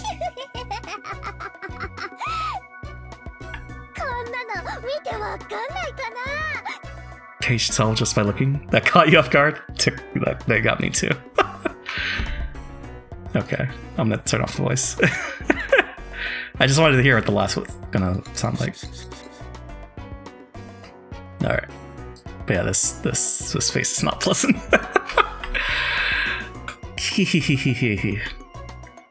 While everyone was busy being scared out of their wits, Maria kept on cackling happily by herself. After a while, that laugh was suddenly and abruptly cut off. But her expression still looked like it belonged to someone completely different from Maria. Jesus. I wonder how that looked originally, because I'm guessing that's the PS3 art, right? Also, welcome Irvi to the Discord. This is the 7th magic circle of the sun. The characters are written in Hebrew. Give it here. Sure. She just knows Hebrew. Maria stole the writing materials from the son Hideyoshi's hand. She then started drawing another magic circle with a rustle, right next to the one Hideyoshi had drawn. See? Oh, that smile. Jesus. It looks sort of like this, right? Yes, it was. Maria, incredible. You really do know a lot. Jessica tried to smooth things over by praising Maria. Oh my goodness. Creep factor over 9,000. She's, that girl ain't right. Maybe she wants to confirm it, that this was still the Maria we all knew so well. But Maria didn't answer her in any way in particular. Maria began swiftly writing unfamiliar characters in the corners of the shape. That's a polite way to address her, yes. When Uncle Hideyoshi and Dr. Nanjo saw them, their eyes immediately began to open wide. Written on the top and bottom and left and right are the names of the angels who preside over wind, fire, earth, and water. Chasan, Arel, Porlak, and Taliahad. And in the four corners are the names of the four great kings. Ariel, Seraph, Tharsis, and Cherub. Is that what you saw? Cherub? Even if they hadn't been able to correctly write what they'd seen, when they were once again shown something identical, it wasn't difficult for them to realize the two were the same. When Maria asked them whether it matched, Uncle Hideyoshi and Dr. Nanjo nodded over and over again. There's no mistake, that's it. I'm sure there were characters that looked like that. How were you able to write something like that? There were also characters written around the circumference. I know. Like this, right? Maria quickly began to surround the circumference with more Hebrew writing. It's from Psalms of the Old Testament, the 16th and 17th verses of the 116th Psalm. You must have at least read the Bible, right? Yeah, but it's been, like, years. Hehehehehehe. Acting as though of knowing this was only common sense, Maria laughed. For a while, everyone, including me, was at a loss for words. A little later, George Aniki returned to his senses and slowly managed to speak. That's incredible. I'm surprised. So what meaning does this magic circle have? It's a magic circle to borrow the power of the sun. He who wears it as a talisman drawn in gold shall be able to break free from the bonds of any prison and receive the power to gain freedom. Freedom? To break free from bonds and gain freedom? It sounds deep. The word bonds is not limited in its interpretation to some kind of physical object. Therefore, it does not only hold meaning for people locked up in an actual jail. It can also refer to the release from mental bonds such as ties of obligation and inescapable fate. It's crazy that she's not doing the ooze. Ties of obligation and inescapable fate, you say? That's also pretty deep. But I really don't understand. What does this have to do with those 6 bodies? Far from being released, they were killed and... Oh?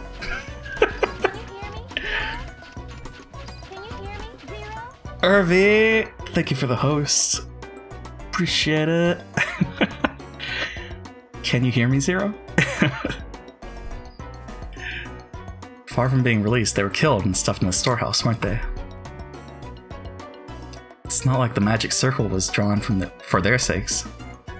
6 of them were there for the sake of the magic circle. It is truly pitiable.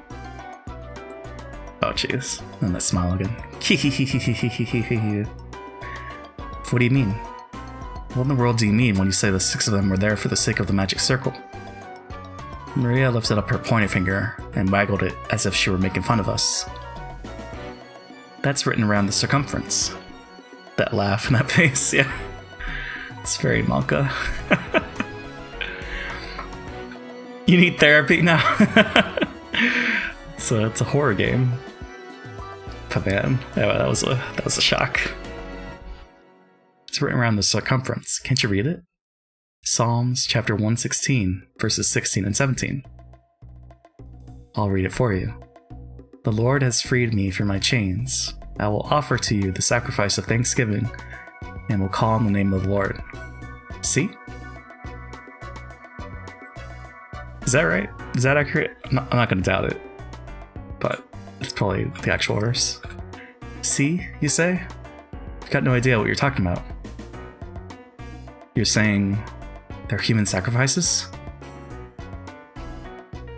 If what Maria had just read out loud was a vital part of the magic circle, then it was saying that sacrifices had to be offered in order for this magic circle to be effective. So human sacrifices had been offered inside the storehouse where the magic circle had been drawn.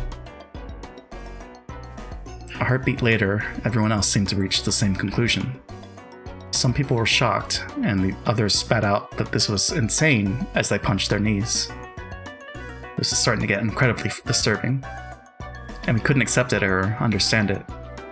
I don't care what kind of magic circles or curses other people believe in. I won't pick a fight with them. But did they really kill Dad and the rest as sacrifices, crap like that? I just couldn't stand that feeling. Compared to this, I preferred it when we were still disgusted by that theory about the fight over the inheritance. As I started getting pissed off with a feeling between anger and sadness, I broke from the circle everyone was in and returned once again to the window. Something had gone insane since yesterday. There was that letter from the witch, Beatrice, that Maria had read aloud at last night's dinner. Ever since that point, it feels like like this whole mansion and this whole island have been getting more and more firmly locked inside some kind of bizarre world. That's right. When I think back on it, that letter was an invitation from the witch. The ruler of the nighttime island had invited us inhabitants of the day into another world. The phone and the radio had been interrupted, and the island was shut off by the typhoon. So really could call this place another world cut off from the real one by now. Yeah, as this island is now, it's perfectly normal for a witch to send us letters, and for human sacrifices to be offered up for the sake of magic circles. So what will happen next? Will some weird people wearing goat masks start doing the Bond Festival dance or something? Bond Festival? It's hopeless. It's hopeless. I don't get it. The inside of my head's all screwed up and I don't even know what to think. Anger, sadness. The opposing emotions all swirled up together, and they started to suck me in. Unable to resist, I could do nothing but cover my eyes with my hands and trust in my mind and body as I started getting sucked in. I'm really curious how this all plays out. As I started losing heart, I began to recall a memory from when I was small. It was from when I was very young. I had unfortunately seen a scary occult movie on TV, and for a while, I hadn't even been able to go to the bathroom by myself. That old bastard gave an exaggerated laugh and said this. "Hey, Battler, why do you think they go to all the trouble to make movies like this about demons and the occult and such? It's because they don't exist. Something that ridiculous can't be found anywhere on the planet. Because they don't exist, people want to see them and go to a lot of effort making them. That's why those occult movies just make me laugh. If I were forced to choose, I'd say, rather than demons and monsters, this year's earnings call and angry wives are 100 million times scarier." I'll go further, okay? From my point of view, getting scared is a recreational emotion, something for people who've got room to relax both in their hearts and their lifestyles. They had so much free time, they didn't know what to do with it. So in order to entertain their mind with unusual emotions, people started creating a culture with demons and the occult and stuff. Just something people do for fun. Seriously, I have been acting so damn thick-headed. I was totally taken in. Don't try to mess with me. This is the human world. I don't give a damn about witches, demons, magic circles, and sacrifices. The human who killed Dad and everyone else is still on this island. That's all there is to it, right? The next person who started speaking to my heart was Kirie-san. You see, in both chess and shogi, when you reach the very, very last stage of the game and get closer and closer to cornering your opponent, the number of optimal moves you could possibly make gets smaller and smaller. Therefore, if you're backing someone against the wall, or if someone's doing the same to you, both players' moves become infinitely easier to read. In other words, when you're completely cornered and you think you have no moves left, that is the moment when it's easiest to read your opponent. However, when a person is forced into a defensive position, they can't help but lose their ability to think clearly, so they aren't able to get their minds around their opponent's moves. That's when you spin the chessboard around. With all my strength, I slapped my face with both hands. Now, my eyes were truly open. When you don't understand anything, and you're completely cornered just like I am now, isn't that the perfect time to spin the chessboard around? While on the defensive, you can't even guess at the culprit's scheme. If we spin it around and look at it that way, just what might we see? First off, at the time the culprit committed the murders, they knew the island was being cut off by the typhoon. Therefore, they should have understood that even if they carried out the murders, they wouldn't be able to get away early the next morning. In short, the culprit had begun without securing a way to escape. Furthermore, that bastard tossed the corpses in the storehouse, and was even kind enough to say, "Here they are," with that weird bit of graffiti. Good night, buddy. Love the voice. Thank you, Rikito. But I gotta sleep. Thank you for stopping by. Hope you're well. But yeah, have a good rest. In other words, since we probably find the corpses sooner or later, they wanted to show them to us. If we'd all been dim and hadn't noticed the storage shed, the culprit's goal would not have been achieved, would it? If you think about it this way, that bastard of a culprit, since this morning, they must have been watching our every move with bated breath. After all, if we hadn't been so kind as to discover what was on the storehouse, all that hard work and preparation they did last night would have just gone poof. What did the culprit want to make us feel by showing us the corpses in the storehouse? All 6 of the bodies had their faces noticeably destroyed. Was it a grudge? A warning? The defacement of the bodies had occurred after death. so it hadn't been the means by which the culprit had killed. It didn't mean anything to those who had been killed. It did have meaning to those who found the bodies. The culprit wanted to make it appear that they had been killed so brutally. Huh. After thinking this way, I really want to tell that bastard to stop taking me so lightly. Who just danced that tune? If you're told, please be scared, can't just say, really? Sure thing. When someone tells the great Ushirumiya battler, the entrance is right here, I'm the kind of guy who will start wanting to sneak in through the window. The next thing that had me concerned was that so-called magic circle in the shutter. As Maria, who had shown that her knowledge of the occult rivaled grandfathers, had recognized, that magic circle was genuine. They must have drawn that thing in pitch-black darkness, taking a lot of time and holding an umbrella in one hand. Isn't that amount of hard work and perfectionism impressive? What purpose would have been worth all that effort? If we were looking for a fan of the occult in this mansion, most likely, all of us would naturally suspect Grandfather. Did they want to make us think Grandfather was involved? But if that's all they wanted, they could have just drawn any old scribble that looked like a magic circle. It wasn't like any of us amateurs would be able to tell the difference between genuine and fake. However, this magic circle was genuine, and furthermore, it had even been written in Hebrew. So this magic circle had a message that could only be understood by someone with knowledge of the occult. A message is a form of communication. By sending it, they were hoping for a reaction. A reaction? For some reason, we couldn't find Grandfather now. I don't know how Grandfather might have spotted the magic circle on the shutter, but did he choose to hide himself in reaction to that? No. Was it a trap to make us suspect that Grandfather had participated? You could read it either way. Damn, that's annoying. What kind of reaction was the culprit hoping to get out of us by putting on this occult show? Somehow, that felt like the culprit's weak point. The letter from Beatrice that Maria had read aloud during last night's dinner sprang back into my mind. This was a freak who'd asked us to enjoy a battle of wits. Isn't that interesting? This is a battle of wits between us and the witch. Will we be sucked up by her occult game first? Or will we pull off her fake skin first? There's a whole day until the typhoon passes. Why not enjoy ourselves? I'm like concerned if that's like the end of the chapter, or... Okay, no, good. I'm like, I don't know how long each game is, or each chapter is, but... I don't know the rules.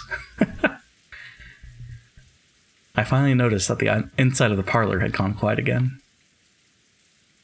Everyone had sunk into their favorite sofas, some deep in thought. Some irritated, some acting depressed. Maria was once again enjoying the TV as if she'd never left it. It looked like she found the commercials more fun than the boring program, and she happily yelled, "Ooh, ooh," and giggled. I stared at each person's appearance in turn. If there isn't a 19th person, the culprit must be in this room. No? It's gonna show all the characters.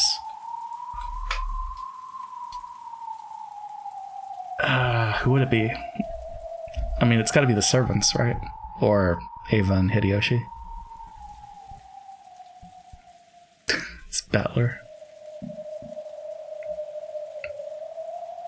Right now, Aunt Natsuhi's searching the mansion with the servants, right? Okay, let's check something. Then we shouldn't say in this room. In this mansion is where the culprit has to be. After all, it's possible Aunt Natsuhi was behind this. And we still can't deny that one of the servants might be the killer. Anyone could be guilty. Still, Aunt Natsuhi and the rest sure are taking their time. Of course, it's not a small mansion, but isn't this taking a little too long just to walk around, checking the windows and doors? Just as I was thinking this, Aunt Natsuhi and the rest returned. not one of them was missing. But our relief was short-lived. Everyone looked at Aunt Natsuki in shock. The talk I'd had with Aunt Ava started to creep back into my mind. The possibility that the culprits had enough in numbers or weapons to kill all of those 6 at once. Oh shit, what? Okay. Well, forgive me if I've startled you. I brought this to be prepared for the worst. After all, that thing in Aunt Natsuki's hand was a rifle. At a glance, its silhouette looked a lot like a hunting gun. Well, from here it looks like a shotgun. But I guess it could be a rifle. Yeah, I guess it's a rifle. She packing heat. But it was unusually short and kind of looked like a kid-sized weapon. Yeah, shotgun to you. Yeah. Like a sawed-off or something. However, it had a weightiness to it that made it clear it was no kid's toy. That gun is Kinzo-san's, isn't it? Did you know about it? That's right. I remembered it was in Father's old collection, and I managed to find it. I'm gonna get comfortable. Whoa. Awesome. Natsuki-san, is that thing real? Yes, it's real. It can fire live ammunition. Long ago, Father used it to scare away wild birds. Ah, that takes me back. Where did you find that thing? No matter how much I asked him to let me touch it, he never let me lay even one finger on it. Oh, grandfather had one of these? I didn't know that. Long ago, grandfather was really addicted to cowboy films. That generation really liked this kind of rifle. Is that a Winchester? But I've never seen one that short before. Ah, I remember. It's that gun. That really takes me back. That's the one Steve McQueen fired off in Wanted, Alive or Dead. Father sure has good taste. It's supposed to be Steve McQueen, right? Let's see. I can't type, clearly. Wanted, Dead or Alive. Okay. It was a TV series? Huh. Back in the 50s, 50s and 60s. Interesting. Alright. Father sure has good taste. It is an item that Master ordered specially from America long ago. As you can see, it is a working gun. So please don't tell anyone about this. He was quite fond of it right after he managed to acquire it. It seems the workings that ejected the cartridges were more interesting to him than shooting it. He played around with it back in the forest all the time. Oh ho ho ho ho. Still, it's rather disturbing. Are you sure you should be dragging this out? This is to prepare for the worst. There was probably more than one offender involved. Furthermore, those horrible people killed 6 of us, including my husband. I have a responsibility to protect everyone until tomorrow, in my husband's place. As Natsuki-san said this, she slumped down into one of the sofas and took a deep breath. She'd been trying to find grandfather, as well as check the doors and windows. Since grandfather wasn't with her, she probably still didn't know where he was. Carefully checked all the doors and windows throughout the mansion. However, we must be prepared for anything. Everyone, I think it would be best if we all remained here. Oh, good point. If everyone's gathered here, then we can all feel more secure by keeping an eye on each other. What do you mean by that, Ava-san? Nothing really. I'm just agreeing with your opinion, aren't I? There was a stormy atmosphere between the two of them. If you think about who was the most suspicious from the inheritance problem standpoint, Aunt Ava was the obvious answer. However, there was no proof that Aunt Natsuki was innocent. No, if you view Beatrice's letter as one of grandfather's complicated pranks, and think of this crime as just an extension of that, there's more than enough reason to suspect even grandfather. So let me check something. Okay. Also, Aunt Nasuhi thought the criminal was on the outside, but Aunt Ava thought the criminal was on the inside. In short, it was the question of whether or not a 19th person exists.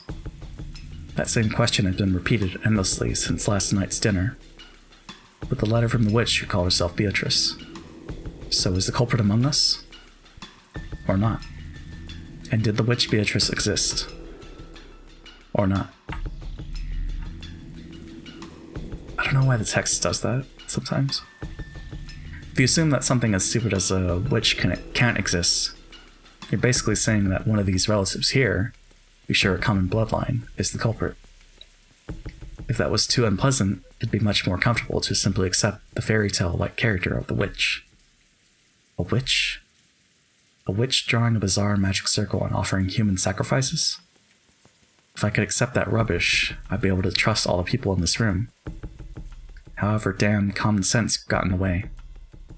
He kept repeating that witches don't exist. In that case, the culprit must be among us. Among us? In the middle of the seemingly endless rain, none of us could break the silence. Who's the imposter? Who was in electrical? Oh, okay. There's the chapter. Among Us. Oh, so it's 1 p.m. Okay. But is it... I guess that would have been the morning. I'm guessing every murder occurs at midnight then. I swear I was in comms. I believe you. Don't vote Irvi out. Lunch ended, and the servants removed the tableware and went to the kitchen. The wind and rain neither weakened nor strengthened, and the island remained cut off from the outside world. At first, it seemed as though Nazi planned to stop anyone from taking a step outside the room. But when it came time to prepare lunch, she finally realized this would be impossible. Impossible? However, in order to... Whoa! Satisfaction! Irvi! With the sub. You didn't have to do that. Thank you for the sub. Welcome to the to the castle. I think I should change that to the kingdom, but I don't know. But there's the face. However, in order to avoid having anyone alone in the kitchen, she told the 3 servants to go together. Because of that, loving it. It's a classic face. Because of that, the servants were the first ones given the right to leave the stuffy parlor, which had been packed with 11 people. Since breakfast had immediately followed that terrible incident, preventing most of us from eating much, everyone tore into their lunches in silence. I'll wash the dishes, so you can rest a while, Kennen-kun, Genji-san. Do you want something to drink? I don't need anything. Kennen? I don't need anything either. You two must have been so busy and so early in the morning. It's no wonder you're worn out. You're worn out? Yeah, you're worn out. The only noise was that of Kumasawa washing the dishes, which resounded throughout the kitchen. Genji and Kennen sat in some chairs a short distance away, their eyes slightly closed. I guess they've been busy, taking a nap at 1:30. Just as Kumasawa had said, those two had probably built up a great deal of fatigue. But that didn't mean they could let it show in front of the relatives. Avoiding that was one of their virtues. After the silence had continued for some time, Kennen opened his mouth and muttered, "Shannon, why did she have to die in such a horrible way? Forget about the manner of her death. It was nothing more than bad luck." You're right. It was nothing more than bad luck. They both fell silent once again. Kennen's expression was filled with grief. To think that Shannon-chan's actually dead. I still can't believe it. Poor thing. Not being able to see her again feels like a lie. I just wanted to see her smiling face one more time. Is that part of the song, or is that actual jingle? I'm gonna say it's part of the song. Kumasawa spoke with her back facing them. After all, Kumasawa... Yeah, it's part of the song. Okay. After all, Kumasawa hadn't seen Shannon's corpse, so she had no trouble mentioning Shannon's face. When Cannon heard those words, it reminded him again of how only half of Shannon's face had been left, and his grieving expression twisted even further. Why did Beatrice-sama do that to Shannon? If she wanted a sacrifice, there were plenty of others to choose from. Why? Why? It was nothing more than bad luck. If we were less lucky, you or I might have been lying out there instead of Shannon. Or it could have been someone else entirely. Everything is left to fate. Genji-sama, you said the door to Madame's room was stained with traces of something like blood, right? The same substance that was painted on the shutter? Indeed. It was an unsettling mark, almost as though someone with blood-stained fingers had been trying to pull out the doorknob. No, scratched the door. That sort of unpleasant mark. So does this mean Beatrice-sama came to visit Madame's room? And tried to open the door? But couldn't? Genji thought back to the time he had seen those traces of blood on the door to Natsu's room. With the substance sticking to the door around the doorknob and the marks of something scratching against the door, but it definitely appeared as though someone had tried to open the door but couldn't. Wait, did they say that Natsuhi's a light sleeper? So she would have woken up if she heard the marks, right? Maybe not. How did the madam avoid being chosen as a sacrifice? If only she'd been chosen, Shannon wouldn't have had to die. Just then, a loud, sharp noise came in from the hall. Both of them turned around, surprised.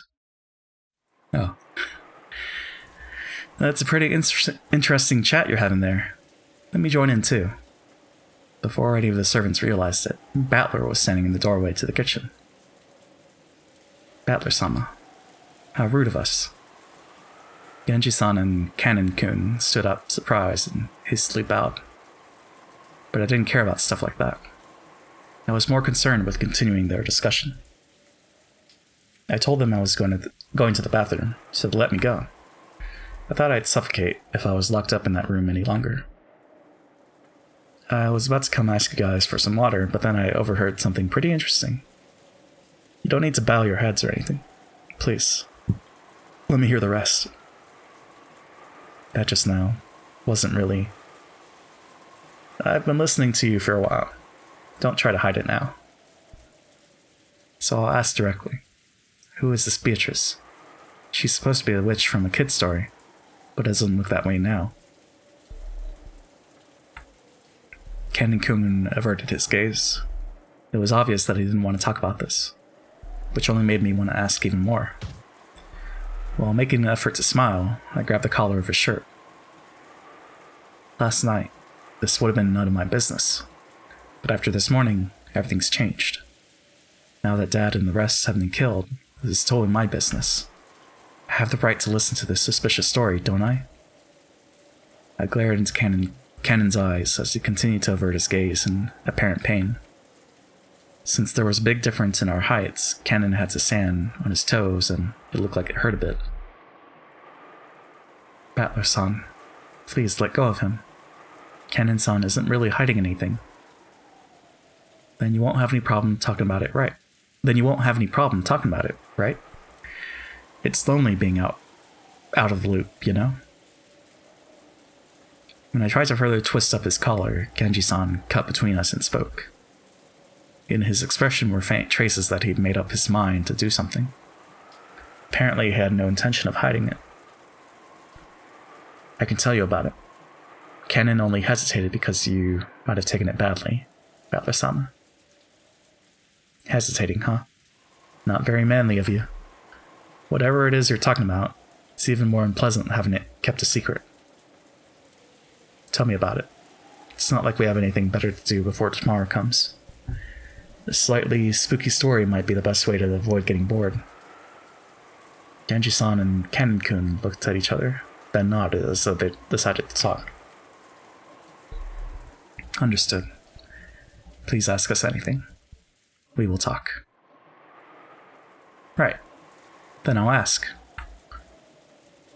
Who in the world is Beatrice? All I know is that she's a witch who lives in the forests of Rakajima. I've heard it's a story grandmother or someone invented to keep people out of the dangerous forests. Is that wrong? No, it isn't wrong. It's as you say. Beatrice is a witch who dwells in the forests of Rakajima. Battler-sama. I don't expect you to believe all this all of a sudden, but Beatrice-sama exists. She's a real person, the one who gave the master of Asamana gold and who worked by his side for many years. Huh. Ah, come on. Is grandfather paying you to repeat everything he says? I laughed like it was a joke, but neither Genji-san or Ken-kun laughed. Not even Kumasawa's Ba-chan, who was avoiding my eyes, flustered as she started washing the dishes. So unfortunately, I was the only one laughing. Painfully, bitterly. I see. So that's why Genji-san refused to mention it. If you really mean it, of course I'd take it badly. So you're saying that a person named Beatrice actually exists? Yes. She has been working for the Master since before the Master was built on this island. She has most likely been working for him even longer than I have. What do you know? Kirei-san's theory was off. Grandfather really did have a confidant called Beatrice. Is that person on the island now? Yes. I believe that she is here. That's a vague way to say it. Guess that means you haven't seen her face today or yesterday. That is correct. It is extremely difficult to say, but... Ken-kun once again dropped his gaze, avoiding my eyes. Come on, don't just stop there. That's like freezing an inch before the blow, right? I urged him on jokingly again. However, it looked like Ken was still confused as to whether he should speak or not. Then Kumasawa Ba-chan whispered, Ho ho ho. You cannot see her face, because Beatrice-sama has no form. She has no... What did you say? Beatrice-sama has no body. Therefore, unless Beatrice-sama wishes it, common people like us are not able to see her form. I have heard that the portraits show what Beatrice-sama looked like back when she had a human form. It seems he yearned for that figure so much he would often stand in front of that portrait. Ho ho ho ho. Beatrice-sama sometimes shows herself by changing her form into glittering butterflies. On the rare occasion that you spot them somewhere in the mansion, there is a rule that you absolutely mustn't chase after them. It is whispered that you will meet with disaster if you do. In fact, there was a servant who broke that rule and quit because of a great injury. Oh, the one that fell down the stairs?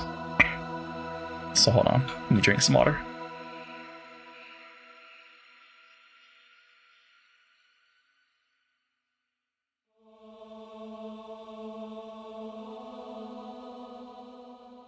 Okay. Wait a sec. Are you kidding me? Are you all serious about this? Battler-sama, Beatrice-sama has already arrived. Such language may be unwise. Beatrice-sama does not like it when she is profaned. If you doubt her existence, you will surely meet with disaster. Wait, what did he say?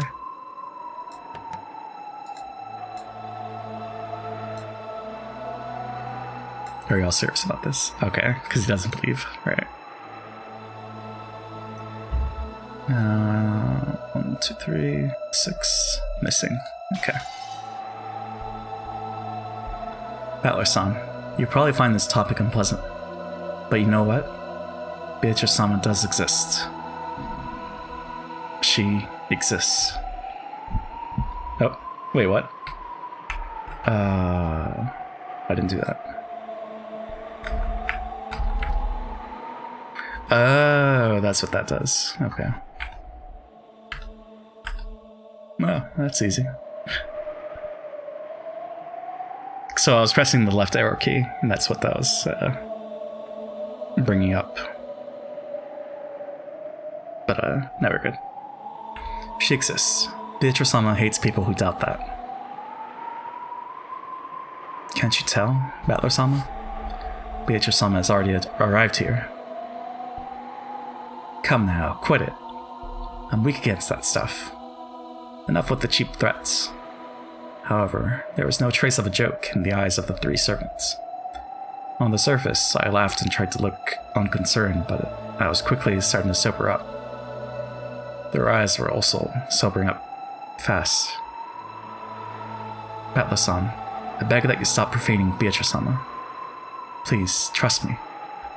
Kumasawa Ba-chan, who was usually cheerful and would always tease people, now spoke with a totally serious face. Well, even if you say she exists, I don't see anything. Are you trying to say she's standing right next to me or something? Quit joking around. Oh. Oh shit. Oh shit.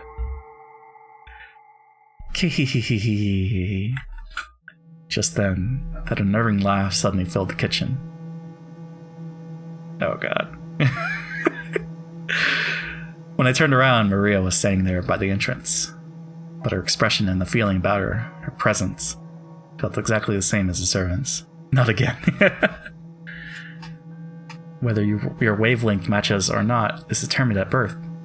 Battler, you were born with a mismatched wavelength. That's why you can't see her. That's why you can't meet with her.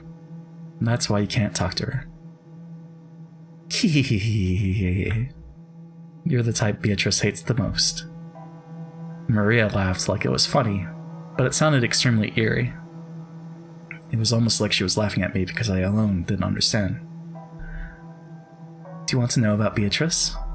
Beatrice is a 1,000-year-old witch. With all the demons at her command, she can harness the power of alchemy to create the Philosopher's Stone and a vast quantity of gold. Grandfather built up all the vast wealth of the Ushiramiya family by making a contract with her. The Philosopher's Stone? Equal value, equal exchange. Yesterday, I read Beatrice's letter, didn't I? Equivalent exchange, right? That was real. Well, I guess it's pointless for me to try and force you to believe. After all, looks like you were born without a trace of the sixth sense. Full Metal Alchemist reference, though. Yeah. What are you talking about? Witches? Demons? Who told you about that? I heard it from Beatrice herself. Maria kept doing that unpleasant laugh. However, the servants who watched over this didn't even blink. She heard it from that witch in the portrait adorning the entrance hall. Maria kept on laughing in a weird voice, as though this was nothing more or less than the truth.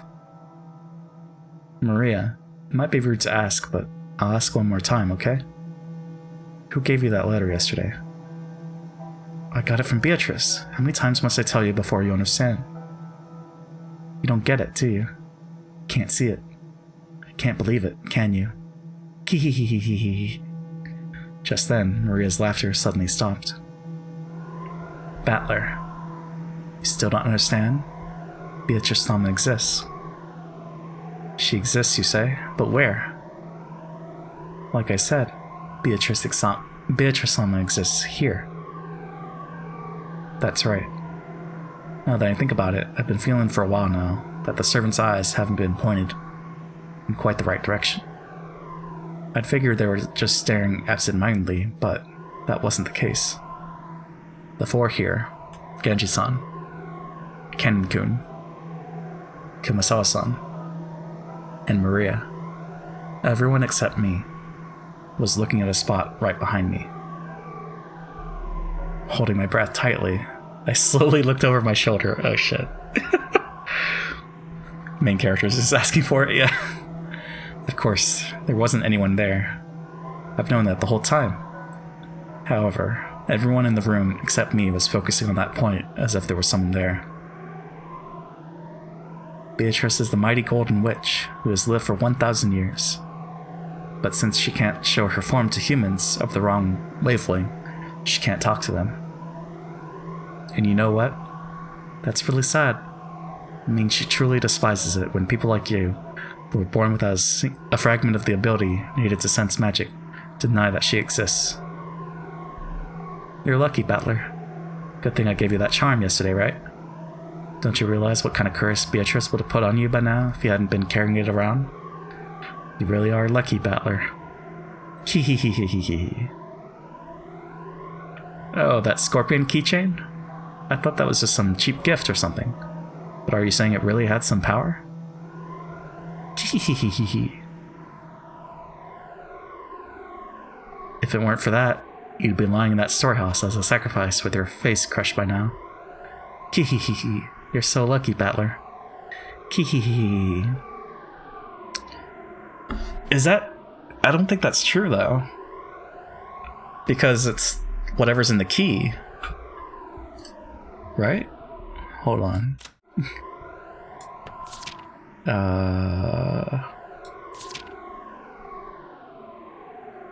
In that village, look for the shore.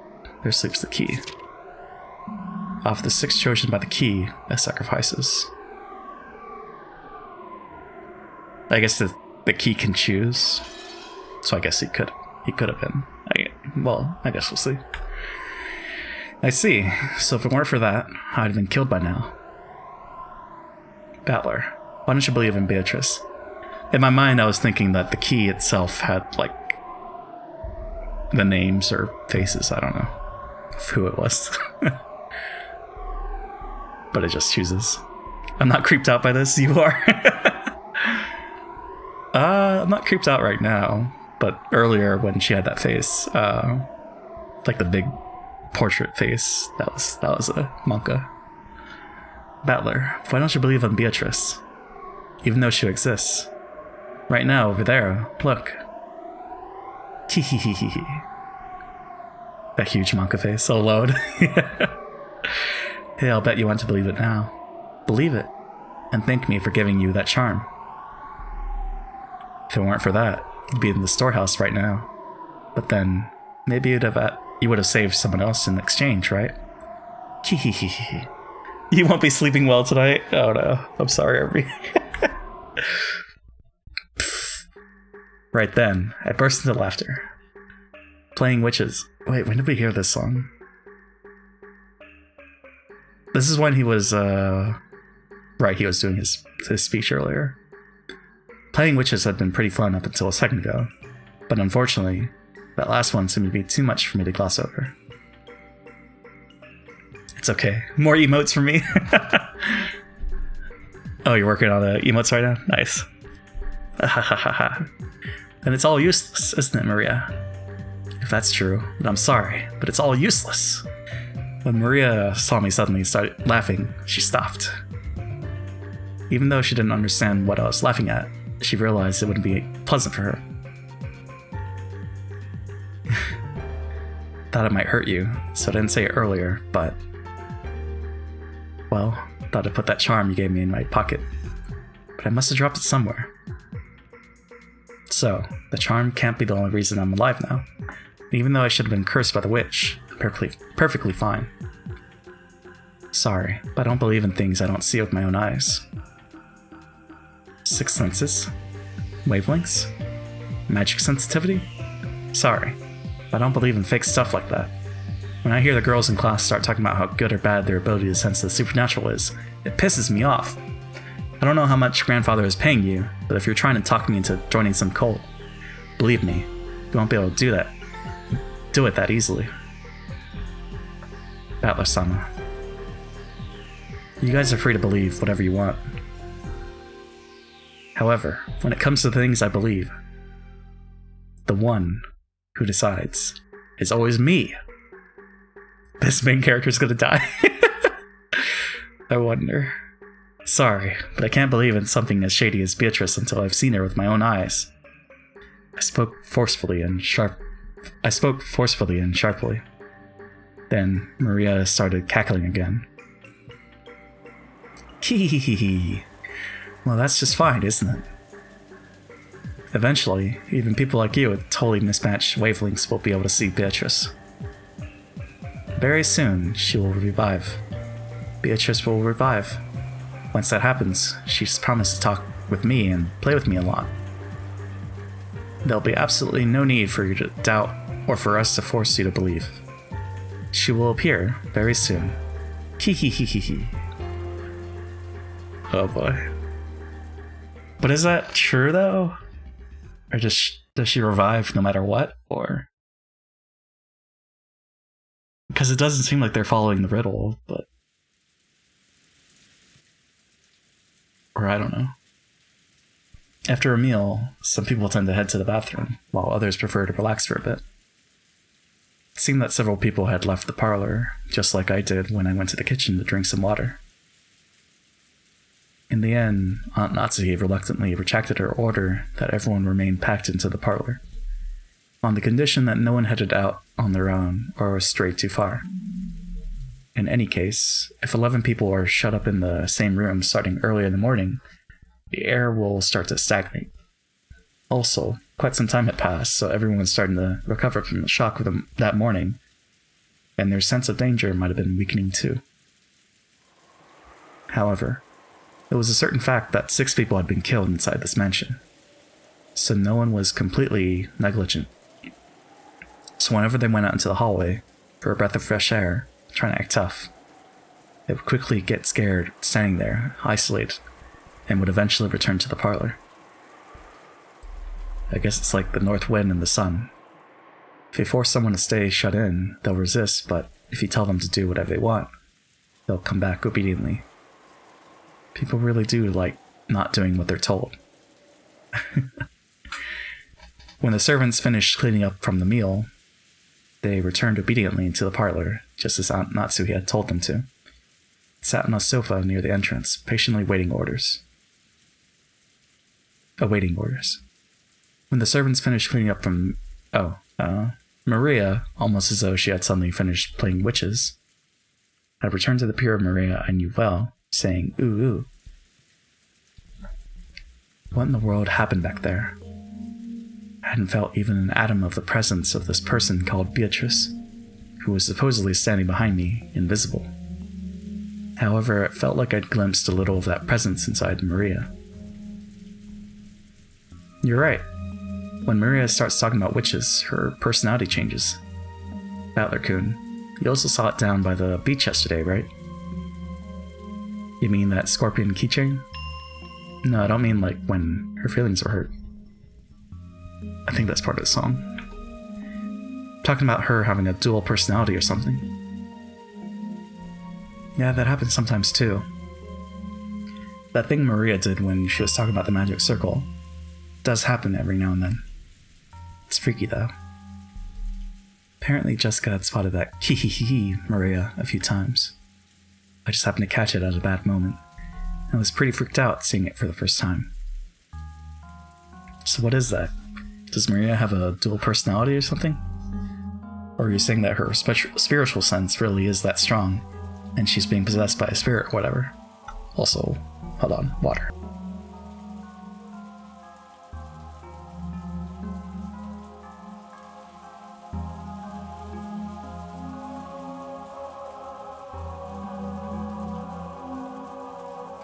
Water tastes so good.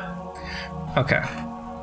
Or are you saying that her special sense really is that strong? She's being possessed by a spirit or whatever? No, I don't think it's that. Haven't you ever experienced it? When you were small, didn't you ever want to be someone other than yourself?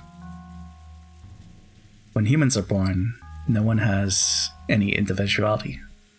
However, when they reach their growth period, their sense of self starts to be born. They want to be different than other people. But since everyone else in their class is learning the same things at the same rate, and being forced into the same lifestyle, of course, they aren't going to find anything that makes them different from everyone else around them. Once they realize that, the first thing they do is to start breaking the rules in what's called their rebellious stage. Since everyone else follows the rules, they want to show off their individuality by breaking them. So even those who try to act tough, mocking everyone around them and calling them childish, can actually be viewed as cute kids searching for themselves, if you look at it this way. Well, I'm lecturing about all this like I'm so smart, but I actually got it secondhand from George Umineko. I myself was one of those embarrassing guys who thought it was cool to act like a little bastard. Well, that was when I was at the age where you try to show off for the opposite sex. The main feature of the growing period lies in an impulse to break away from your life as a kid, like a chick trying to crack open the shell of their egg. Do you know what makes children and adults different? Age? Or do you mean size? No, it's experience. Adults can look down on children because children have very little life experience. The reason they snort at everything children say is because they think kids know nothing about the real world. Yeah, I understand that. When you're a kid, you talk like you've got life all figured out somehow, trying to act like an adult. No matter what kids say, adults just snort at them and they say they're too naive or that they'll understand when they get older or something. Well, it's probably true, but to a kid, it's just annoying. Like they're being looked down upon. I get it. It's a question of knowledge and experience. Well, I guess you're right, but there's no reason to respect a person for their age if they've just wasted their lives. Therefore, during the period when they try to separate themselves from other children, they also try to take on personality traits different from those around them. And if knowledge and experience is what separates kids and adults, I get it. If they know something no one else knows, it becomes part of their identity. You know, when I was in elementary school, I'd learn things no one else knew, get things no one else had, wear things no one else wore, and became a bit of a hero for it. I'll bet you've done the same thing, Battler. Yeah. There was definitely an age where I wanted to excel in some skill or other. I see. So that's because I was trying to separate myself from being a child. Going through my growing period, in other words. If you put a positive spin on it, the growing period forces you to separate yourself from others, thereby pushing you to gain skills and knowledge no one else has. This is also interesting from a sociological standpoint. Because people hate being like everyone else, they try to learn skills other people don't know. In this way, society can acquire the broad range of skills it needs to survive. The quality of the gods' programming is truly surprising. Well, unique personality traits can also be negative, right? Like if, say, everyone in the class was studying hard, but I was the only one slacking off, trying to stand out. Okay, that last bit really was true about me. It's only recently that I've been able to thank the middle school teacher who slapped me after school. But well, I tried to jump over things no one else could. Sprint as fast as I could, trying to lap those guys with good grades when we did a marathon. I just felt like doing it. It was in my nature that if I couldn't study well, then at least I could get back at them by exercising. I see. So I really did go through a proper growing period. I guess boys really do tend to focus more on physical stuff. But you know, girls of the same age tend to focus more on mental, spiritual things. I'll bet there were groups of girls in your classes that got really interested in fortune-telling in their spiritual senses. Yeah, there were. They'd come over asking me for my sign and my blood type. Then they'd laugh. Ah, I thought so. Giggle, giggle. It really got on my nerves. No matter which class you go to, girls like fortune-telling. Deciding whether your spirit sense is strong or weak, what your sensitivity is, whether you can see the unseeable. That kind of thing definitely happened to me. That's because fortune-telling and spiritual senses are things that aren't taught in school. To girls who tend to be more introverted. It's a genre that's easy to build an identity upon, and one that holds a lot of interest for them. Just like how when boys enter their growing period, they start acting tough and rebel against adults. When girls enter their growing period, they start getting interested in that kind of thing. Well, I didn't though. So Maria having so much interest in the occult, isn't that rare among girls her age? Even if we accept that, I wonder if it explains that creepy dual personality thing. Actually, I think I probably could accept that explanation, more or less. As you just said, becoming an adult means gaining knowledge and experience. So to gain that, it's necessary for children to learn all sorts of things and break free from childhood. However, there are certain convenient delusions that you see often in the world of children, both now and in the past. Do you know what I mean? You see it all the time in manga and anime, right? It's kind of like that. Like you've got memories from a previous life that starts to resurface. Like you're being possessed by the soul of the great something or whatever. It could be that a sleeping gene gets awakened. Maybe a sealed power or memory returns. There's all kinds. For some reason, stuff like that is really popular at that age. Why is that? All of those examples you've just mentioned are illusions that let children immediately add to their sum of knowledge and experience. If a 9-year-old girl says she has a 1,000-year-old witch possessing her, then she gains a 1,009-year-old identity. So basically, studying is annoying. But these delusions are convenient for people who want to brag about having a skill no one else has, amazing the people around them. So you could brag about something without having to work hard or study. I see. Isn't that a kid's greatest dream? Furthermore, in their desire to separate themselves from being kids, they always project an image of their ideal self. And it's not rare for that desired self to become an alternate personality. Even you, Battler-kun, probably had a slightly different personality at home and at school, right? It'd probably be embarrassing if your friends at school saw how you were at home. At school, you try to project yourself as you want to be, but home is where you're your true self. So in other words, I'm changing my personality depending on the situation? Are you trying to say having multiple personalities is actually really common? A girl who's a fan of the occult might say she's being possessed or awakened. Honestly, there are some kids who change their personality so much it's creepy. And some boys do it too, right? Guys who say they've blown their top and suddenly turn to some overplayed violent character. I'll bet they think it's pretty cool, but it's painful to watch. Let's sum this all up. So you're saying that even if a girl about Maria's age shows a creepy second personality like she did a minute ago, it isn't such a rare or unusual thing? Simply put, that's right. Identity is an important factor when building up one's sense of self. If you make fun of it, it could actually cause children to go back into their shells. So it's important to go along with them to some degree, although the broad-mindedness of the parent determines whether they play along in full or not. Aniki, can't believe you're single. You sound like you've already raised kids through middle school. So, I wonder if Aunt Rosa also knew much about Maria's dual personality.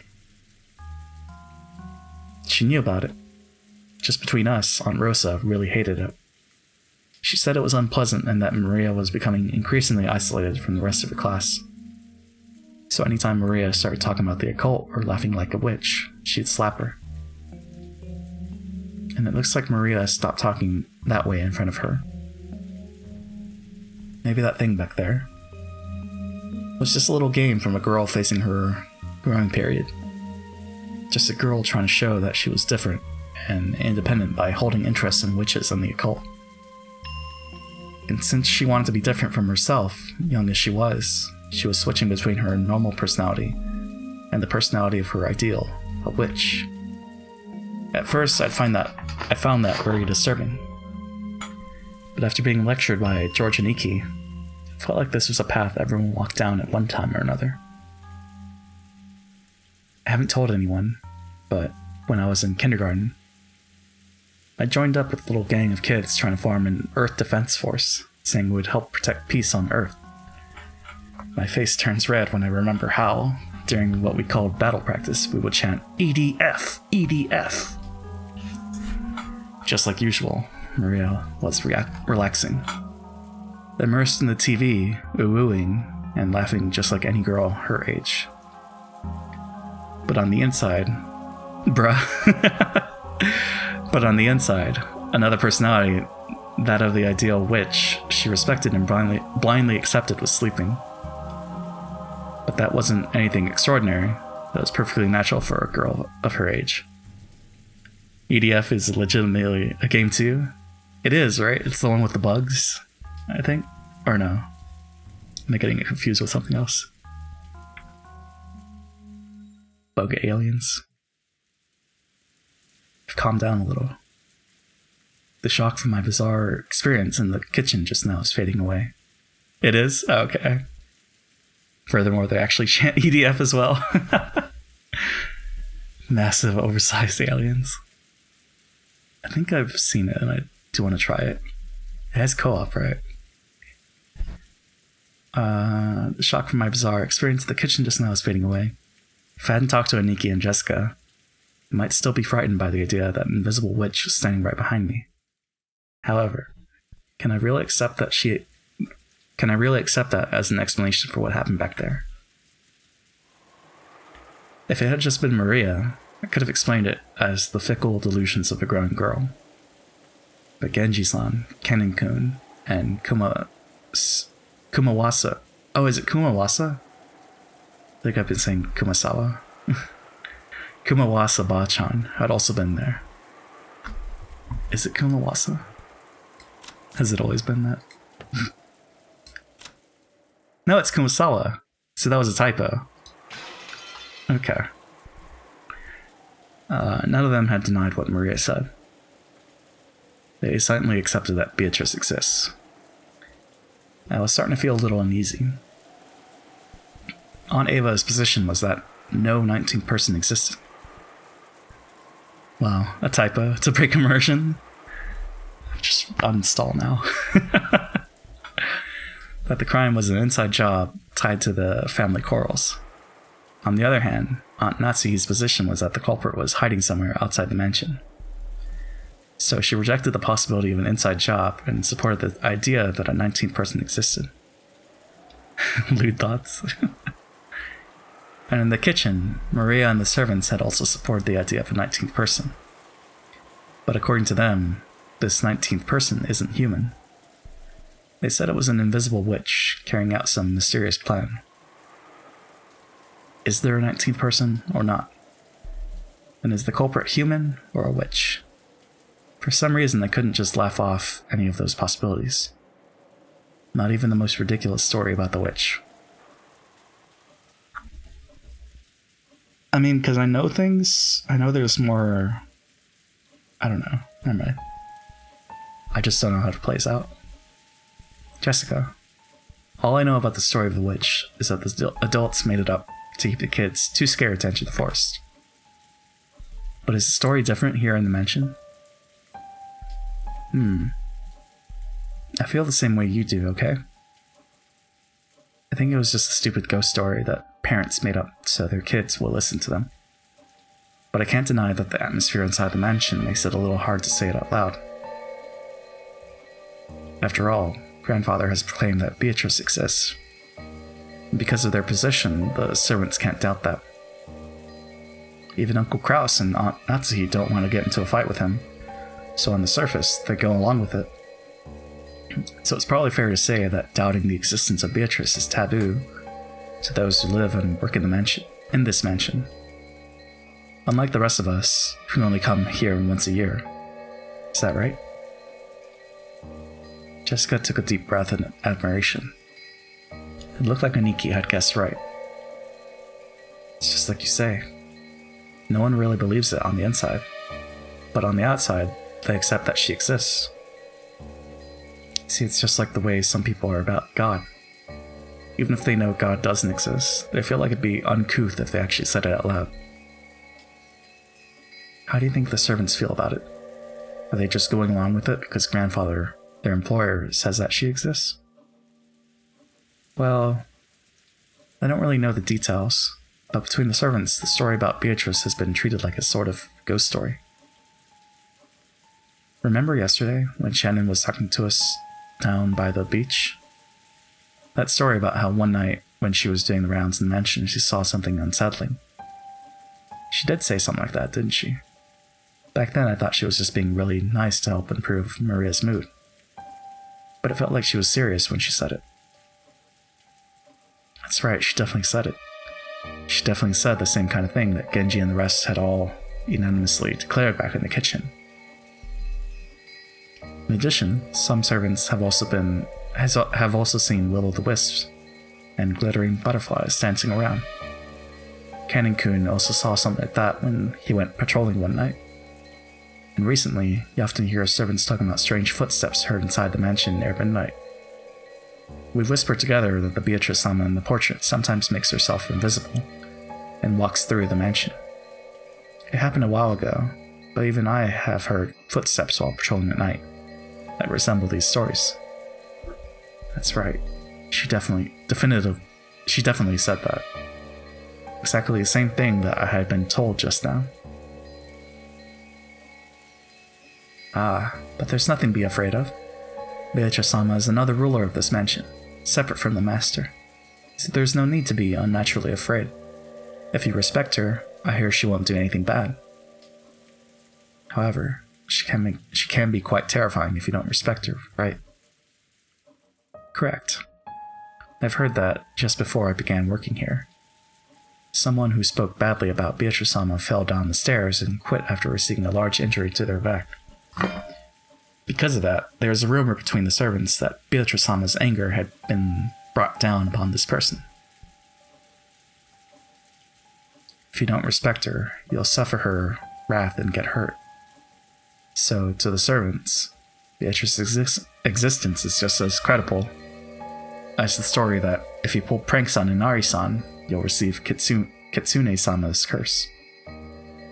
Of course, even though everyone accepts that curse and the like don't exist in the modern era, people are still afraid and still have a little respect for them. You often see it when in a residential area, someone is building a house and they call a Shinto priest for a ceremony to honor the god of that plot of land. You might think that was just a big waste of time and money, but it is said that if the workers don't do that, a big accident will occur, so they never neglect to do it.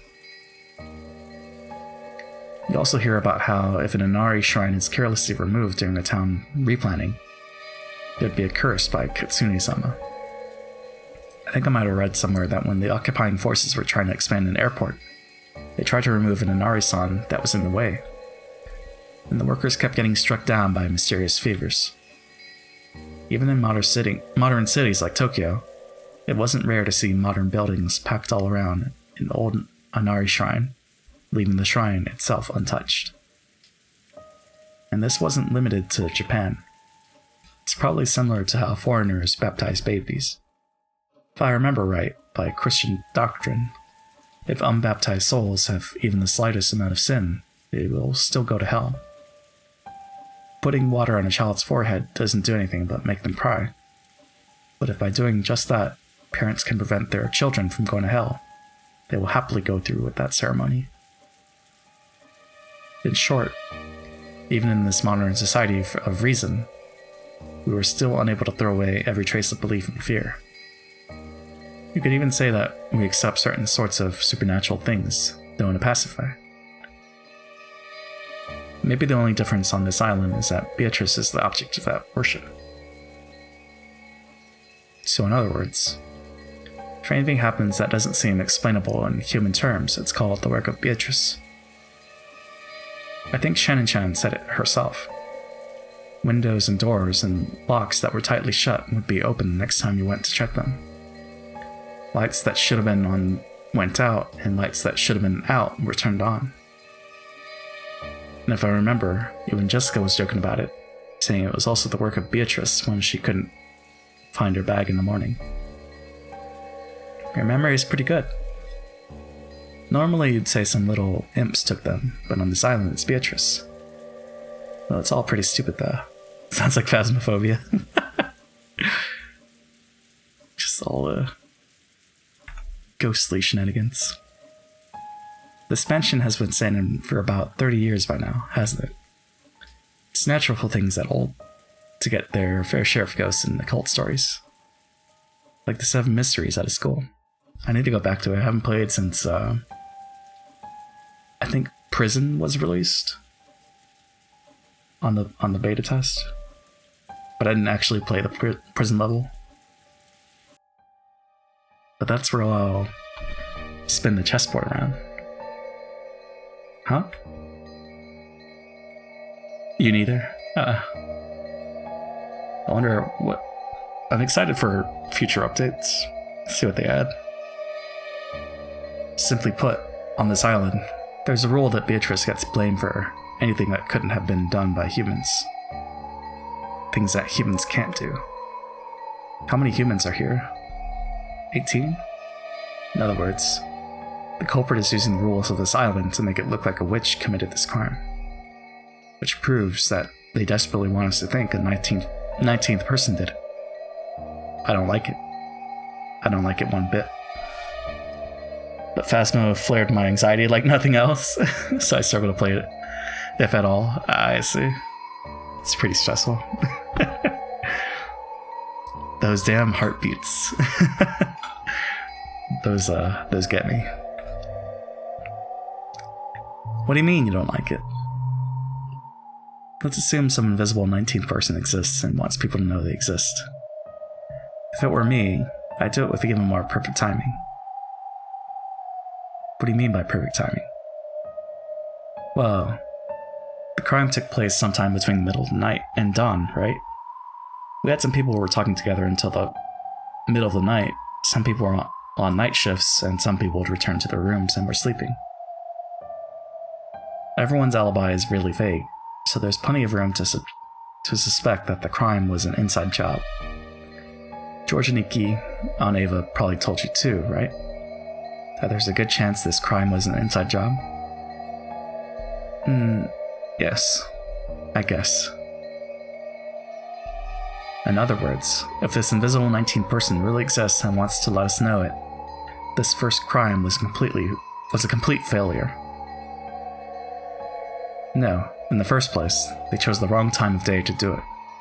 If this invisible 19th person really wanted to show themselves, they had to make sure that the crime took place, under conditions which proved that the remaining 12 people were all innocent.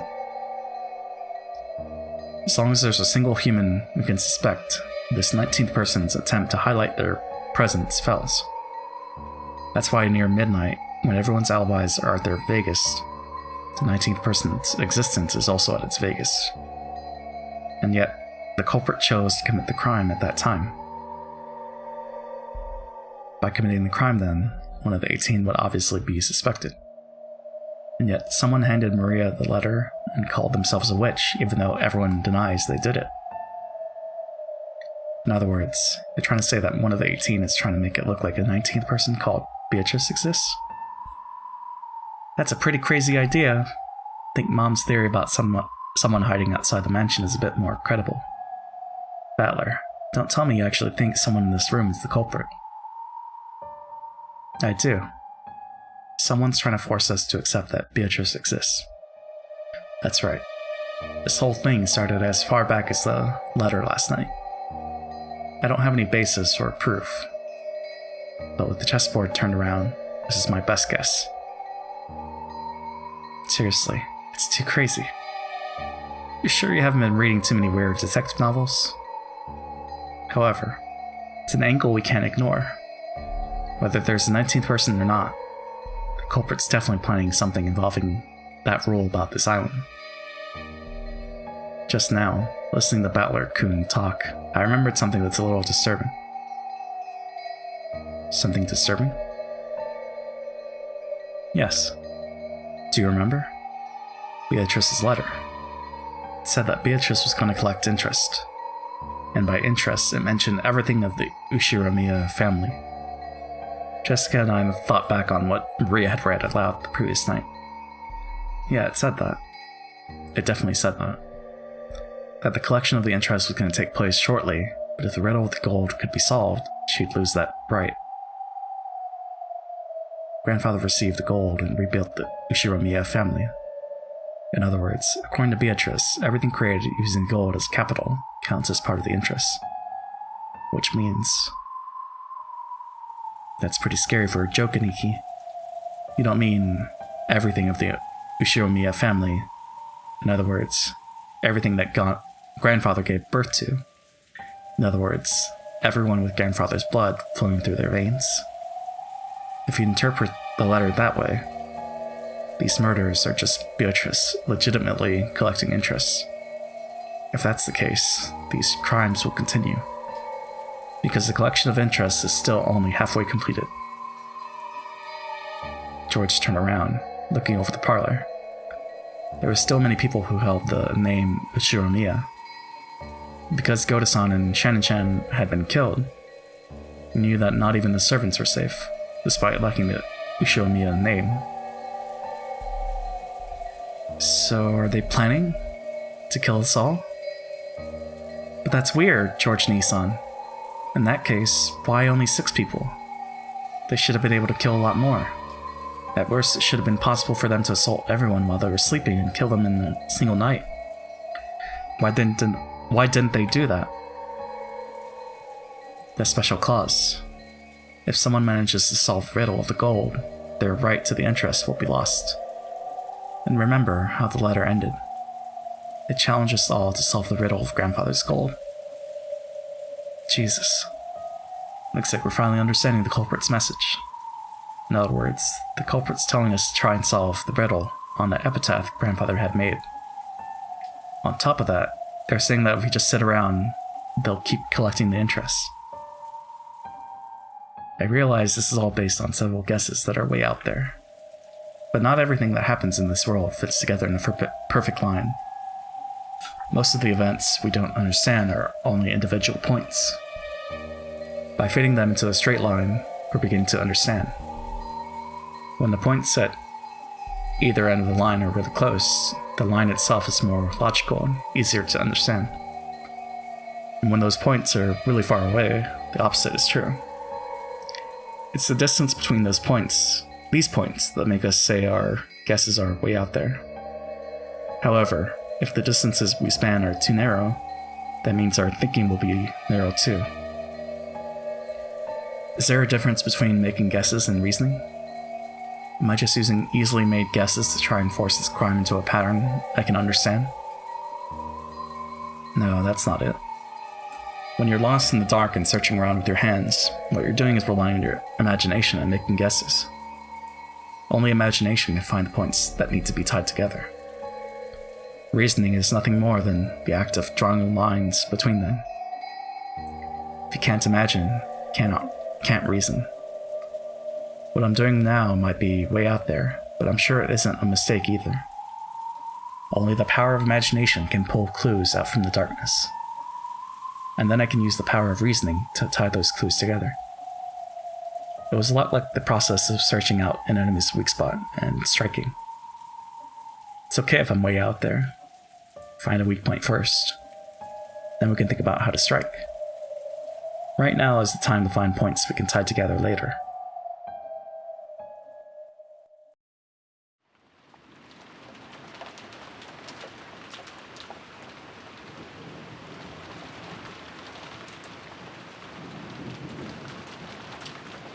So I wonder what time it is.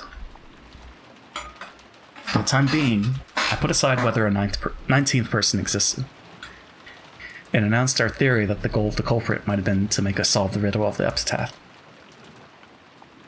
Uncle Hideyoshi seemed to be extremely interested, but Aunt Natsuhi said it was ridiculous and dismissed it.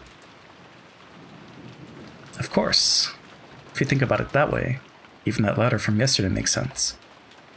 That motive seems to fit pretty well with the facts, setting aside whoever it was that gave Maria-chan the letter. Ooh, Beatrice exists. Ooh. Even though she was puffing up her cheeks in that cute way she'd been doing since yesterday, I couldn't think of it as cute. If I poked fun at her, it might suddenly transform into a creepy laugh. There is no hidden gold. However, the culprit is blindly sure of its existence. And if they're trying to make us solve the riddle before snatching the gold away for themselves, then I will agree it makes sense. However, if that were the case, why would they start by killing those most highly ranked in the Ushiromiya family? I see your point. If they wanted to make us solve the riddle, killing those closest to Kenzo-san doesn't sound like a good plan to me. That's true enough. And if we're going with that argument, wouldn't it have been quicker to threaten father in the first place? We think it'd be faster to just ask the person who wrote it, rather than try to force us to solve it. You've got a point there. Still, I think it'd take more than your average threat to make father spill the beans. Anyone who knows Kenzo-san well would probably realize that he won't bow to ordinary threats. He's the man who bears responsibility for the Ushiromiya family and all its vast wealth. He's been exposed to many threats and attacks in the past. The family only prospers today because he was able to overcome all of them. That's freaking right. Can't even imagine her grandfather obeying someone because of a threat. Jessica, watch your language. Yes, Mom. In that case, what about this idea? No, wait.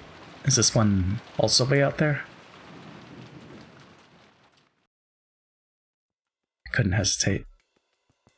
Out there ideas are like bows and arrows. Might be hard to hit with, but it's a great weapon, because you can hit enemies far away. They say most people who've died in battles were killed by arrow wounds. In a battle, you can't just shoot off one arrow. You shoot a whole bunch of arrows at once, pushing forwards towards the enemy troops with a wall of them. So keep shooting, over and over. Create a wall as you push forwards towards the troop. If the culprit is after the hidden gold, forcing us to solve the riddle wouldn't be very efficient for them.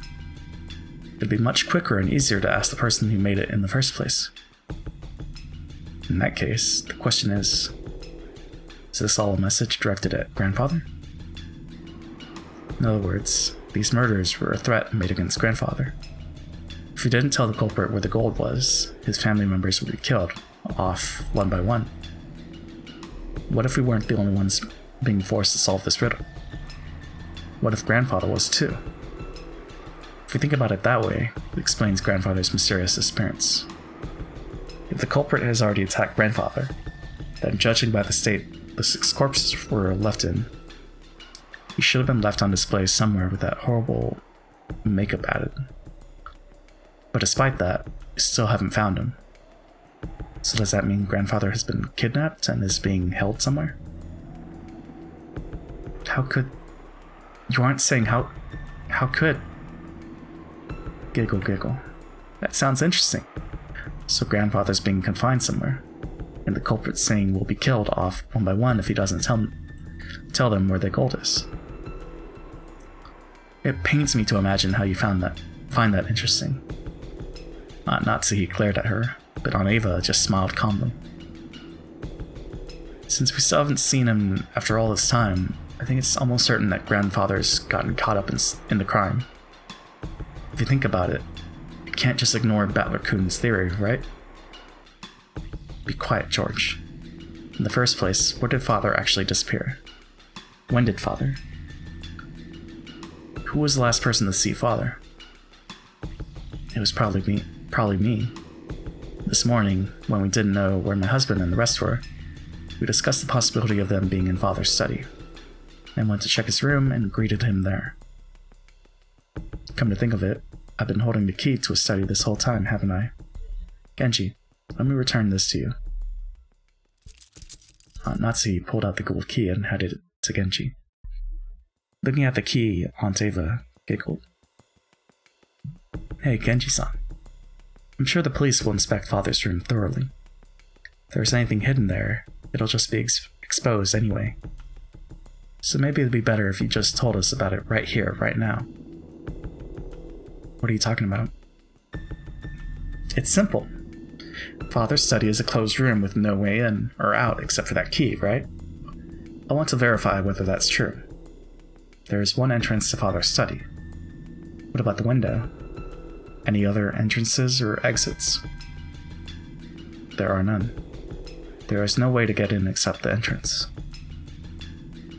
You're sure about that? There isn't some secret hidden door or anything? Since Father isn't here, I'm the highest ranked member of the Ushiramiya family. I'm asking you as a representative of the Ushiramiya family head. Remember that when you answer me. Are there any ways in or out of that room other than the main entrance? As Father's closest aide, I'm sure you wouldn't know. Aunt Natsuhi looked a little offended at the part about the highest ranked family member. But she kept her mouth closed for the time being and waited for Genji's answer. Couldn't help but feel a little uncomfortable. Why was she going on and on about hidden doors? You too, Kanin-kun, Kumasawa-san. If you know, won't you tell me? If there is one, it'd be better if you said so. Otherwise, a certain person might be driven into a corner in a second. If we assume that there is a hidden door, then my argument comes to nothing. Aunt Eva didn't specify which person was about to be driven into a corner. But following the flow of the conversation, I had to feel that she was referring to Aunt Natsuhi. Mother, what are you talking about? George, stay quiet for a bit. What do you say? Genji-san? Kenin-kun? Or Kumasawa-san? Is there a hidden door? Or not? Genji-san, when you remodeled Father's study, you must have overseen the construction. I won't let you say you don't know. There is nothing like that in the Master's study. You're sure? What about Kenin-kun, one who's allowed to wear the one-winged eagle? That's right. I'm sure. There is no such hidden door in the Master's study. Kumasawa-san? No, I haven't heard of such a thing. What about Dr. Nanjo? You've had a close relationship with Father. I have never heard of something like that. Very well then.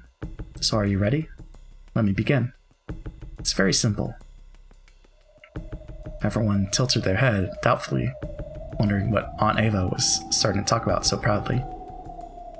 Aunt Eva laughed triumphantly, as though she were about to reveal a secret only she knew. Natsuhi Nissan was the last person to spot Father, right? I forget the exact time, but I think it was a little before 9 in the morning. Nissan, do you remember? I ran into you just as you were coming out of Father's study, right? Yes, I remember. What does that have to do with anything? And when was the next time you went to visit Father's study? That was after we found the bodies of Nissan and the rest, right? Together with me, you went up to the study to report that, and we discovered that he wasn't there. By the way, Nissan, at that time, when you went to enter Father's study, did you notice anything? Notice anything? What are you talking about? Come on, you picked up some trash, right? A folded receipt? I do seem to remember picking up some trash. How is that relevant? I got that receipt when I bought some candy at a store before arriving at the airport. Aunt Eva pulled a small bag of candy out of her handbag. Ah, the receipt from the candy you bought back there?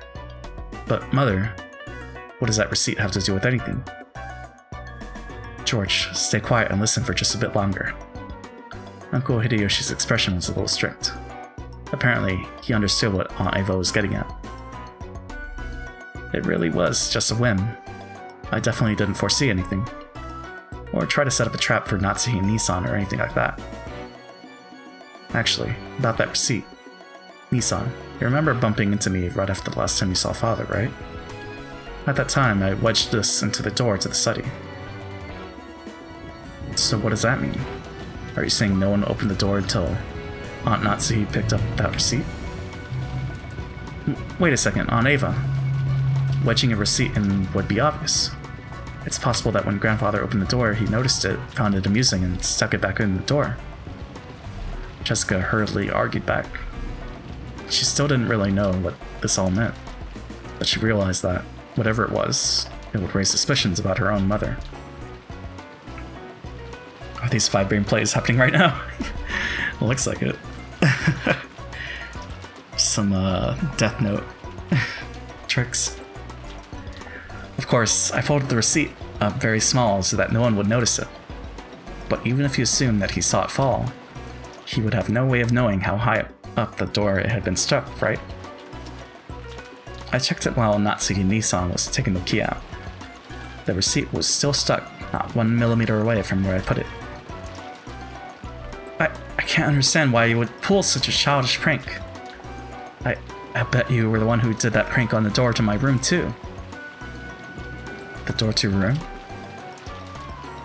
It was unpleasant to talk about, so I never mentioned it. But when I woke up this morning, there were the signs of some prank on the outside of my door. What was probably the same red paint that was scribbled across the shutter. There were some unpleasant remarks as though someone had been tearing at the door. Wait, what's this? Why'd you keep quiet about this till now? My apologies. Since so many horrible things had occurred since then, I had completely forgotten about it until this moment. Oh, manga. I don't know anything about that. I'm not talking about your door, but the door to Father's room, right? Between the time you confirmed that he was in his room and the time you confirmed that he wasn't, that door wasn't open, even once. How did Father get out if he didn't use the door? I don't know that. That's what I want to know. Natsuki Nissan, other than you, who else checked to see whether Father was in his room? Last night, the last time I met Kinzo-san was when we were playing chess. So I was with him until just before dinner. Who saw him after that? I did. I gave him his dinner last night. Yes, Shen and I were with him. So at that time, Father was still definitely in his room. However, Natsuki and Nissan, when he found out he wasn't there, looks like all ways in or out of the study were closed, right? But even so, he said he met with him this morning. I don't understand why everyone has become so gloomy. Could someone please explain it to me? Father and Mother. Are you saying that what Natsuki says about meeting Grandfather this morning was a lie? Like hell she'd lie about that. Mom's guiltless. Why would she lie? Jessica, I keep telling you to watch your language. Oh man. Is it a lie? I mean, I don't know. All at once, the whole room was in uproar. Aunt Ava and Aunt Natsuki confronted each other across the parlor table, with George confronting Jessica. What the heck's going on? Many people spotted him last night, right? But since this morning, the only one who claims to have seen Father is Natsuki Nissan. And then there's that strange fact we learned from my receipt. So how can we connect these points together? Aunt Ava urged everyone to imagine it. Sure, that receipt could become an important point, but I didn't know which other points to tie it to, or how. If we try searching for the answer Aunt Ava probably wants, we'll find that Aunt Natsuki lied and acted as though Grandfather was in the room this morning. Has that fact been exposed by a whim of Aunt Ava's? I don't get it at all. Why would Mom have to lie? She had no reason to, right? That's what I want to know. But Jessica-chan, you can't be sure she had no reason to lie and say that Grandfather was in the room. After all, you see it in mystery novels every now and then. That trick where people fake the time of death to create an alibi for themselves. What are you talking about? I've never heard of that. We still haven't found Father yet, but it's still pretty natural to assume he's already been killed. If that's true, there's no doubt we'll find his corpse soon. If at that point the time of death could be cleverly faked, Natsuki Nissan would be able to create an alibi. Do you understand? Everyone? Some big brain plays. This morning when Aunt Natsuki confirmed that Grandfather was there, she lied. And he was already dead at that time. And then she moved the body to some other location and tampered with it so that when we find it, we'll think he was killed just a second ago. That'd make it possible for her to create an alibi. even just by staying with the rest of us. My brain hurts. Then she could say, I heard someone screaming. Dash over there and become the first to find the body along with everyone else. Is that what Aunt Ava is saying? Ridiculous. After all, detective novels are merely books for the purpose of entertainment. You can only think of such an indiscreet idea because you read them all the time. That's right. Even if she did try to fake the time of death a little, all of it would be blown away in an instant once the police did their autopsy. That might have worked in the past, but do you really think that kind of trick would work in modern Japan? Doesn't make sense. You think so?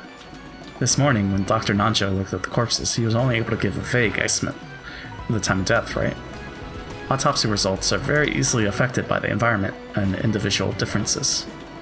It's a very relative estimate with an uncertainty of several hours. And unfortunately, the police's scientific investigation will have to wait until tomorrow. It wouldn't be easy to measure the correct time of death so accurately, even in modern Japan. Isn't that right, Dr. Nanjo?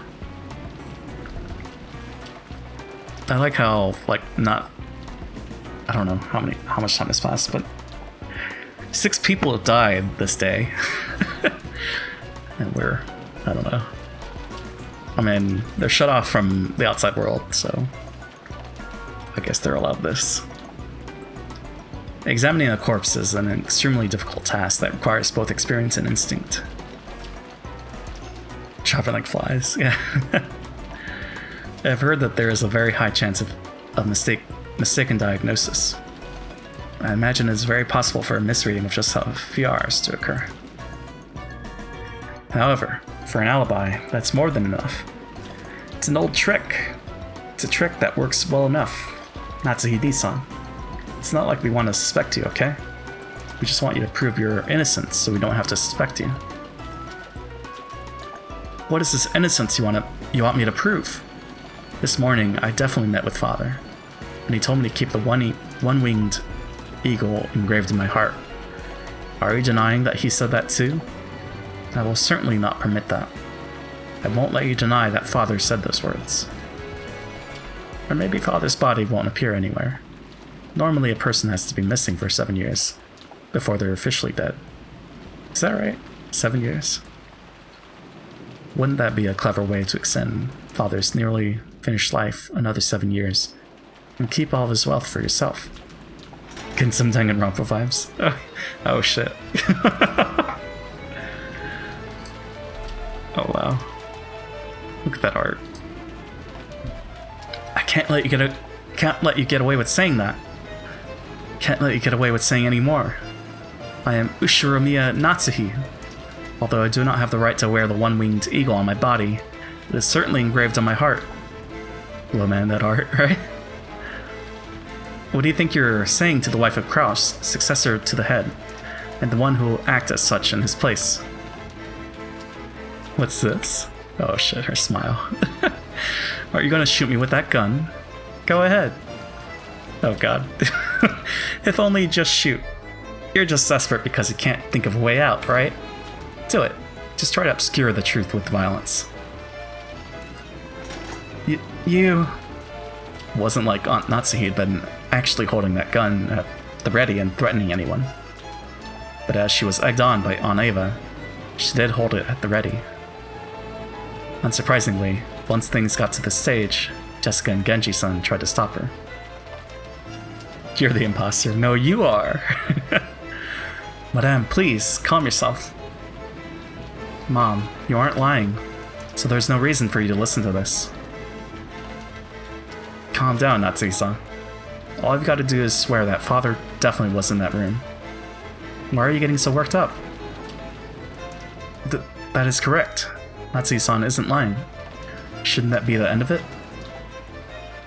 Then I want you to explain. How did Father manage to disappear from the room? The window was closed tight from the inside. The same was true for the door, right?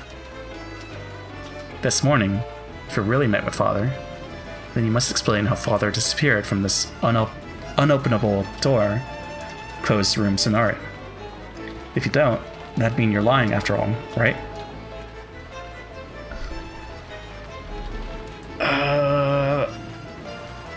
it was locked from the inside, right? So there has to be a hidden door. Because how else? How far do you plan to mock me?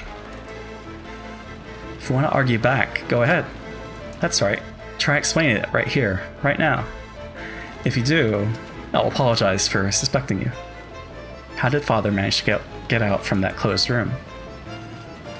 I cannot explain, and there's no need for me to do so. Really? Then let me explain it. Let's take the best parts from my perspective and yours, and come up with a more friendly explanation. I'll believe what you said about Father still being in his room this morning. However, the next time the doors open, Father wasn't there. You don't have any objections so far, right? I have no desire to hear anything more you have to say. Shut your frivolous mouth.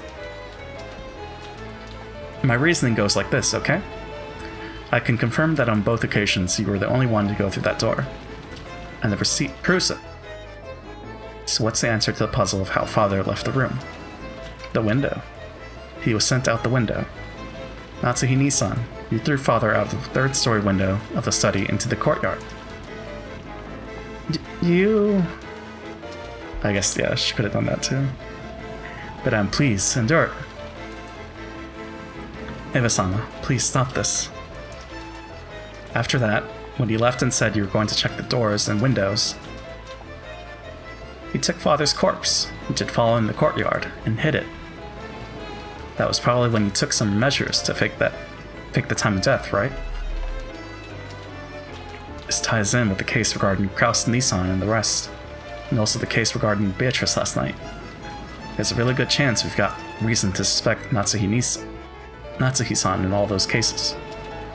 Normally I wouldn't want to say this, but now that it's out in the open, there's nothing else I can do.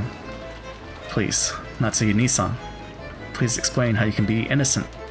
Otherwise, I can't help but suspect you. Words are hard. Why me? Why must I, Ushiro Miya Natsuhi, be insulted like this? Looks like we've got everyone's views on record now. Oh? No judgment. It's useless. It's all useless, Aunt Eva.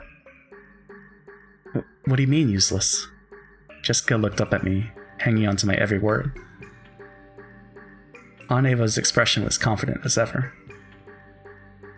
Useless, you say? What is? Rattler-kun, tell me. You're only convinced it was Aunt Natsuki because you're only looking at the case from a single angle. It's not like I'm defending her, but that bluff of a checkmate isn't gonna fly. I think your reasoning regarding that receipt was passable. It's not a bad thread of logic, but I'd only give it a grade of 65 at best. If this were an exam, that'd be bad enough to get you in extra lessons in detention, right? Hehehe. Oh my. Well, how do you think anyone could break through the door sealed by my receipt and make Father disappear? Other than by my theory. It's true that your theory is an interesting one.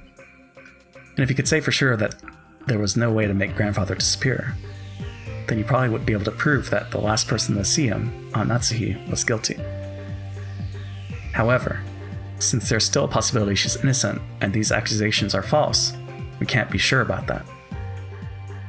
Then Battler-kun, are you saying someone other than Natsuhi-san made Grandfather disappear? It'd be impossible for anyone else to do it. My receipt proved that, right? After the first time she visited that study. And until the second time when we visited it together. The study was a perfect closed room, and when the seal was broken on the closed room, it was already missing. If that doesn't prove she's the culprit, what kind of trick could they have used? Like I said, on Eva, only 65 points. So let's try spinning the chessboard around, shall we? The question isn't how someone managed to make Grandfather disappear from the outside. We should think about how Grandfather disappeared from the inside. The door had the receipt stuck in it, so it couldn't have been used. He also couldn't have gone through the window, because you can't lock it from the outside. And when Aunt Eva visited the study, she checked to make sure it was locked. So the window also wasn't used. At that point, The study really was a closed room. We have to accept this. However, the study didn't remain a closed room forever. Once the seal created by the receipt was removed, it'd be possible for someone to escape by the door. In other words, the question isn't how Aunt Natsuki made grandfather disappear. We need to think about how he was able to escape. Grandfather's study isn't an ordinary study, right? According to Genji-san, there's a toilet and a kitchen and even a bedroom, almost like a little house. For example, what if he was hiding under the bed and the two of you only thought he was missing? Aunt Ava, even you didn't check that far, right? And then the two of you went back down the stairs thinking he wasn't there. At that time, the receipt was already gone. In other words, if grandfather was hiding in his room the whole time, it was a closed room, and escaped after letting the two of you go past him. We can crack this closed room right open. What are you talking about? Why would father need to escape the room in such a bizarre fashion? Don't be so absurd. Yeah, it might be absurd. However, it still shows that there's a possibility Aunt Natsuki is being falsely accused. Your receipt wasn't perfect. In chess, you might call that check, but it isn't checkmate. But the thing that really pisses me off is how you're pressuring Aunt Natsuki to explain it, then claiming that she must be guilty if she doesn't. If you want to go down that road, then why don't you let me? Ushiromiya Battler, spin the chessboard around one more time. It's like a ace attorney.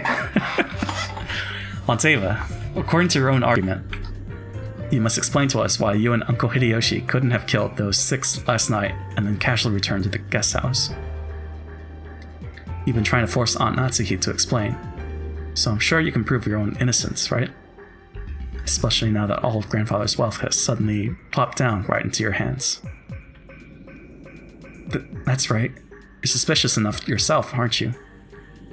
If you say Mom's suspicious because she was the last person to see him, then what about you, Aunt Ava? The last person to see Dad and rest. Just like Battler said, prove that you two weren't the ones who killed them. Mother, I also think your reasoning was a little overeager. I'm sure the receipt was an important hint. But like Battler-kun said, that's not enough to prove that Aunt Natsuki was responsible for some plot. We're all equally suspicious. It's not right for only Aunt Natsuki to be persecuted. Our proud father crawling under his bed? You call nonsense like that an explanation? In that case, why don't you explain first? Who killed those 6 and how...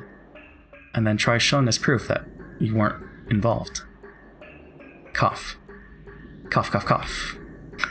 Cough. Cough. Ooh, cough, cough. Wait, what? Wait, what? Cough, cough. Cough, cough. Jessica?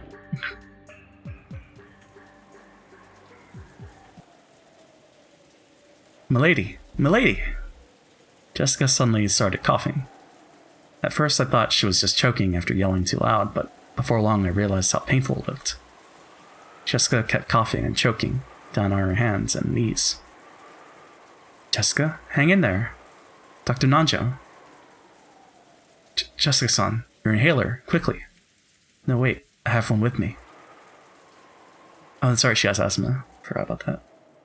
Dr. Nanjo pulled a bronchodilator inhaler from his own bag, which was lying on the sofa, and handed it to Jessica. Come to think of it, 6 years ago, didn't Jessica sometimes break into violent coughing fits and have to use that?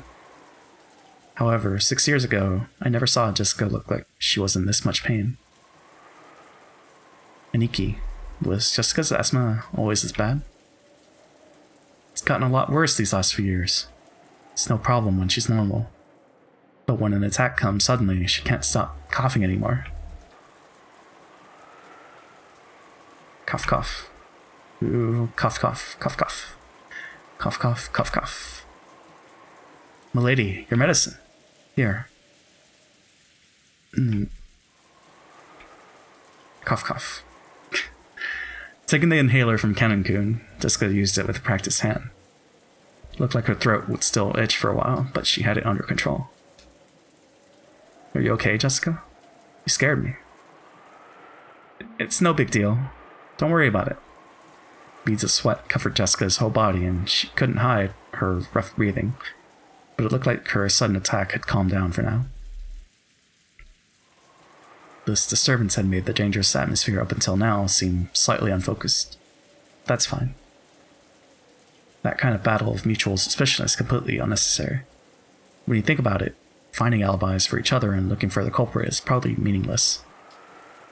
After all, we're just powerless, ordinary people. And when the police come tomorrow, they'll definitely employ cutting-edge techniques and investigate the case thoroughly, solving all the riddles and arresting the culprit. Perhaps Battler-kun is right after all. Just as Natsui-Nissan is suspicious, I can't ignore the fact that I'm suspicious too. Arguing about that now will surely be unproductive. Everything will be fine if we just leave it to the police tomorrow.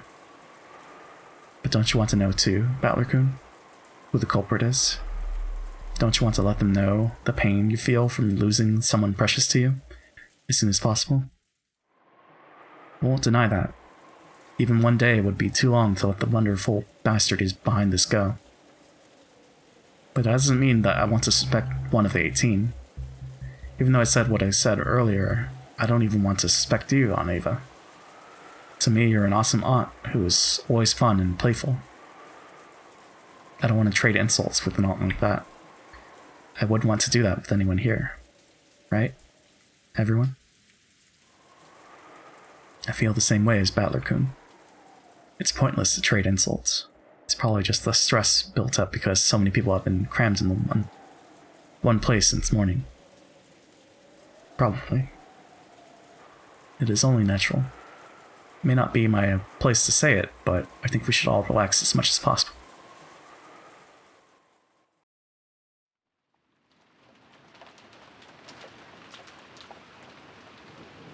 Ava, I think we'd better cool our heads too.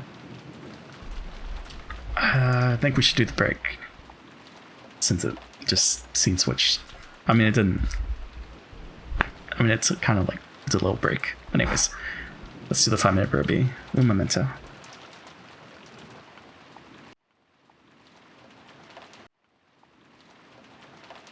Oh, apparently if I press tab, it switches it to Japanese. Okay, we're fine.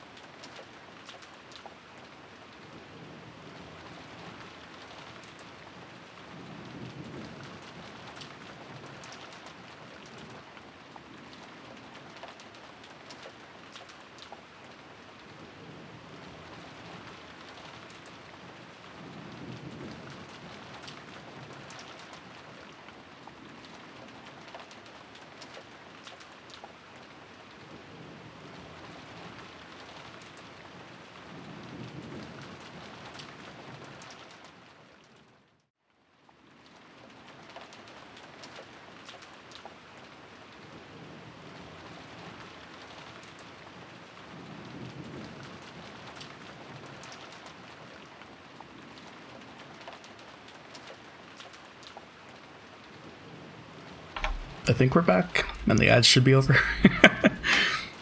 So apparently we gotta end the stream soon. But I guess we'll see if we can get to another act break or something. But yeah. Ava. I think we'd better cool our heads too. The receipt's definitely a big clue for figuring out how Father disappeared. We should tell the police about it when they come. It's okay, we'll be back tomorrow. But I just wonder, we're close to the end of the first chapter, or... It doesn't feel like it, but I don't know. That's right. Right. I just felt a little triumphant when I figured out that part with the receipt. Of course, it isn't fair to only suspect Natsuki Nissan, right? We're just as suspicious. But still, Battler-kun. At least the part about the receipt is real, okay? Don't forget it. Try thinking deeply about what it means one more time, okay?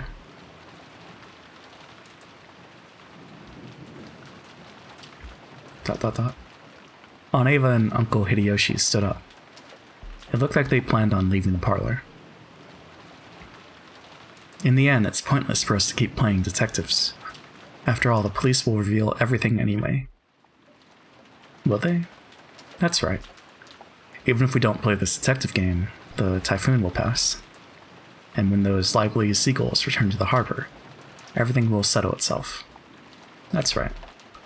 Think about it. This kind of crime is completely trivial. It will definitely be resolved. Even if we do nothing. When the seagulls cry. Title drop.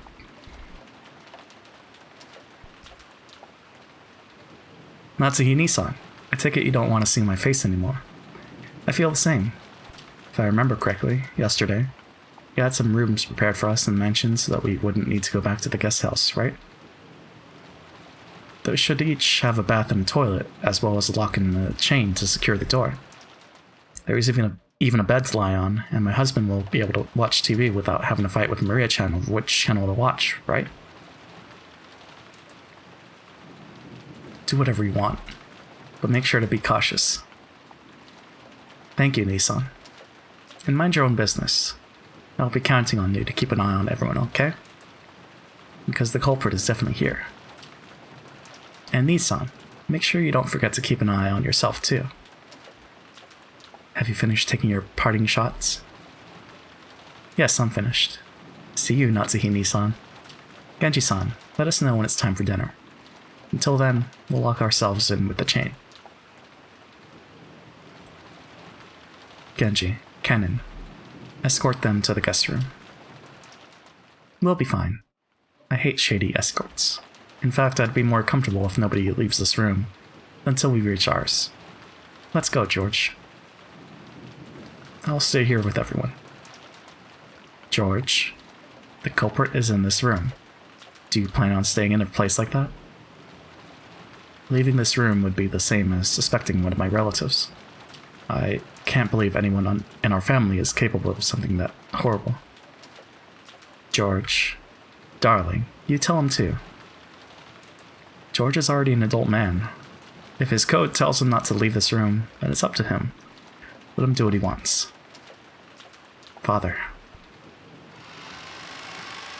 Hideyoshi's not bad. After the scene with Shannon and... Yeah, it's not bad. Aunt Eva and Uncle Hideyoshi left. The only voice that called after them was the sound of the rain. Although I can't... Right, never mind. But I guess, I don't know. Thinking back to the inheritance discussion. He did have a hand in that. The only voice that called after them was the sound of the rain.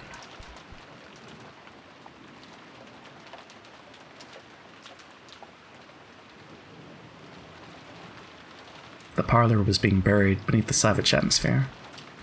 When I looked at the clock, I was surprised to find that it was already evening. Had we really spent that much time worrying about needless things, talking with each other, fighting with each other? Feeling bored, I started scratching at my head when... Oh, jeez. Maria and I made eye contact. I was a little surprised since I thought she was completely immersed in the TV. I believe it now. Ooh. The letter, the murders, everything. It was all Beatrice. In fact, I almost feel like begging her to come out and take credit for it all. I want it to be the work of a 19th person. Otherwise, the 18 of us will have to keep on suspecting each other. I think believing in a 19th person is better than that. Bringing grandfather outside without opening the doors or windows must be a piece of cake for Beatrice, right? Maria, after taking a single short breath, hung her head and then raised her face again. That's right. Hee. Locking a door is useless against a witch. Beatrice is familiar with all 72 demons. The 33rd ranked gap gives the power to instantly carry the desired person to any location. To her, taking a person out of any closed room isn't hard at all, you see. Hee. Yeah, take water.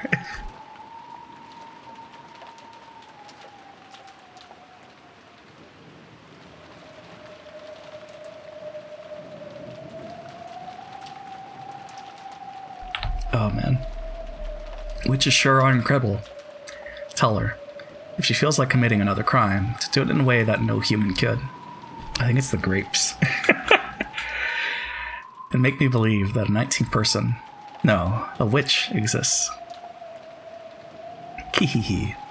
Okay. If I meet her, I'll tell her. Crap. Nothing's made sense to me for a while now.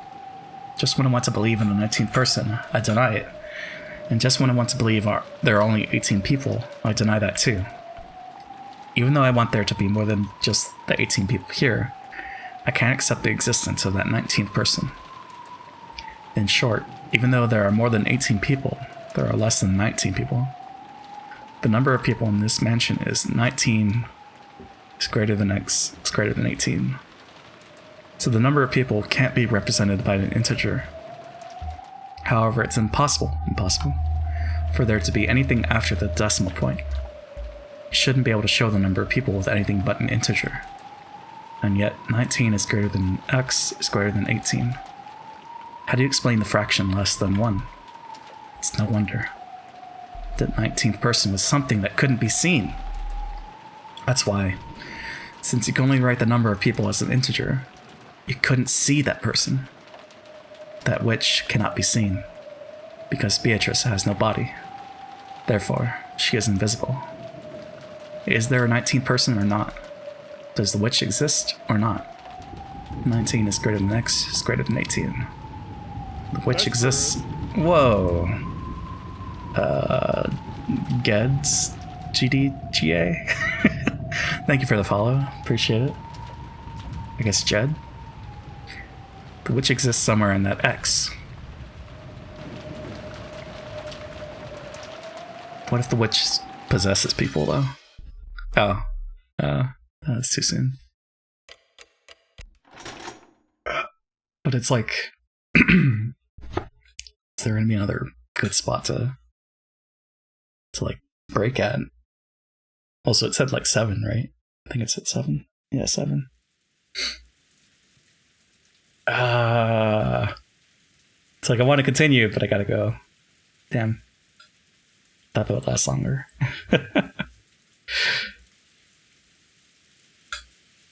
Maybe like no one's gonna die in 5 minutes, right?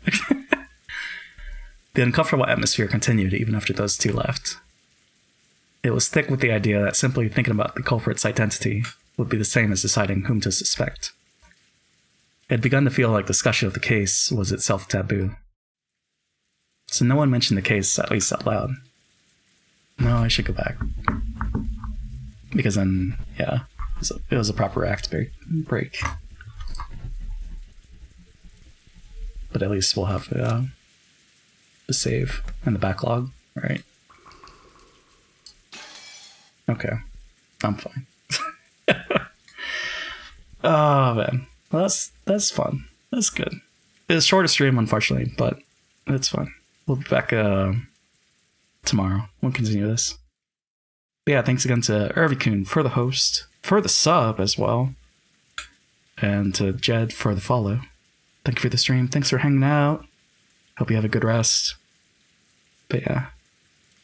Honey Pop has an update? Excuse me.